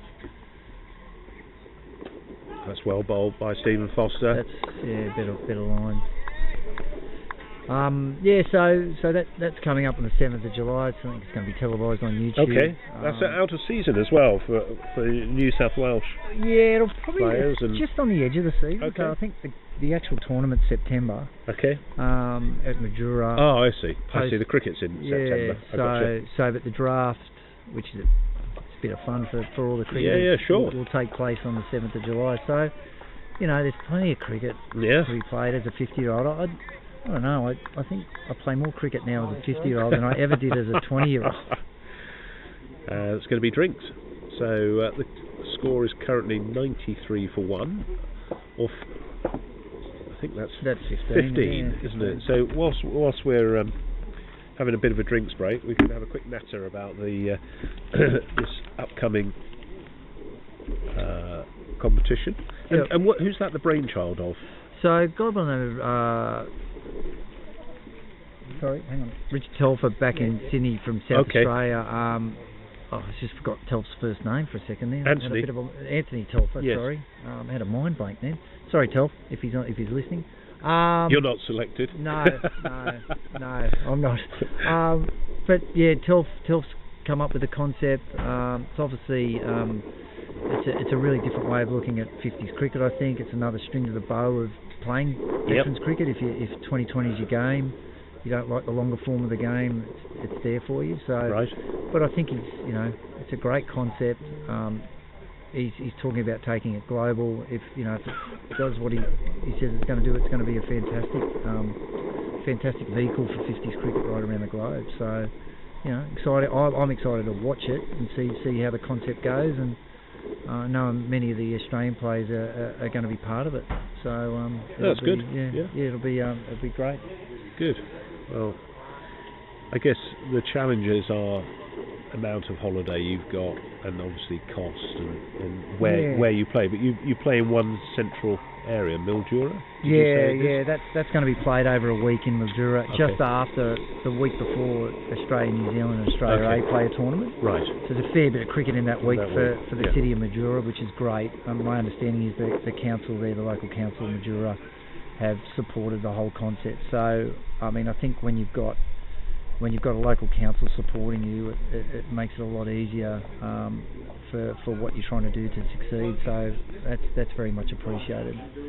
But this is all voluntary, in the sense of there's you get sponsorship, hopefully, to defray some of the costs for the Yeah. players, but they're paying their own way to get there, or are there people that they will draft in and pay? I think like it's a you bit of were both, right? My understanding with it is that, you know, whilst there is a set fee per player, if the franchise raises sponsorship money and and has enough funds to pay for it, they will. But I guess that comes down to the franchise. But yeah, I think with anything with 50s cricket this day, you've got to consider your work, your leave. Course. I mean, Yes. taking a month off here is a considerable amount of time. But then there's, you know, you have to finance it and things Yes, like that. of course. So, Yeah. I mean, I personally have to be a little bit choosy as to what I do, just simply not so much from a money, time off work perspective, but more from a health perspective. I just can't keep running in and bowling fast week after week after week. So. And the focus is still very much on the World Cup for Australia? It would be for me. Yep. For other cricketers, very different. I don't know. I mean, after I got injured here, I mean, you know, I've got to get fit and healthy first. So before I even start thinking about any other thing. Yeah. So for me, it'll be going home and rehabbing and getting fit again. Yeah. Just trying to get back on the field again. For others, it'll be very much about getting into the 2020. You know, franchise owners here like Fuzz Branca's part of the Sandgropers. He's their skipper. Andrew Kratzman's skipper of EV2. Andrew Sharp is skipper of one of the teams as well. So there's a few guys here that are obviously, I think, strategising on their draft strategy maybe while they've been away. Right, plays back underway, and Dalagoda continuing. That's well bowled, and that's a wicket. No. Got to appeal is the call, and no, I thought it hit the bat actually, but he must have hit the ground, I think. Yeah, there was definitely a noise, but I was going more by the fact that I heard a noise and it was caught rather than the stumping. But very good piece of bowling and keeping. Very good, yeah. Very impressed that David Snellgrove, the captain's kept Dalagoda going.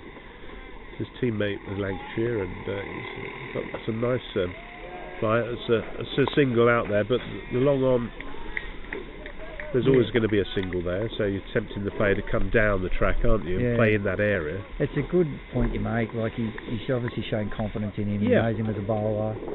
He copped a bit from Macy, but he's come back from it quite well. So. Oh, very well.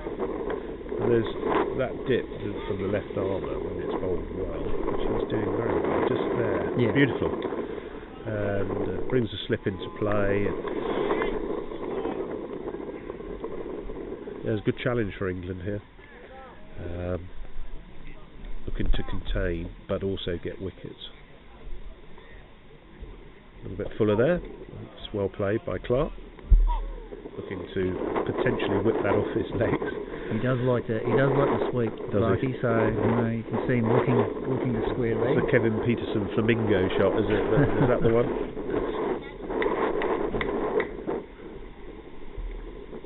A bit fuller there, and that's gone. That's gone. That's a great shot. I think it was a little bit fuller, but that's 4 runs. So that was the shot of the day, I'm going to say. Yeah. I know we've seen some good shots today, but that was a fantastic shot by Clarky. Yeah, 4 runs to the total. Takes the score on to 98 for 1. So 16 overs gone. It's definitely game on here. Pressure on the English. Important for the Australians to keep the pressure on and keep working towards the target. Probably coming back on for another over. He's got a bit of a limp there.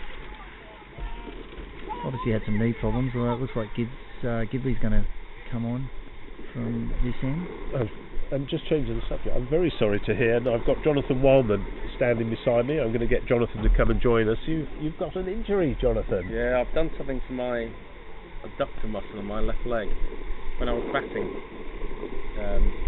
Quick single around near the end of my innings, and I just felt it tweak as I was running. I stayed out there another couple of balls. I was then out, but I just felt it go. Oh dear! And I saw you coming off. I thought I'd try and field, see if it's loosened up, but it's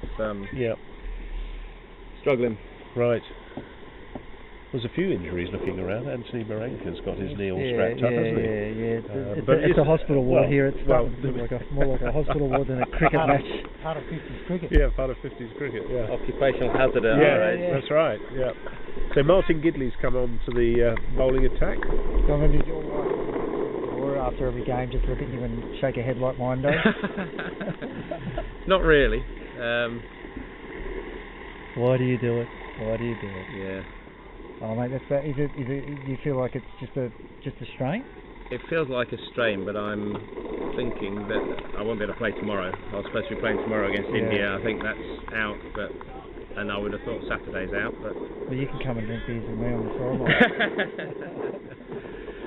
Two walking wounded. Yeah. I'm going to have to give it a rest for a week or so and see how it goes, I think. Good shot. Nice shot. Off Great the back shot. foot. That's Tony Daly. might not go. No, it's just nibbled over the line. So another 4 runs to Daly there. Nice round of applause. They've played really well, Yeah. the Australians here in this innings, because I mean it's a decent batting wicket, but it was a little bit up and down. 1 or 2 sticking in the surface, 1 or 2 keeping low, and we felt 192 very defendable if we bowled well. Yeah. Which you normally do. Yeah, we've bowled a few bad balls, and they've all been put away. And That's a lovely shot. and actually, A great shot from Tony. all 3 Australian batsmen have been very positive. Yeah. I think that was the right way to approach it. Come out and try and get on top of the game. This is what they've done. Yeah, you'll see him just using his feet there. Yeah, I was curious about that. It just looked like, particularly with Roy and Foz, whilst they were in, they weren't in. Like, they were just sort of trying to find the rhythm. Exactly. That's sort of what they said when they came off, that you were never quite in. But it's looked a different pitch in this inning. Yes. Yeah, It's certainly got better, hasn't it, as the day's gone on? I think it was our best bowling performance of the tour, without a doubt, as a collective. And the fielding. Yeah. Another That's good shot off the by back Tony shot. Daly. That's going to be for. Roy Smith made a good stop there on the. So just the 2 runs to Daly. Your mate, the 35-year-old. Yes, 35. That's a very nice 50 there. So that raised. I can't clap, can I? You can't clap in front of the microphone. You can clap, yes. No, that was a very good knock. Great knock by Tony.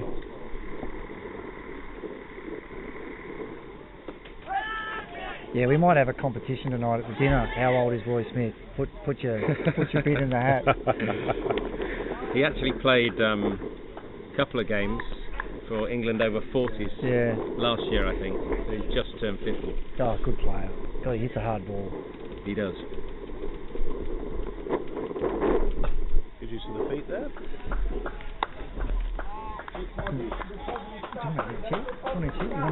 So that's the end of the over. He's currently on 51, and the score's 108 for 1.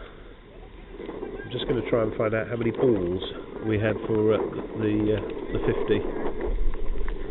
I think 46. Yeah, I think that's right. Yep. It's a runnable 50. That's a good strike rate. You know, against the world champions. That's an excellent knock. Yeah. So Dalago to continue.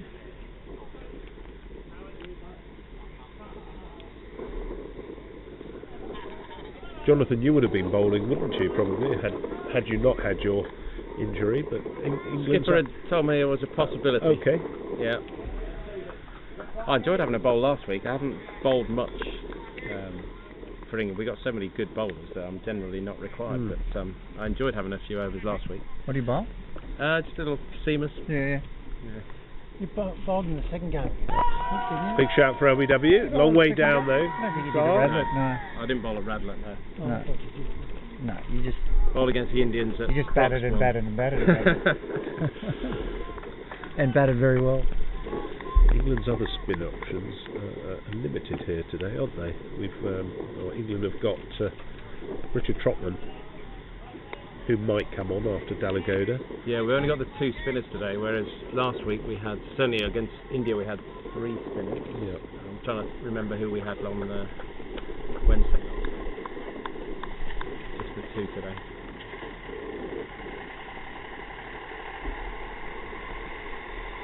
Australian team sitting out on the chairs just down below us. It's going to be a single there. That's the sort of run that England need to just mop up. You can't afford that. So I mean, those turning the strike over now is just going to be critical for the Aussies. You know, they don't have to hit the bad ball. Yeah, sure. Keep with the intent that we've got, but turn those singles over and just bring that total down and keep working towards the target. Sure, that's well bowled. It's getting into a nice rhythm there, Alligator, but it doesn't look as though there's much purchase off the wicket. Wickets needed here for England. Three and over from here for the Aussies to win, so... Wickets are key. Absolutely. Back foot shot, nice shot. Just keep another good single.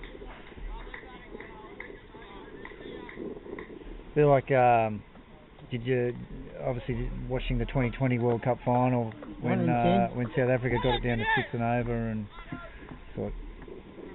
Well, anything possible, job done, and then Klaasen gets out. So it's never over. That was a great catch though, wasn't it, on the boundary by Surabaya Yadav, wasn't it? I still think he touched the boundary. Do you? Yeah, I do. I thought I saw the bottom of that. Yeah, I've seen a replay of it that makes it look. It looks like he just touched the bottom of the. Okay. The line, I haven't seen that the one. Toblerone. Yeah, bottom of the Toblerone. Yeah, it just looks like it flicks up. Yeah, it does a little bit. But you know, what do you do? It was a great catch.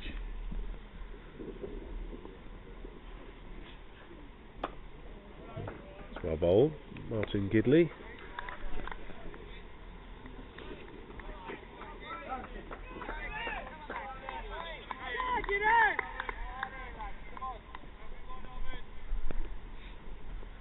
A hush goes round the ground. That's well bowled by Gidley, yeah. Still like the pressure intent on the batter. Still like the intent of Clark still using his feet. Yeah, he's Daly, sorry. He's got the lighter yellow pads on. Has that gone down the leg side? It's a wide, but might have done a bit there. What will the talk be out there for the English at the moment, do you think? It's got to be just get a wicket, and I think it's about bowling it tight and trying to build a bit of pressure by stopping the singles. I mean, as Anthony was saying, you know, if they're knocking it around for 3-4 ones and over, then there's not going to be any pressure. Somehow we've got to stop the singles, keep them on strike, and make them do something different. Also, sometimes bringing on the bowler that may not bowl can have an effect, can't it? Bad ball. It might be a bad ball that gets somebody out. Pops it up in the air. I think it's just thinking a little bit outside that box England need to do. I'd certainly be looking to bring Stephen Foster up to the mid-on. Keep it really tight, because he likes to hit down the ground, doesn't he? Yeah. Yeah, it's worth considering, isn't it? just to open up an option. Snellgrove bowls, doesn't he? Opens up an opportunity. You know? Yeah, David Snellgrove bowls as well.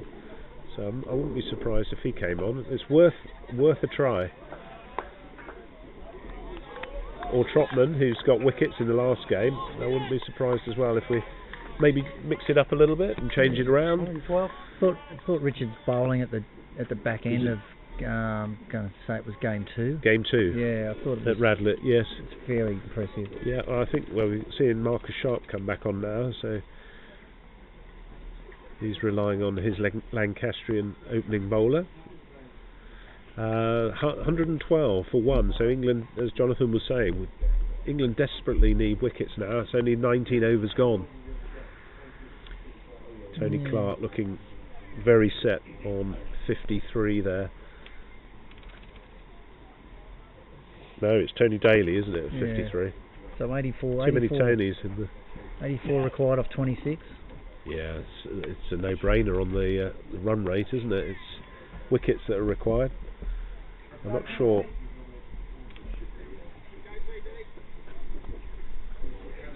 Just you never know. A couple of good deliveries. that variable bouncer is one that just keeps the lower bouncers a bit.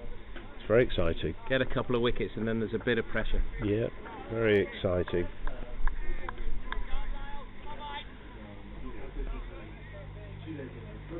It's a good move from Snellgrove, just change the bowling. He's probably just starting to get it right too. Still think it still comes down to lengths on this deck. It's just purely about the length you bowl it at. If you're too full or too short, you're just going to go the distance. And I guess you bring Sharpie back on. He's probably one of your best proponents of bowling a length and hitting the spot. Yeah, very much so.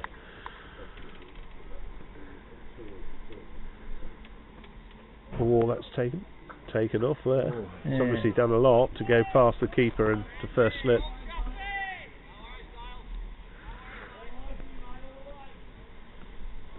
Just getting a little warmer outside. Yeah. It's not 17 degrees. It's gone up to your beanie's come off. Taken off my beanie. This is my favourite piece of clothing that we got this year. Hope you haven't needed it too much while you've been over here. Oh, a little bit. It's good bowling from Marcus Sharp. Coolish in Ireland. Oh yeah, did you have a good time there? Fantastic. Because England had a good time when they went there. Yeah, I hadn't been to Dublin before. Probably will go again, I think, and spend a bit more time travelling around there. But it's a great city. That's nicely bowled from Marcus. It was a nice place to start the tour. Oh yeah, very much, very social, and it's easy to get around, isn't it? In the town centre, you can walk once you're in town. There's lots going on. There's bars and that Temple music, Bar district, Temple Bar. It was just a lot of fun. Well, the cricket grounds are not bad, are they? The wickets were quite hard, even in I think it was May when England were there. Yeah, I mean, it was. I was going to say it was a bit slower. But, but overall, nice cricket wicket. Like, there was enough in it. Yeah. So I think they're a country that's going to develop, and I don't know how the IMC is going to pan out in terms of how you get those developing nations into the cricket. Whether they have a feeder league. Yeah, I think that's the bit that they're struggling with at the moment, is having the domestic cricket for the over-50s to play. Yeah. That's a big advantage we have, because we have I can't remember how many counties we have, but a lot. So there's a lot of opportunity to play over-50s cricket here. Whereas when we played them, they clearly got some good cricketers who've played some high-class cricket in the past, but they haven't played a lot recently because there isn't the over-50s infrastructure. Yeah. You really need that. You need to be able to play over-50s cricket regularly to feed a good national side. And keep match fit, isn't it, as well? Yep. And if they haven't played for a little while. I think one of the players actually was over from Australia, where he lives. He was just over. He plays for Old Ignatians in Old Sydney. Yep. Do you know them? Yeah, I do. So a quick single there, so it's play against the Old good running by Tony Clark. Yeah. Good bunch of guys. Yeah, so he's Irish and played a lot of his cricket in Dublin. Yep. But he was just over, so he played for Ireland against England. Played against us. Was it? Yeah. So Gidley trying to keep it tight here. Pressure's mounting, a little bit shorter there. Played off the back foot. Tony. That's the way. Just keep turning the strike over. I think they had a really good. He wasn't. He played Pakistan for first class in Pakistan. That's right, bowler. He wasn't bowling off spin, but he was bowling sort of like like medium pace off spin in a way. Was that Hussain? That's a nice. That's well fielded by Martin Gidley off his own bowling. That was going quick. He got the man of the match. He got about 3 wickets. Bowled really well. Bowled his 9 overs really well. Did you enjoy 1 or 2 pints of Guinness? I'm not a Guinness guy. No. I did have one at the factory. So. Nicely played. Well fielded by Sharp. But yeah, no, I'm not. So England just starting to tighten things a little bit.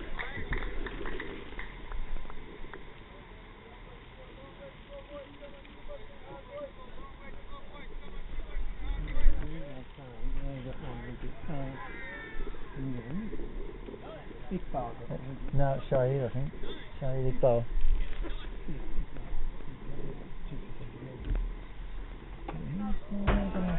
That's well bowled by Gidley.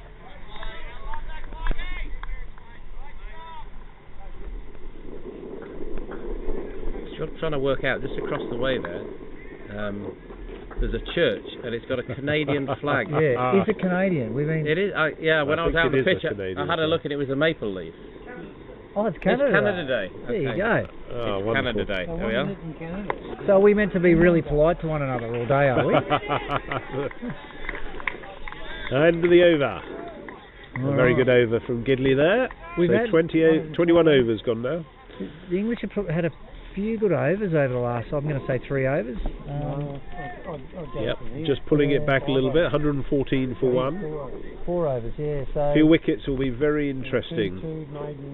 So between overs 18 to 21, only 4 runs have been scored. That's a good set by England. It just sort of puts the pressure back on the Australians. You know, start thinking about how they're playing their innings, turning the strike over. Nicely driven. No run. Looks effortless though, doesn't it? His batting. Yeah. He comes onto the bat and he's just nicely through the shot. He's got stronger as the tour's sort of gone on. Is that just getting to know the wicket, or wickets?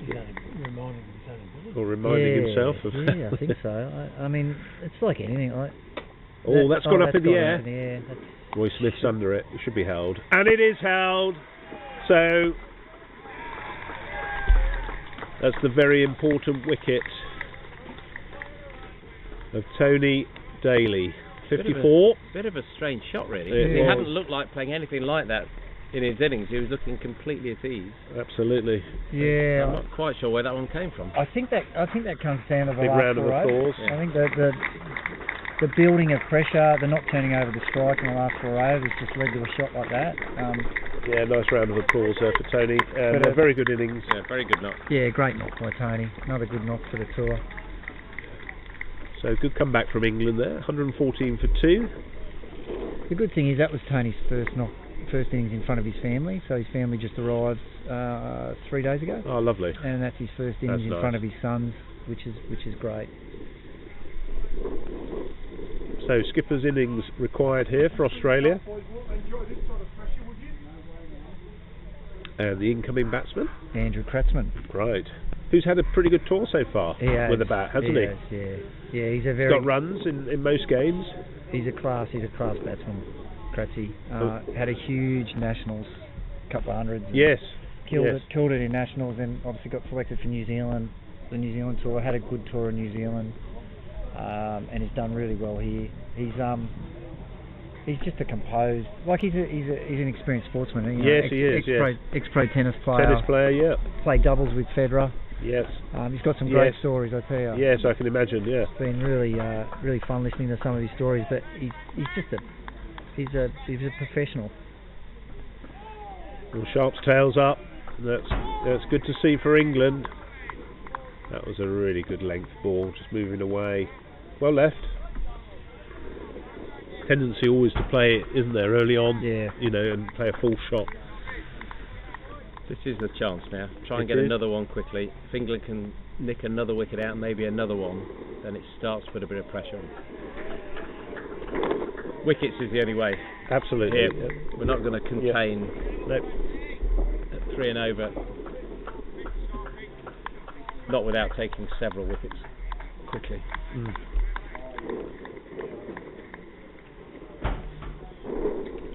Probably put a little bit of the commentator's curse on.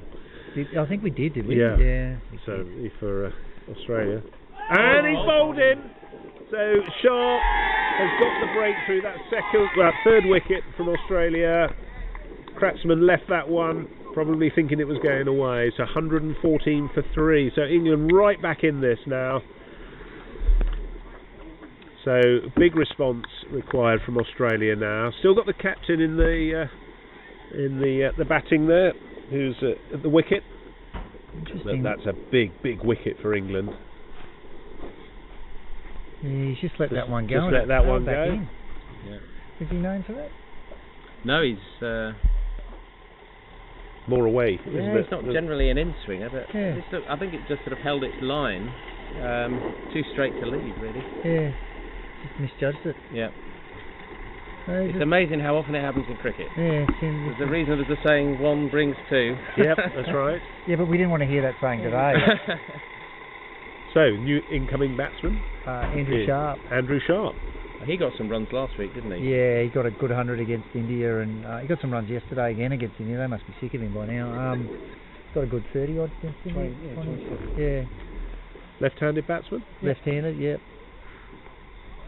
I think he'll be perfect for this situation. He nudges and nudges and away. Yeah, and he picks up singles and turns the strike over, and so I think right man for the situation. So it looks like we've got Giles Eccleston, who's come into a short leg.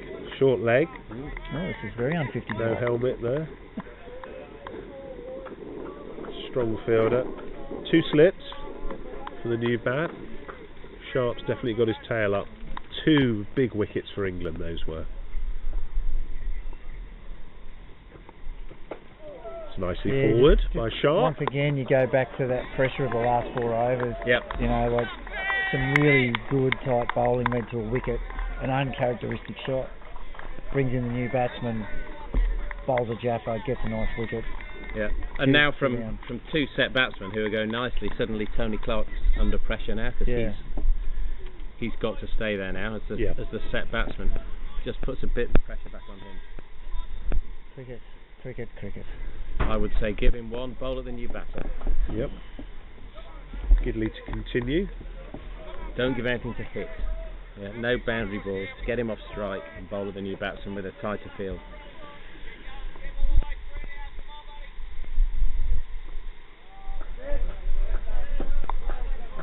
A lot rests on the skipper's shoulders now for Australia. Yeah, I think like England we bat very deep. So when I look at the order, inbuilt pressure. I don't think this is the order actually, but I appreciate you do. Yeah, but you look at you got Simon Waddington potentially at 10. Yeah. And Peter Dell at 11. Peter Dell can play, so a lot of batting to come. So this is going to be a good cricket game. Good game of cricket, I think.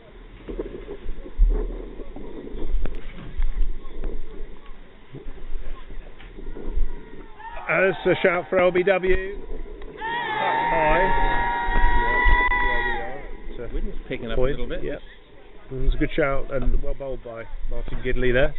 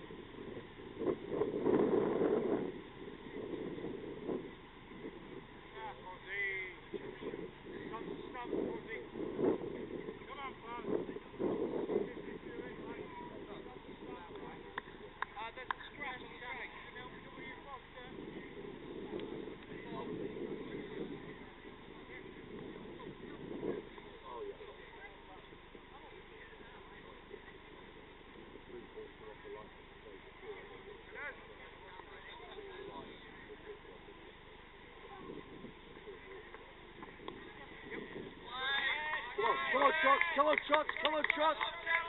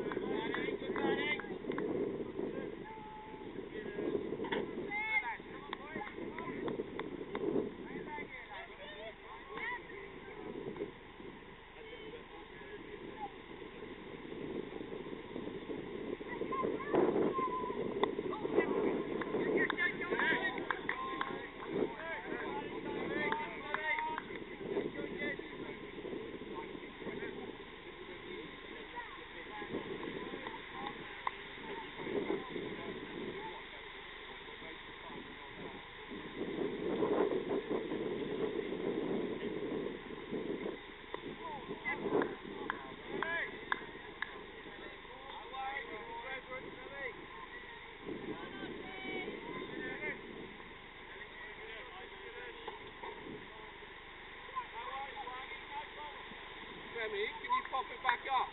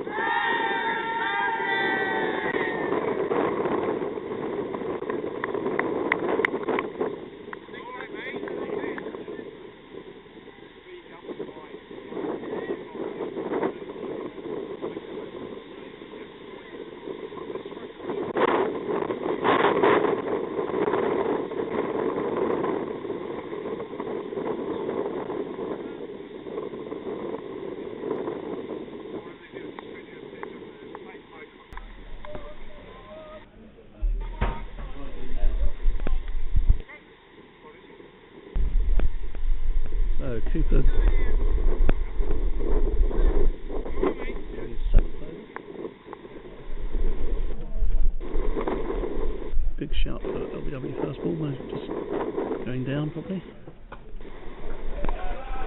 Outside edge for the second, and a nice defensive shot for the third.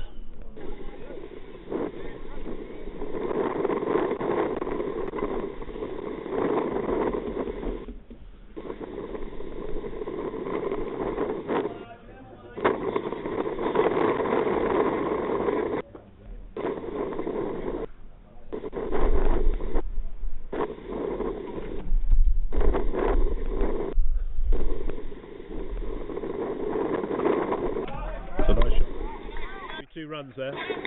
Easy two.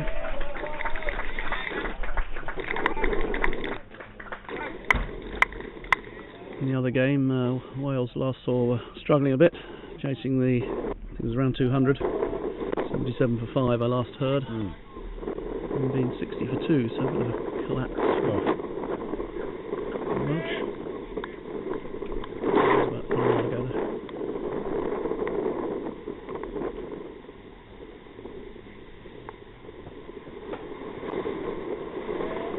Well bowled by Cooper, keeping it tight.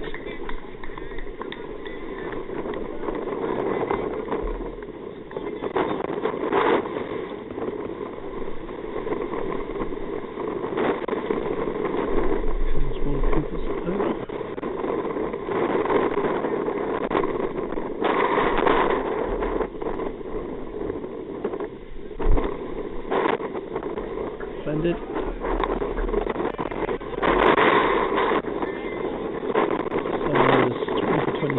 Cooper now. 2 overs left for him. It's been outstanding from Junior Coops, 154 for 6 or 35, so 10 overs left.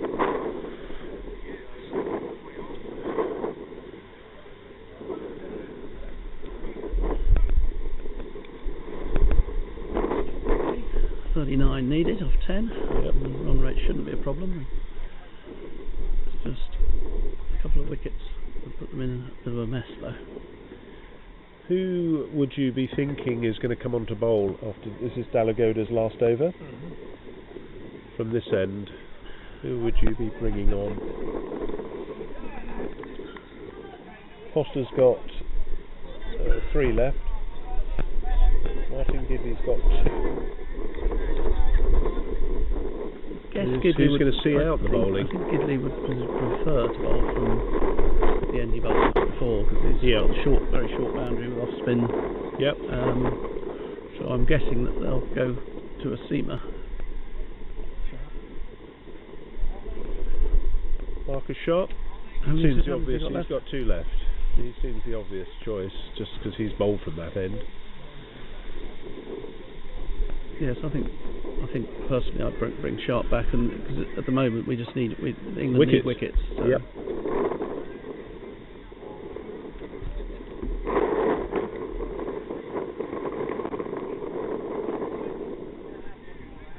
See if there's anyone awake in Australia at the moment who's watching in on the YouTube.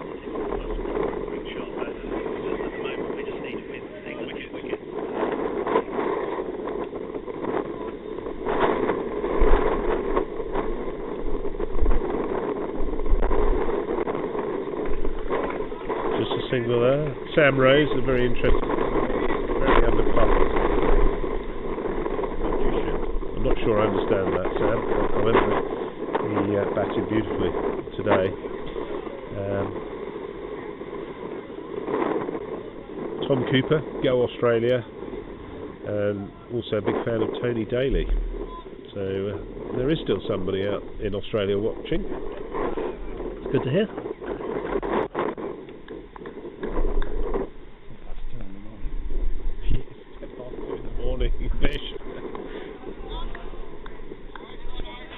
There's a big over from Amal here. You've got to really keep everything tight for the next few overs. Get to those last 5 overs. And let's hit the pads. Just trying to force it there. Waddington. Looks like they might be saving Cooper for a little bit later. It looks like Gidley's warming up to bowl at where Cooper's been bowling.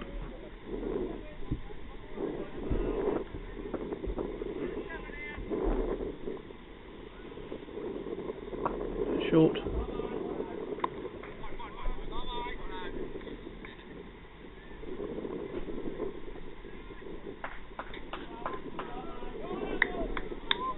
There's a nice comment there from Spirit of Cricket, TV Global. Fantastic coverage and commentary.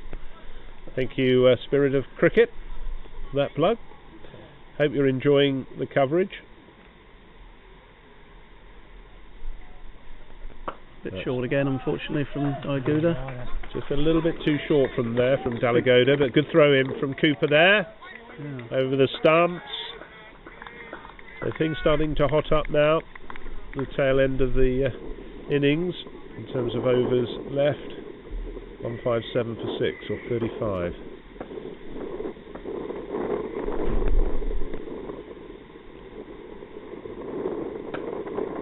That's nicely played by Simon Waddington.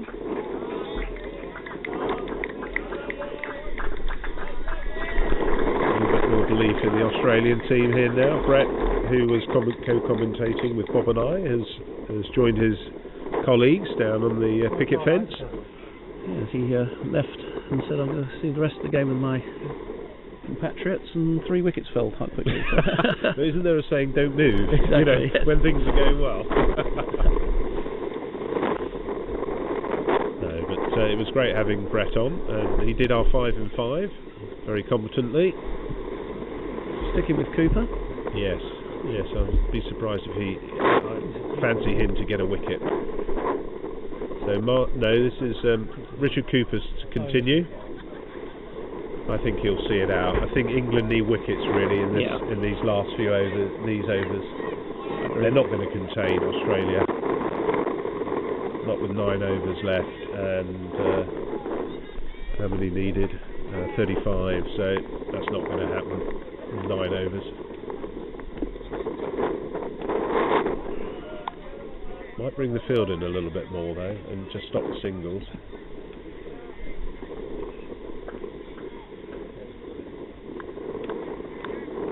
See, Pakistan over-50s are touring England this summer. And there's the over-70s World Cup, which you're involved in, aren't you, Bob? A little bit. It's mainly Chris Lowe and Chris Sobkin who are Swadders, are doing it, but I'm just collecting the money. That's a love. Oh, he's dropped him. That was a great effort there. Stephen Foster, just to his left, quickly, went very quickly. Simon Waddington just played that shot. The flamingo shot, Kevin Peterson-esque.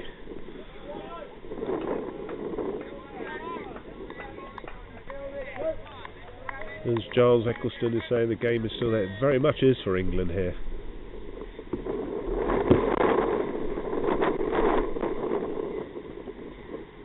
That's well left. I need to go hard at that from me. It's got to contain wickets at the moment.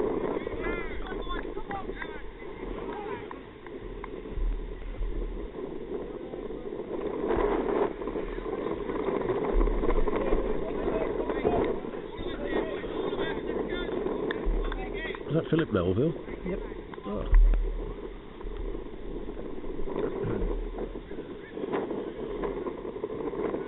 Oh, that's missed everything.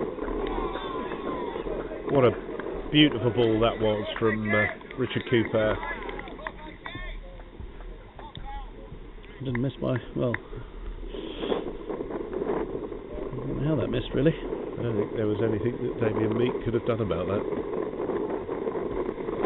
He was just going to get some consolation there down the wicket from Simon Waddington, but probably said to him, mate, you couldn't have done anything with it. Yes, probably.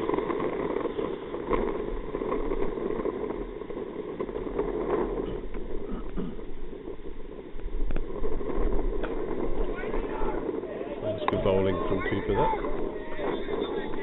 England right on it in the field, aren't they? Yeah. As you would expect. Yeah. So a couple of chances went begging, I gather, when I was up there. But, yes, there was. Yes, I can only remember one drop, but I think one at slip, was it? One down here from yes. Bidders, I think.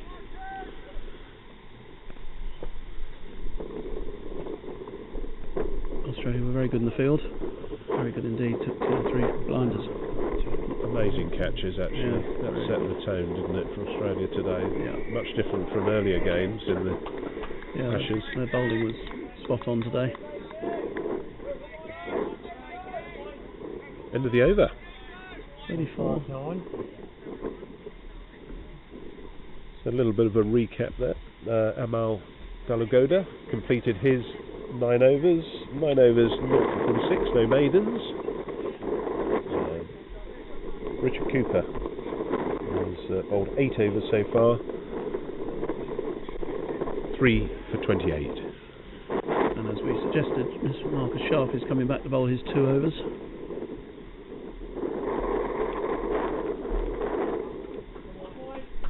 I think you've played this game before, Bob, haven't you? Yeah, too many.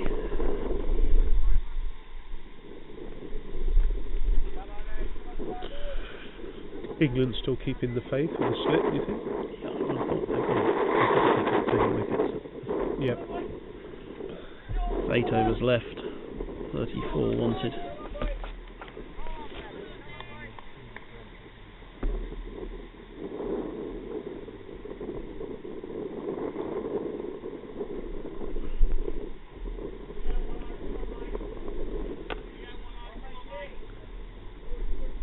England, I think, have only used 5 bowlers, is that right? Yeah. So it'll be a bit of a gamble to bring on either Warren or Trotman, who haven't bowled, so... No, that's true. No, he got injured. So he's not in the field, so it could be Trotman, but I have a thought they'll probably stick to the 5 who have bowled. I'd be tempted to give Trotman a over. I think he could be a wicket taker.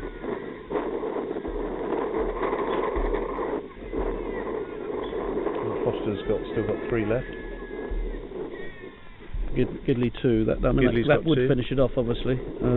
Sharp bowled 2 here. Cooper finishes off.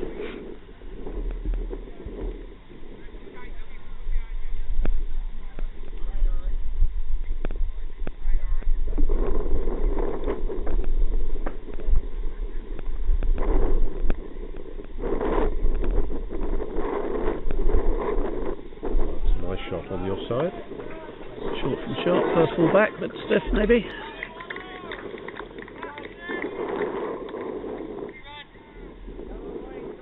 Yeah, it's pretty tough, isn't it, to get into a rhythm? Yeah, you know, when you're 3 on, different off. spells. Yeah, yeah, you do. Yeah. These guys, obviously, they're training for it. The 2020s, and as a 50-year-old to come back, you get a little bit of stiff, don't you, after even a couple of overs. And it's not warm today, so Sharp's doing a tremendous job here. And there's not a lot of pace on that. Cut that. Yeah. Meek's just looking around. A little bit of drama here now. Once Meek got in the bag.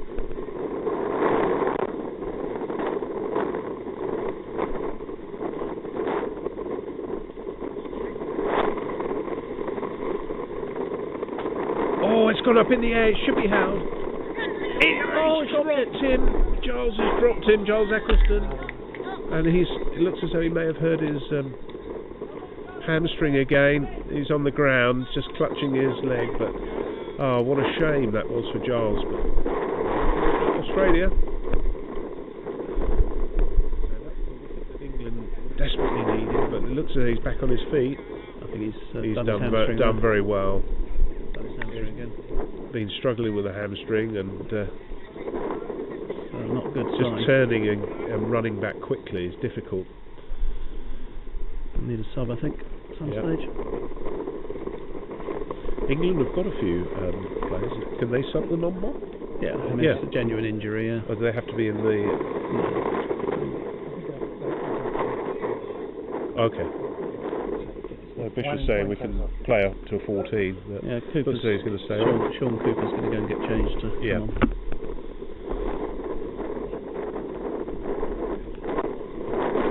That was a great effort from Giles Eccleston there. He turned and it went up, and he actually was running, back and it was coming over his head, so it's never an easy catch. Don't know if he was due to play tomorrow, but I think that's him done. Yes, yes. So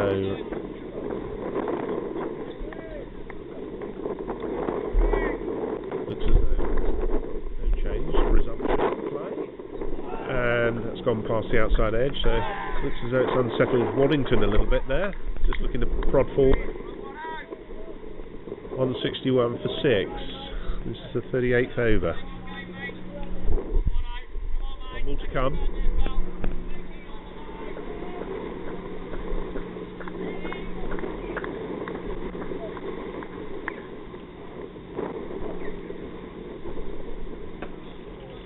They run that, so that sees one more to come. Sorry, apologies. Is it one more to come? Fish? Yeah. So strong finish required from Sharp here.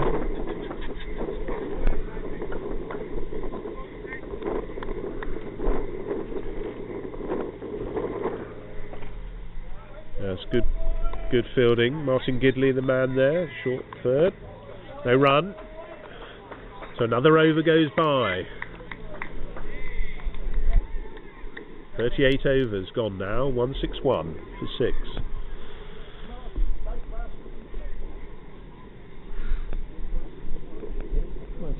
Sorry. Just having a quick look on the screen at the bowlers' averages. It's Meek who's on 9, Waddington who's on 7. So 32 runs to win.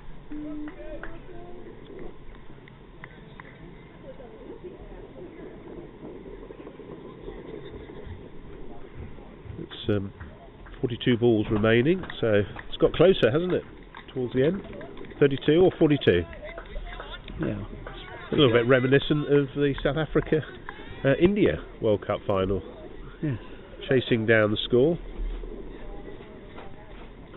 So it looks as though we've got a little bit of a change in the fielding. Sean Cooper's coming on for the injured Giles Eccleston, who's hurt his hamstring again. This could be the Gary Pratt moment, couldn't it? Where England have the sub-fielder on and Ricky Ponting got run out. Sean Cooper's come into mid-off. Trotman's gone to slip where he does normally field, actually.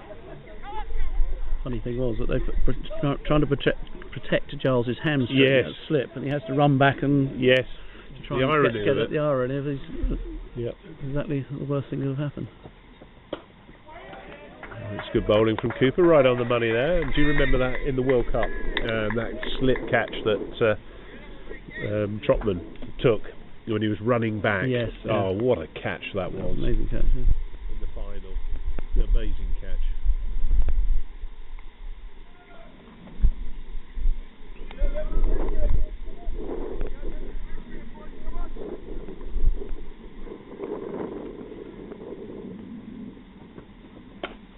Oh, it's just a little bit uppish, but safe.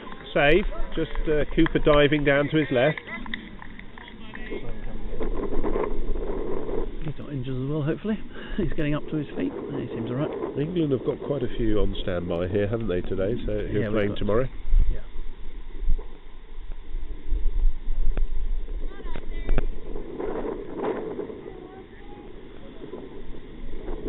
Couple of shouts there for "Come on, Aussie." Come on, that was that song from the World Cup from the Kerry Packer era, wasn't it? Come on, Aussie, come on. Cooper for England. Oh, that's gone through the out. That can't have been too far away from the bat. Totally reminiscent of the ball in the last over. Yes. That was within a whisker of the outside of the bat. Yeah. Close to the bat and close to the stumps as well.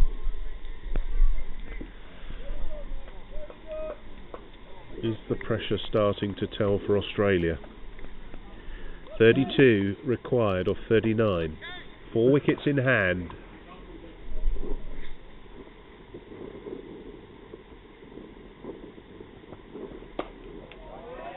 That's very well bowled by Cooper there. Meek right behind that. He doesn't do mild. Yeah, it's creeping up 5 and over now, so I'll have to look to push some singles as well as the odd boundary. No, not at the moment. Cooper's bowling very well. Bowling is unfortunately fantastic. for England, he's only got 2 balls left of his spell.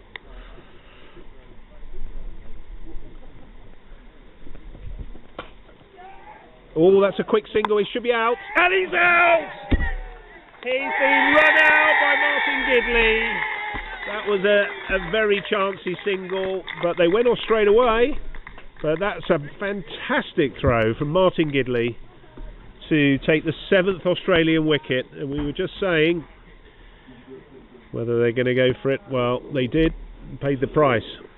Well, I did say they were looking for some quick singles, not that quick. Very good throw from Martin Gidley. Had to hit. Had to hit, yeah. Yeah, and he did. And that's a nice big round of applause for Damien Meek there, but it wasn't a single they needed to take. Still plenty of time. Anyway, that's 7 wickets down now, 161. Gosh, excitement at the end here in the Marlborough Cup, and second game, and also the Ashes, the game 3 of the Ashes as well. So Cooper's got 1 ball left. Do you think he'll go 4? Anthony Barranca. Barranca's the new batter. Well, he's a top batter Very as well. good batsman. Yeah, the right decent man to to come have. in at 9, isn't he? Absolutely, yeah. Although he's nursing a little bit of a knee injury, I reckon we'll see him work off that. And yeah, he's certainly the guy that you want coming in at this stage of the game. Vice captain as well, I think, Bish. Yep. Yeah. So the weight of Australia over 50 cricket on his shoulders. A little bit shorter. Waddington prodding. And that's a great spell from Richard Cooper. Yeah, excellent. Excellent spell there. 3 wickets for 28. So 9 overs, 2 maidens, 3 for 28, and that was a spell that England needed. Yes, put them right back in it. 32 wanted, 6 overs remaining. A run a ball required almost nearly. Yeah. 32 or 36. Sharp will bowl his last over. 7 wickets down, Australia. Got a slight problem, England, though, because if Gidley bowls, they're going to have it use another bowler. they'll have to use another bowler. No, but I think Gidley's going to bowl. Gidley's going to bowl from that end because of the short boundary. I don't think they wouldn't chance it. No, so somebody's got to bowl an over. I reckon Cooper will be on. Apologies, Trotman. He'll have to be Trotman. I think that's the right end to bowl trotters from. It'll probably be the last over actually of the game. Do you think so? Well, I think Gidley's going to bowl now. I think. Yeah. After this over, so Sharp to continue. Let's not forget Australia do bat all the way down as well. So yeah.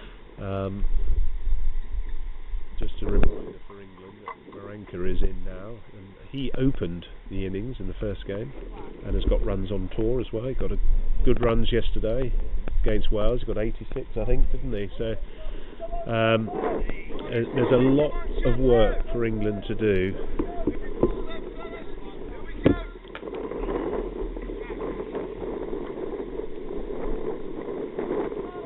Left. Sharp coming around the wicket to the left-hander. Spot on first ball, just outside the off stump. Well left on Barranca.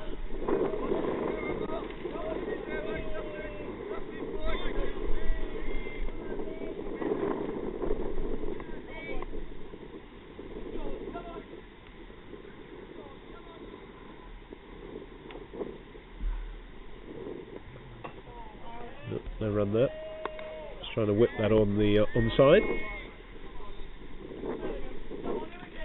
Just takes a little bit of time, I would imagine, getting into the crease, just to get the pace of the ball, doesn't it? Yeah. And England got their tails up, and Sharp and Cooper have bowled very well at this in this spell.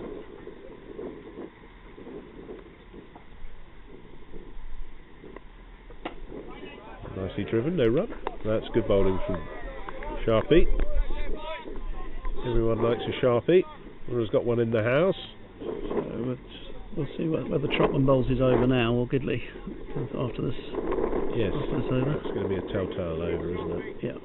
If Australia go big on that over, then that could be curtains for England.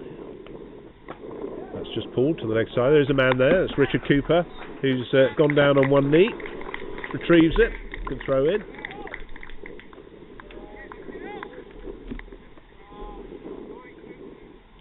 Touch short from Sharp. It's the one run off the over.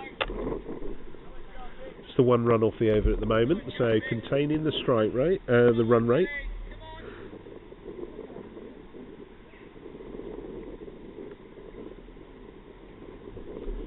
Snellgrove and his Lancastrian counterpart also looking at the field. Got a slip in for Waddington. They've got a short third and one just behind point, and one also just behind on the square leg, which is Sean Cooper. Deep square, mid on, mid off, extra cover and deep extra.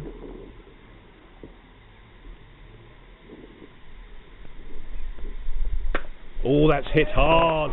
That's hit hard by Waddington, who's punished that ball right down the ground for 4 runs. They may have relieved the pressure a little bit there for Australia. He's taking risks as well. It's forced England to take the slip out, and Trotman into mid wicket, and I presume not stay out. Yes, he does.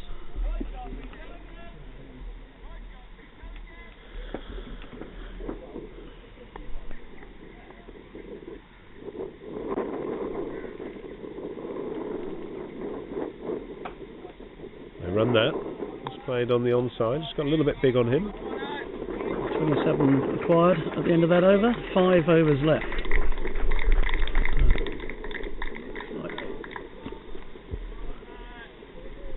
Looks like Gidley's coming on. Yes. Sun's just coming out now, and it's been threatening to all day. Oh, that's interesting. Trotman's going to come on the far I thought end. Trotman might be on. Yeah, I think they need 1 over out of him. Will they? If he bowls well, then he might bowl the absolutely. all 3, I suppose. Yeah, but they certainly need 1 over from him. Yeah, and they need. He's going to come on from the far end, but Gidley's going to bowl this over. Got the left-handed Barranca on the short boundary, or shorter boundary, I should say. Oh, it's quite short, isn't it? A lot shorter than the other side.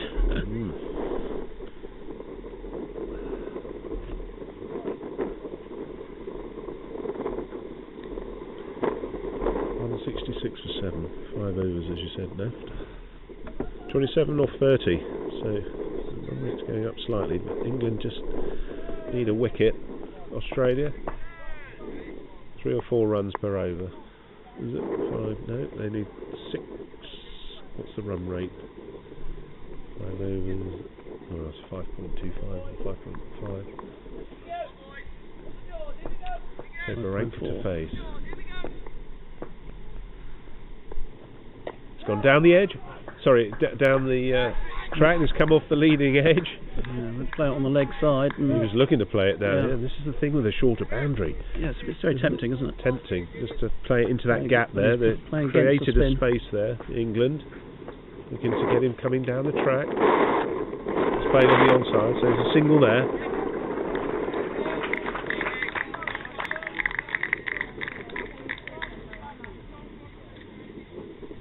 Calculated captaincy from David Snellgrove here, just moving the field around. Yeah, he's going to have 2, 3 out on the leg side for right-handed at Waddington. 5, 4 field.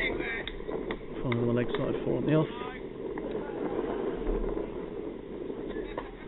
That's just dropped short of Snellgrove there. Should be just a single.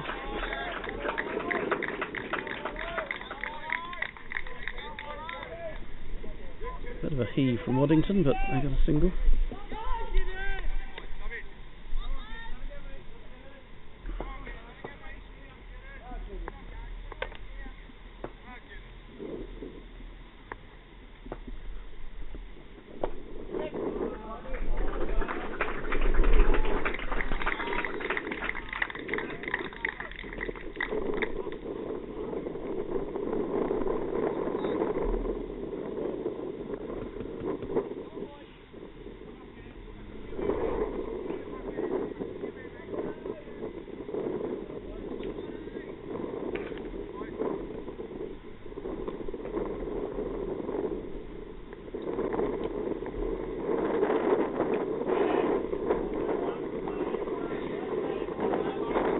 tension is mounting. 24 required still. 25 balls left. Whoever wins, excellent game of cricket. Two very well matched sides today. Yeah. Both played with great intent. Oh, it's just gone to Gidley's left. It's certainly a great start. Certainly good effort there, as you'll see on the replay there. If the replay comes on. 170. 23 or 4. 170 for 7. You can see the Manhattan. It really peaked in the sort of overs from 5 to 10. Then another little spike at 15 to 20. But other than that, it's been under the scoring rate from England. So what have Australia got left in the locker here?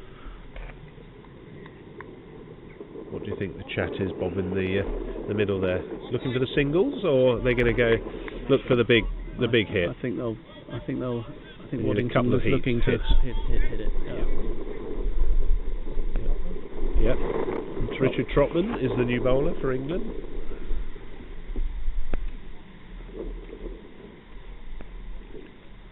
I think what will have to happen here is that Trotman will bowl overs 42 and 44. Gidley will bowl 43, and Foster will come back for the last over, I guess. Yep. A talismanic figure for England, Richard Trotman. Makes things happen with his right arm medium pace. Interesting to see if Knightley stands up to him, or stands back actually. As a keeper, you're a keeper or ex-keeper, what would you be doing at this point? I think he'll want to stand up. Yeah. To keep Waddington, and certainly for the right hander, keep him in his crease. Yeah. But then run the risk maybe if he's a little bit wayward in his first over. He's got a cat-like move to his left or right. So England still very much in this. Australia probably have the upper hand. Lots of singles though for Australia if they run hard and quickly.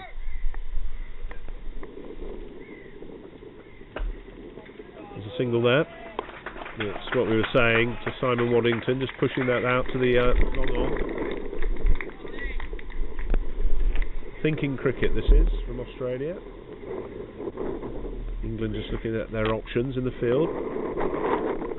So the Wales game must be over because one of the umpires has come down to watch the finale here, so I'm guessing that India must have won.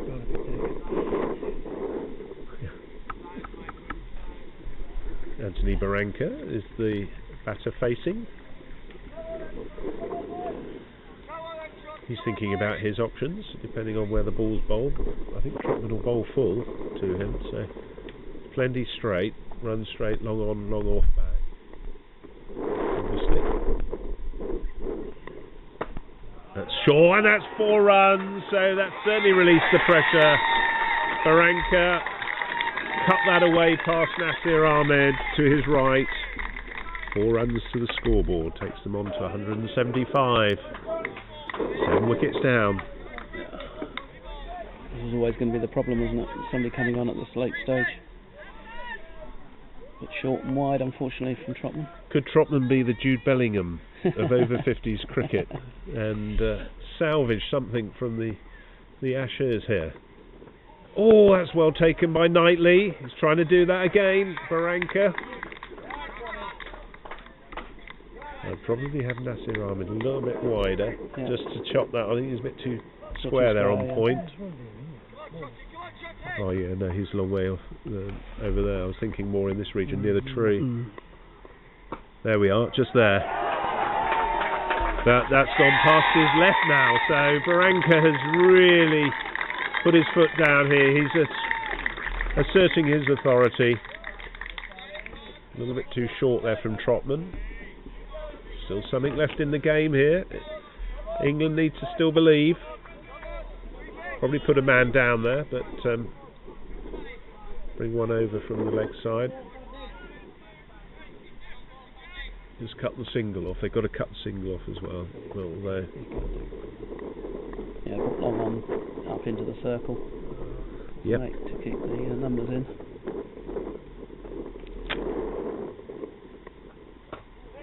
There's a single there, easy single there, because Nasir Ahmed had gone to the boundary, so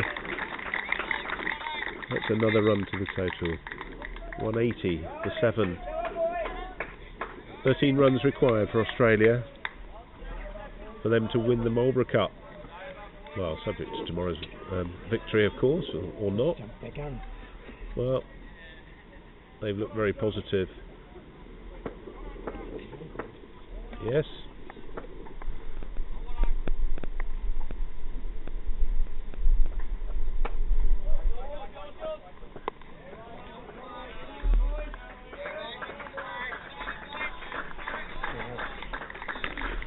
Very good over for Australia there. Let's put them right back in the driving seat. England badly need a wicket in this over. 13 from 3. That was a very good over, wasn't it? From Baranka, really played that very well. Just waited, didn't he? Yeah. On the back foot. It's just a bit short, a little bit wide. It's been a great game of cricket, as you said, Bob. So Gidley to bowl his last over. For England, a little bit, yeah, a little bit of chance, but yeah, those 2 fours have made it a lot easier because Australia now don't have to play any big shots, don't have to take any major risks unless you find a bad ball from Gidley, which you don't often get.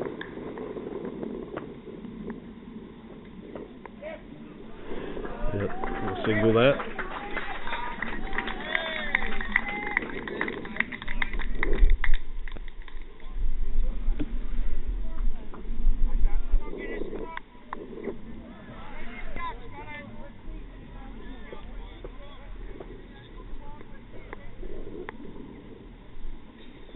Always edge that through.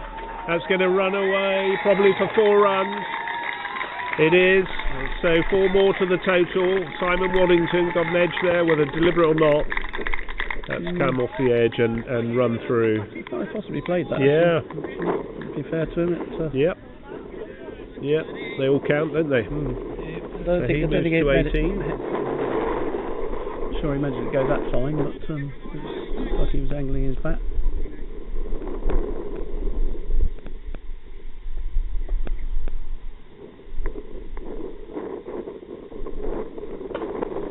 Good use of the feet and great stop from Martin Gidley.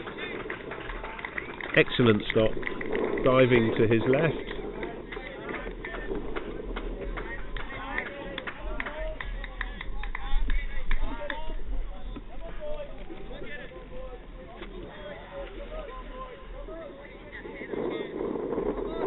Seven runs to win with 15 balls. The pendulum has swung.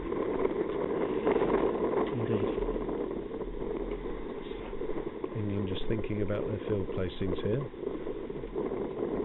Yes.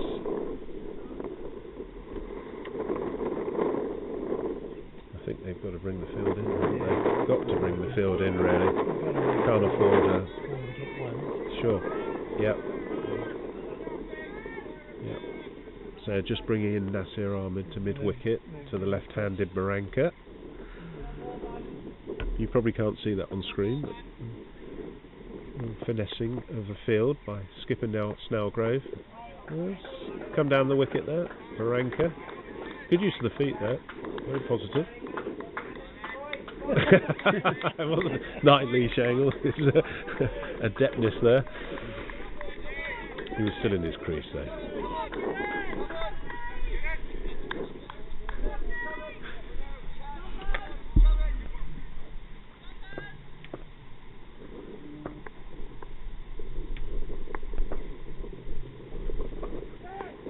That's well ran. Yes, it's good single that. Well ran. Went quickly.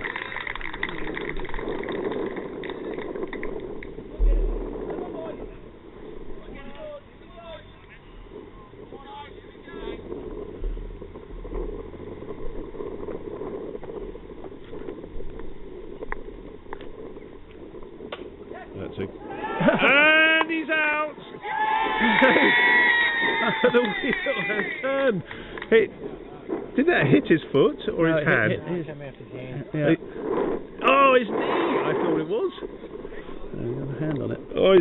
He's shaking his hand. But wow, things have changed around. So Barranca's out, run out. And he's hurt his hand in the process there. So England get the 8th wicket of Australia, 187 for 8. That's the end of Anthony Barranca there. Hit very hard back by Simon Waddington, but nothing. Bit of fortune for England. Fortune favours the brave, as they say. So, what do you think, Bob, in terms of bowling? Well, Foster and Trotman have got to bowl the last 2. I'd be tempted to bring Foster back for England. Maybe it could be this over, couldn't it? Is he injured? He's got 1 left, hasn't he? That's over. Gidley's finished. So what was Gidley's figures there? 1 for 31 off 9 with 1 maiden. So Trotman's going to bowl the 44th. So I presume if Australia don't win in this over, Foster will bowl the last. 2 overs to go. 6 runs required to win.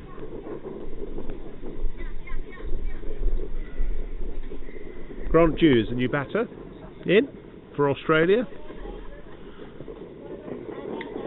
That was a really good spell from Martin Gidley.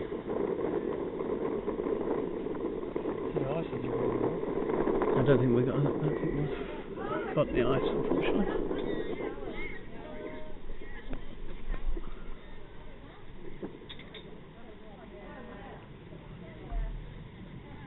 So it's 192 to win, isn't it? 193. 193 to win. England require 193 to win. Australia. 6 runs wanted. 2 wickets in hand, therefore Australia. So it's all coming to the last couple of overs. What a fantastic contest this has been. Absolutely amazing, yeah. Great cricket.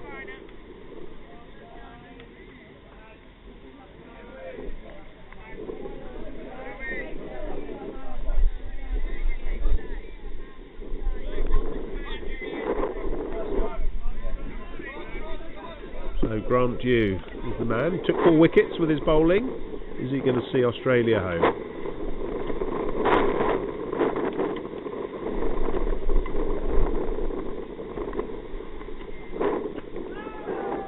No run there.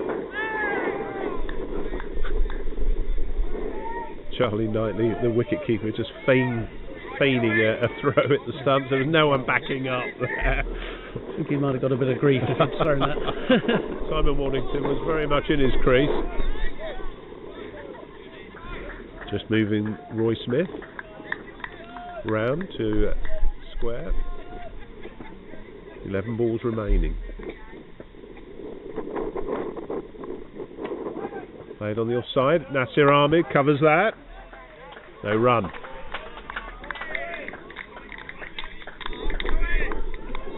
Ten balls remaining.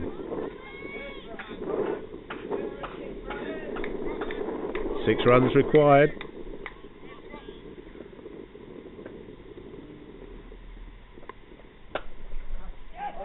Oh, that's a good effort from Richard Trotman there, right down at his feet. Just a single there, so 1 very badly needed run for Australia. 5 runs to win.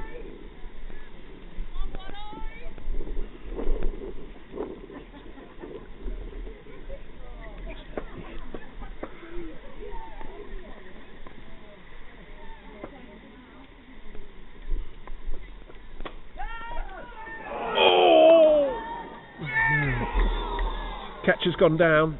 Looks as that went quickly, but well, easy catch. Yeah. It looks as though that was in the hands and out. That is obviously going to prove very crucial.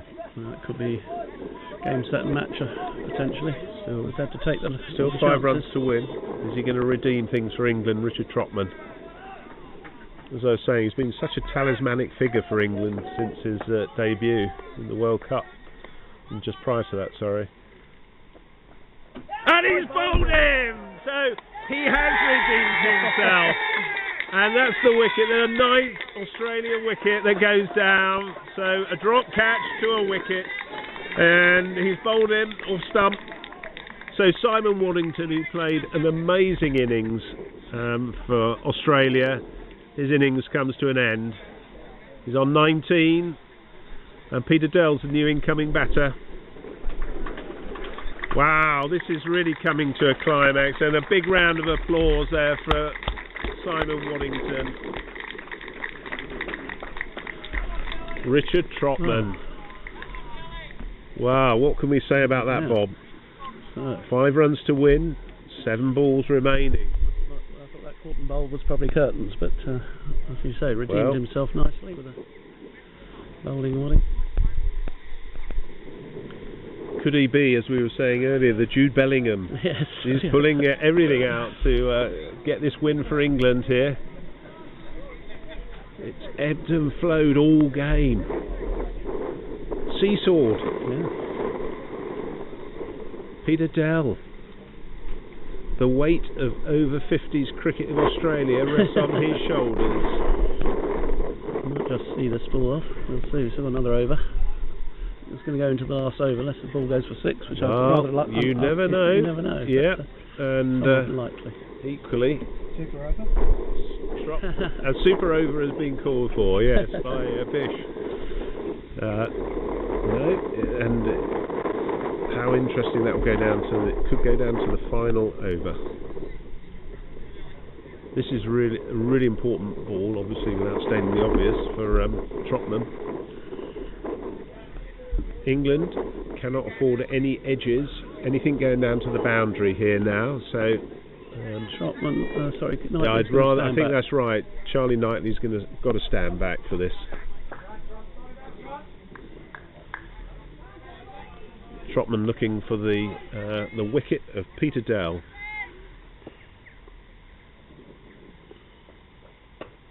And he plays it nicely to the offside and takes the strike. So every run counts.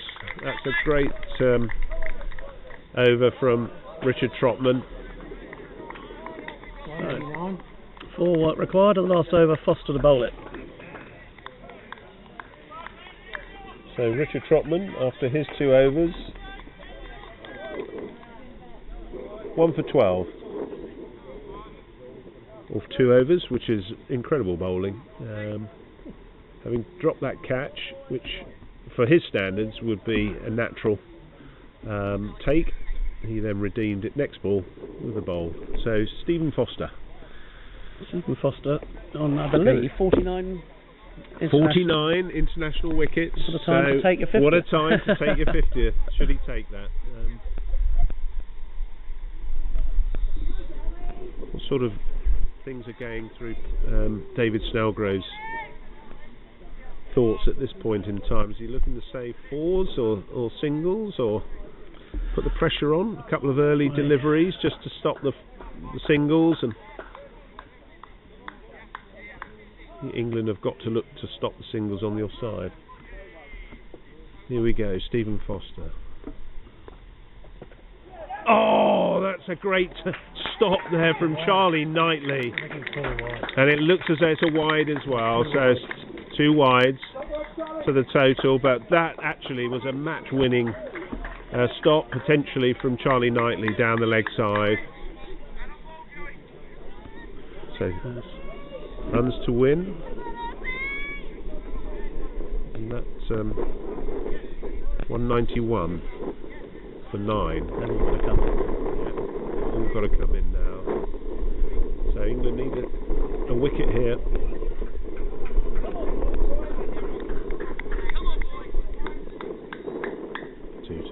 Two to win. Just missed everything. There's a big celebration from Stephen Foster there, but yep. I think it's missed everything. Missed everything, I think. Yeah. Can't really see very clearly from our angle, but that was a very well ball. 4 balls left. 2 runs required. 5, sorry. Oh!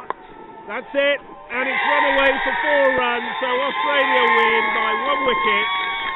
Grant Dew is the batter who's played that. It's gone through Martin Gidley, and it's gone to the long on boundary for 4 runs. So Australia win by 1 wicket. That's handshakes all round.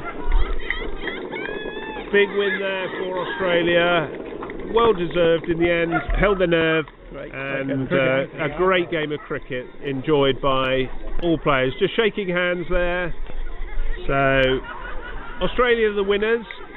We'll give you some scores, updates, and cricket. I'm reminded by Bish, quite rightly, was the winner. It's a wonderful game of cricket. So I hope you've enjoyed the coverage, and we'll give you a little bit of a rundown shortly. There we are. You can see Steve Mace, 40 runs. Tony Daly, 54 runs. Tony Clark, 20 valuable runs there. Andy Kratzman, no runs. Sharp, 19. Meek, run out by Gidley for 9. Giddings, bowled by Cooper for nothing. And it was that man at the end there, Grant Dew, and Peter Dowell, who saw Australia home. So big round of applause for Australia to see home the win there, but for England, unlucky there.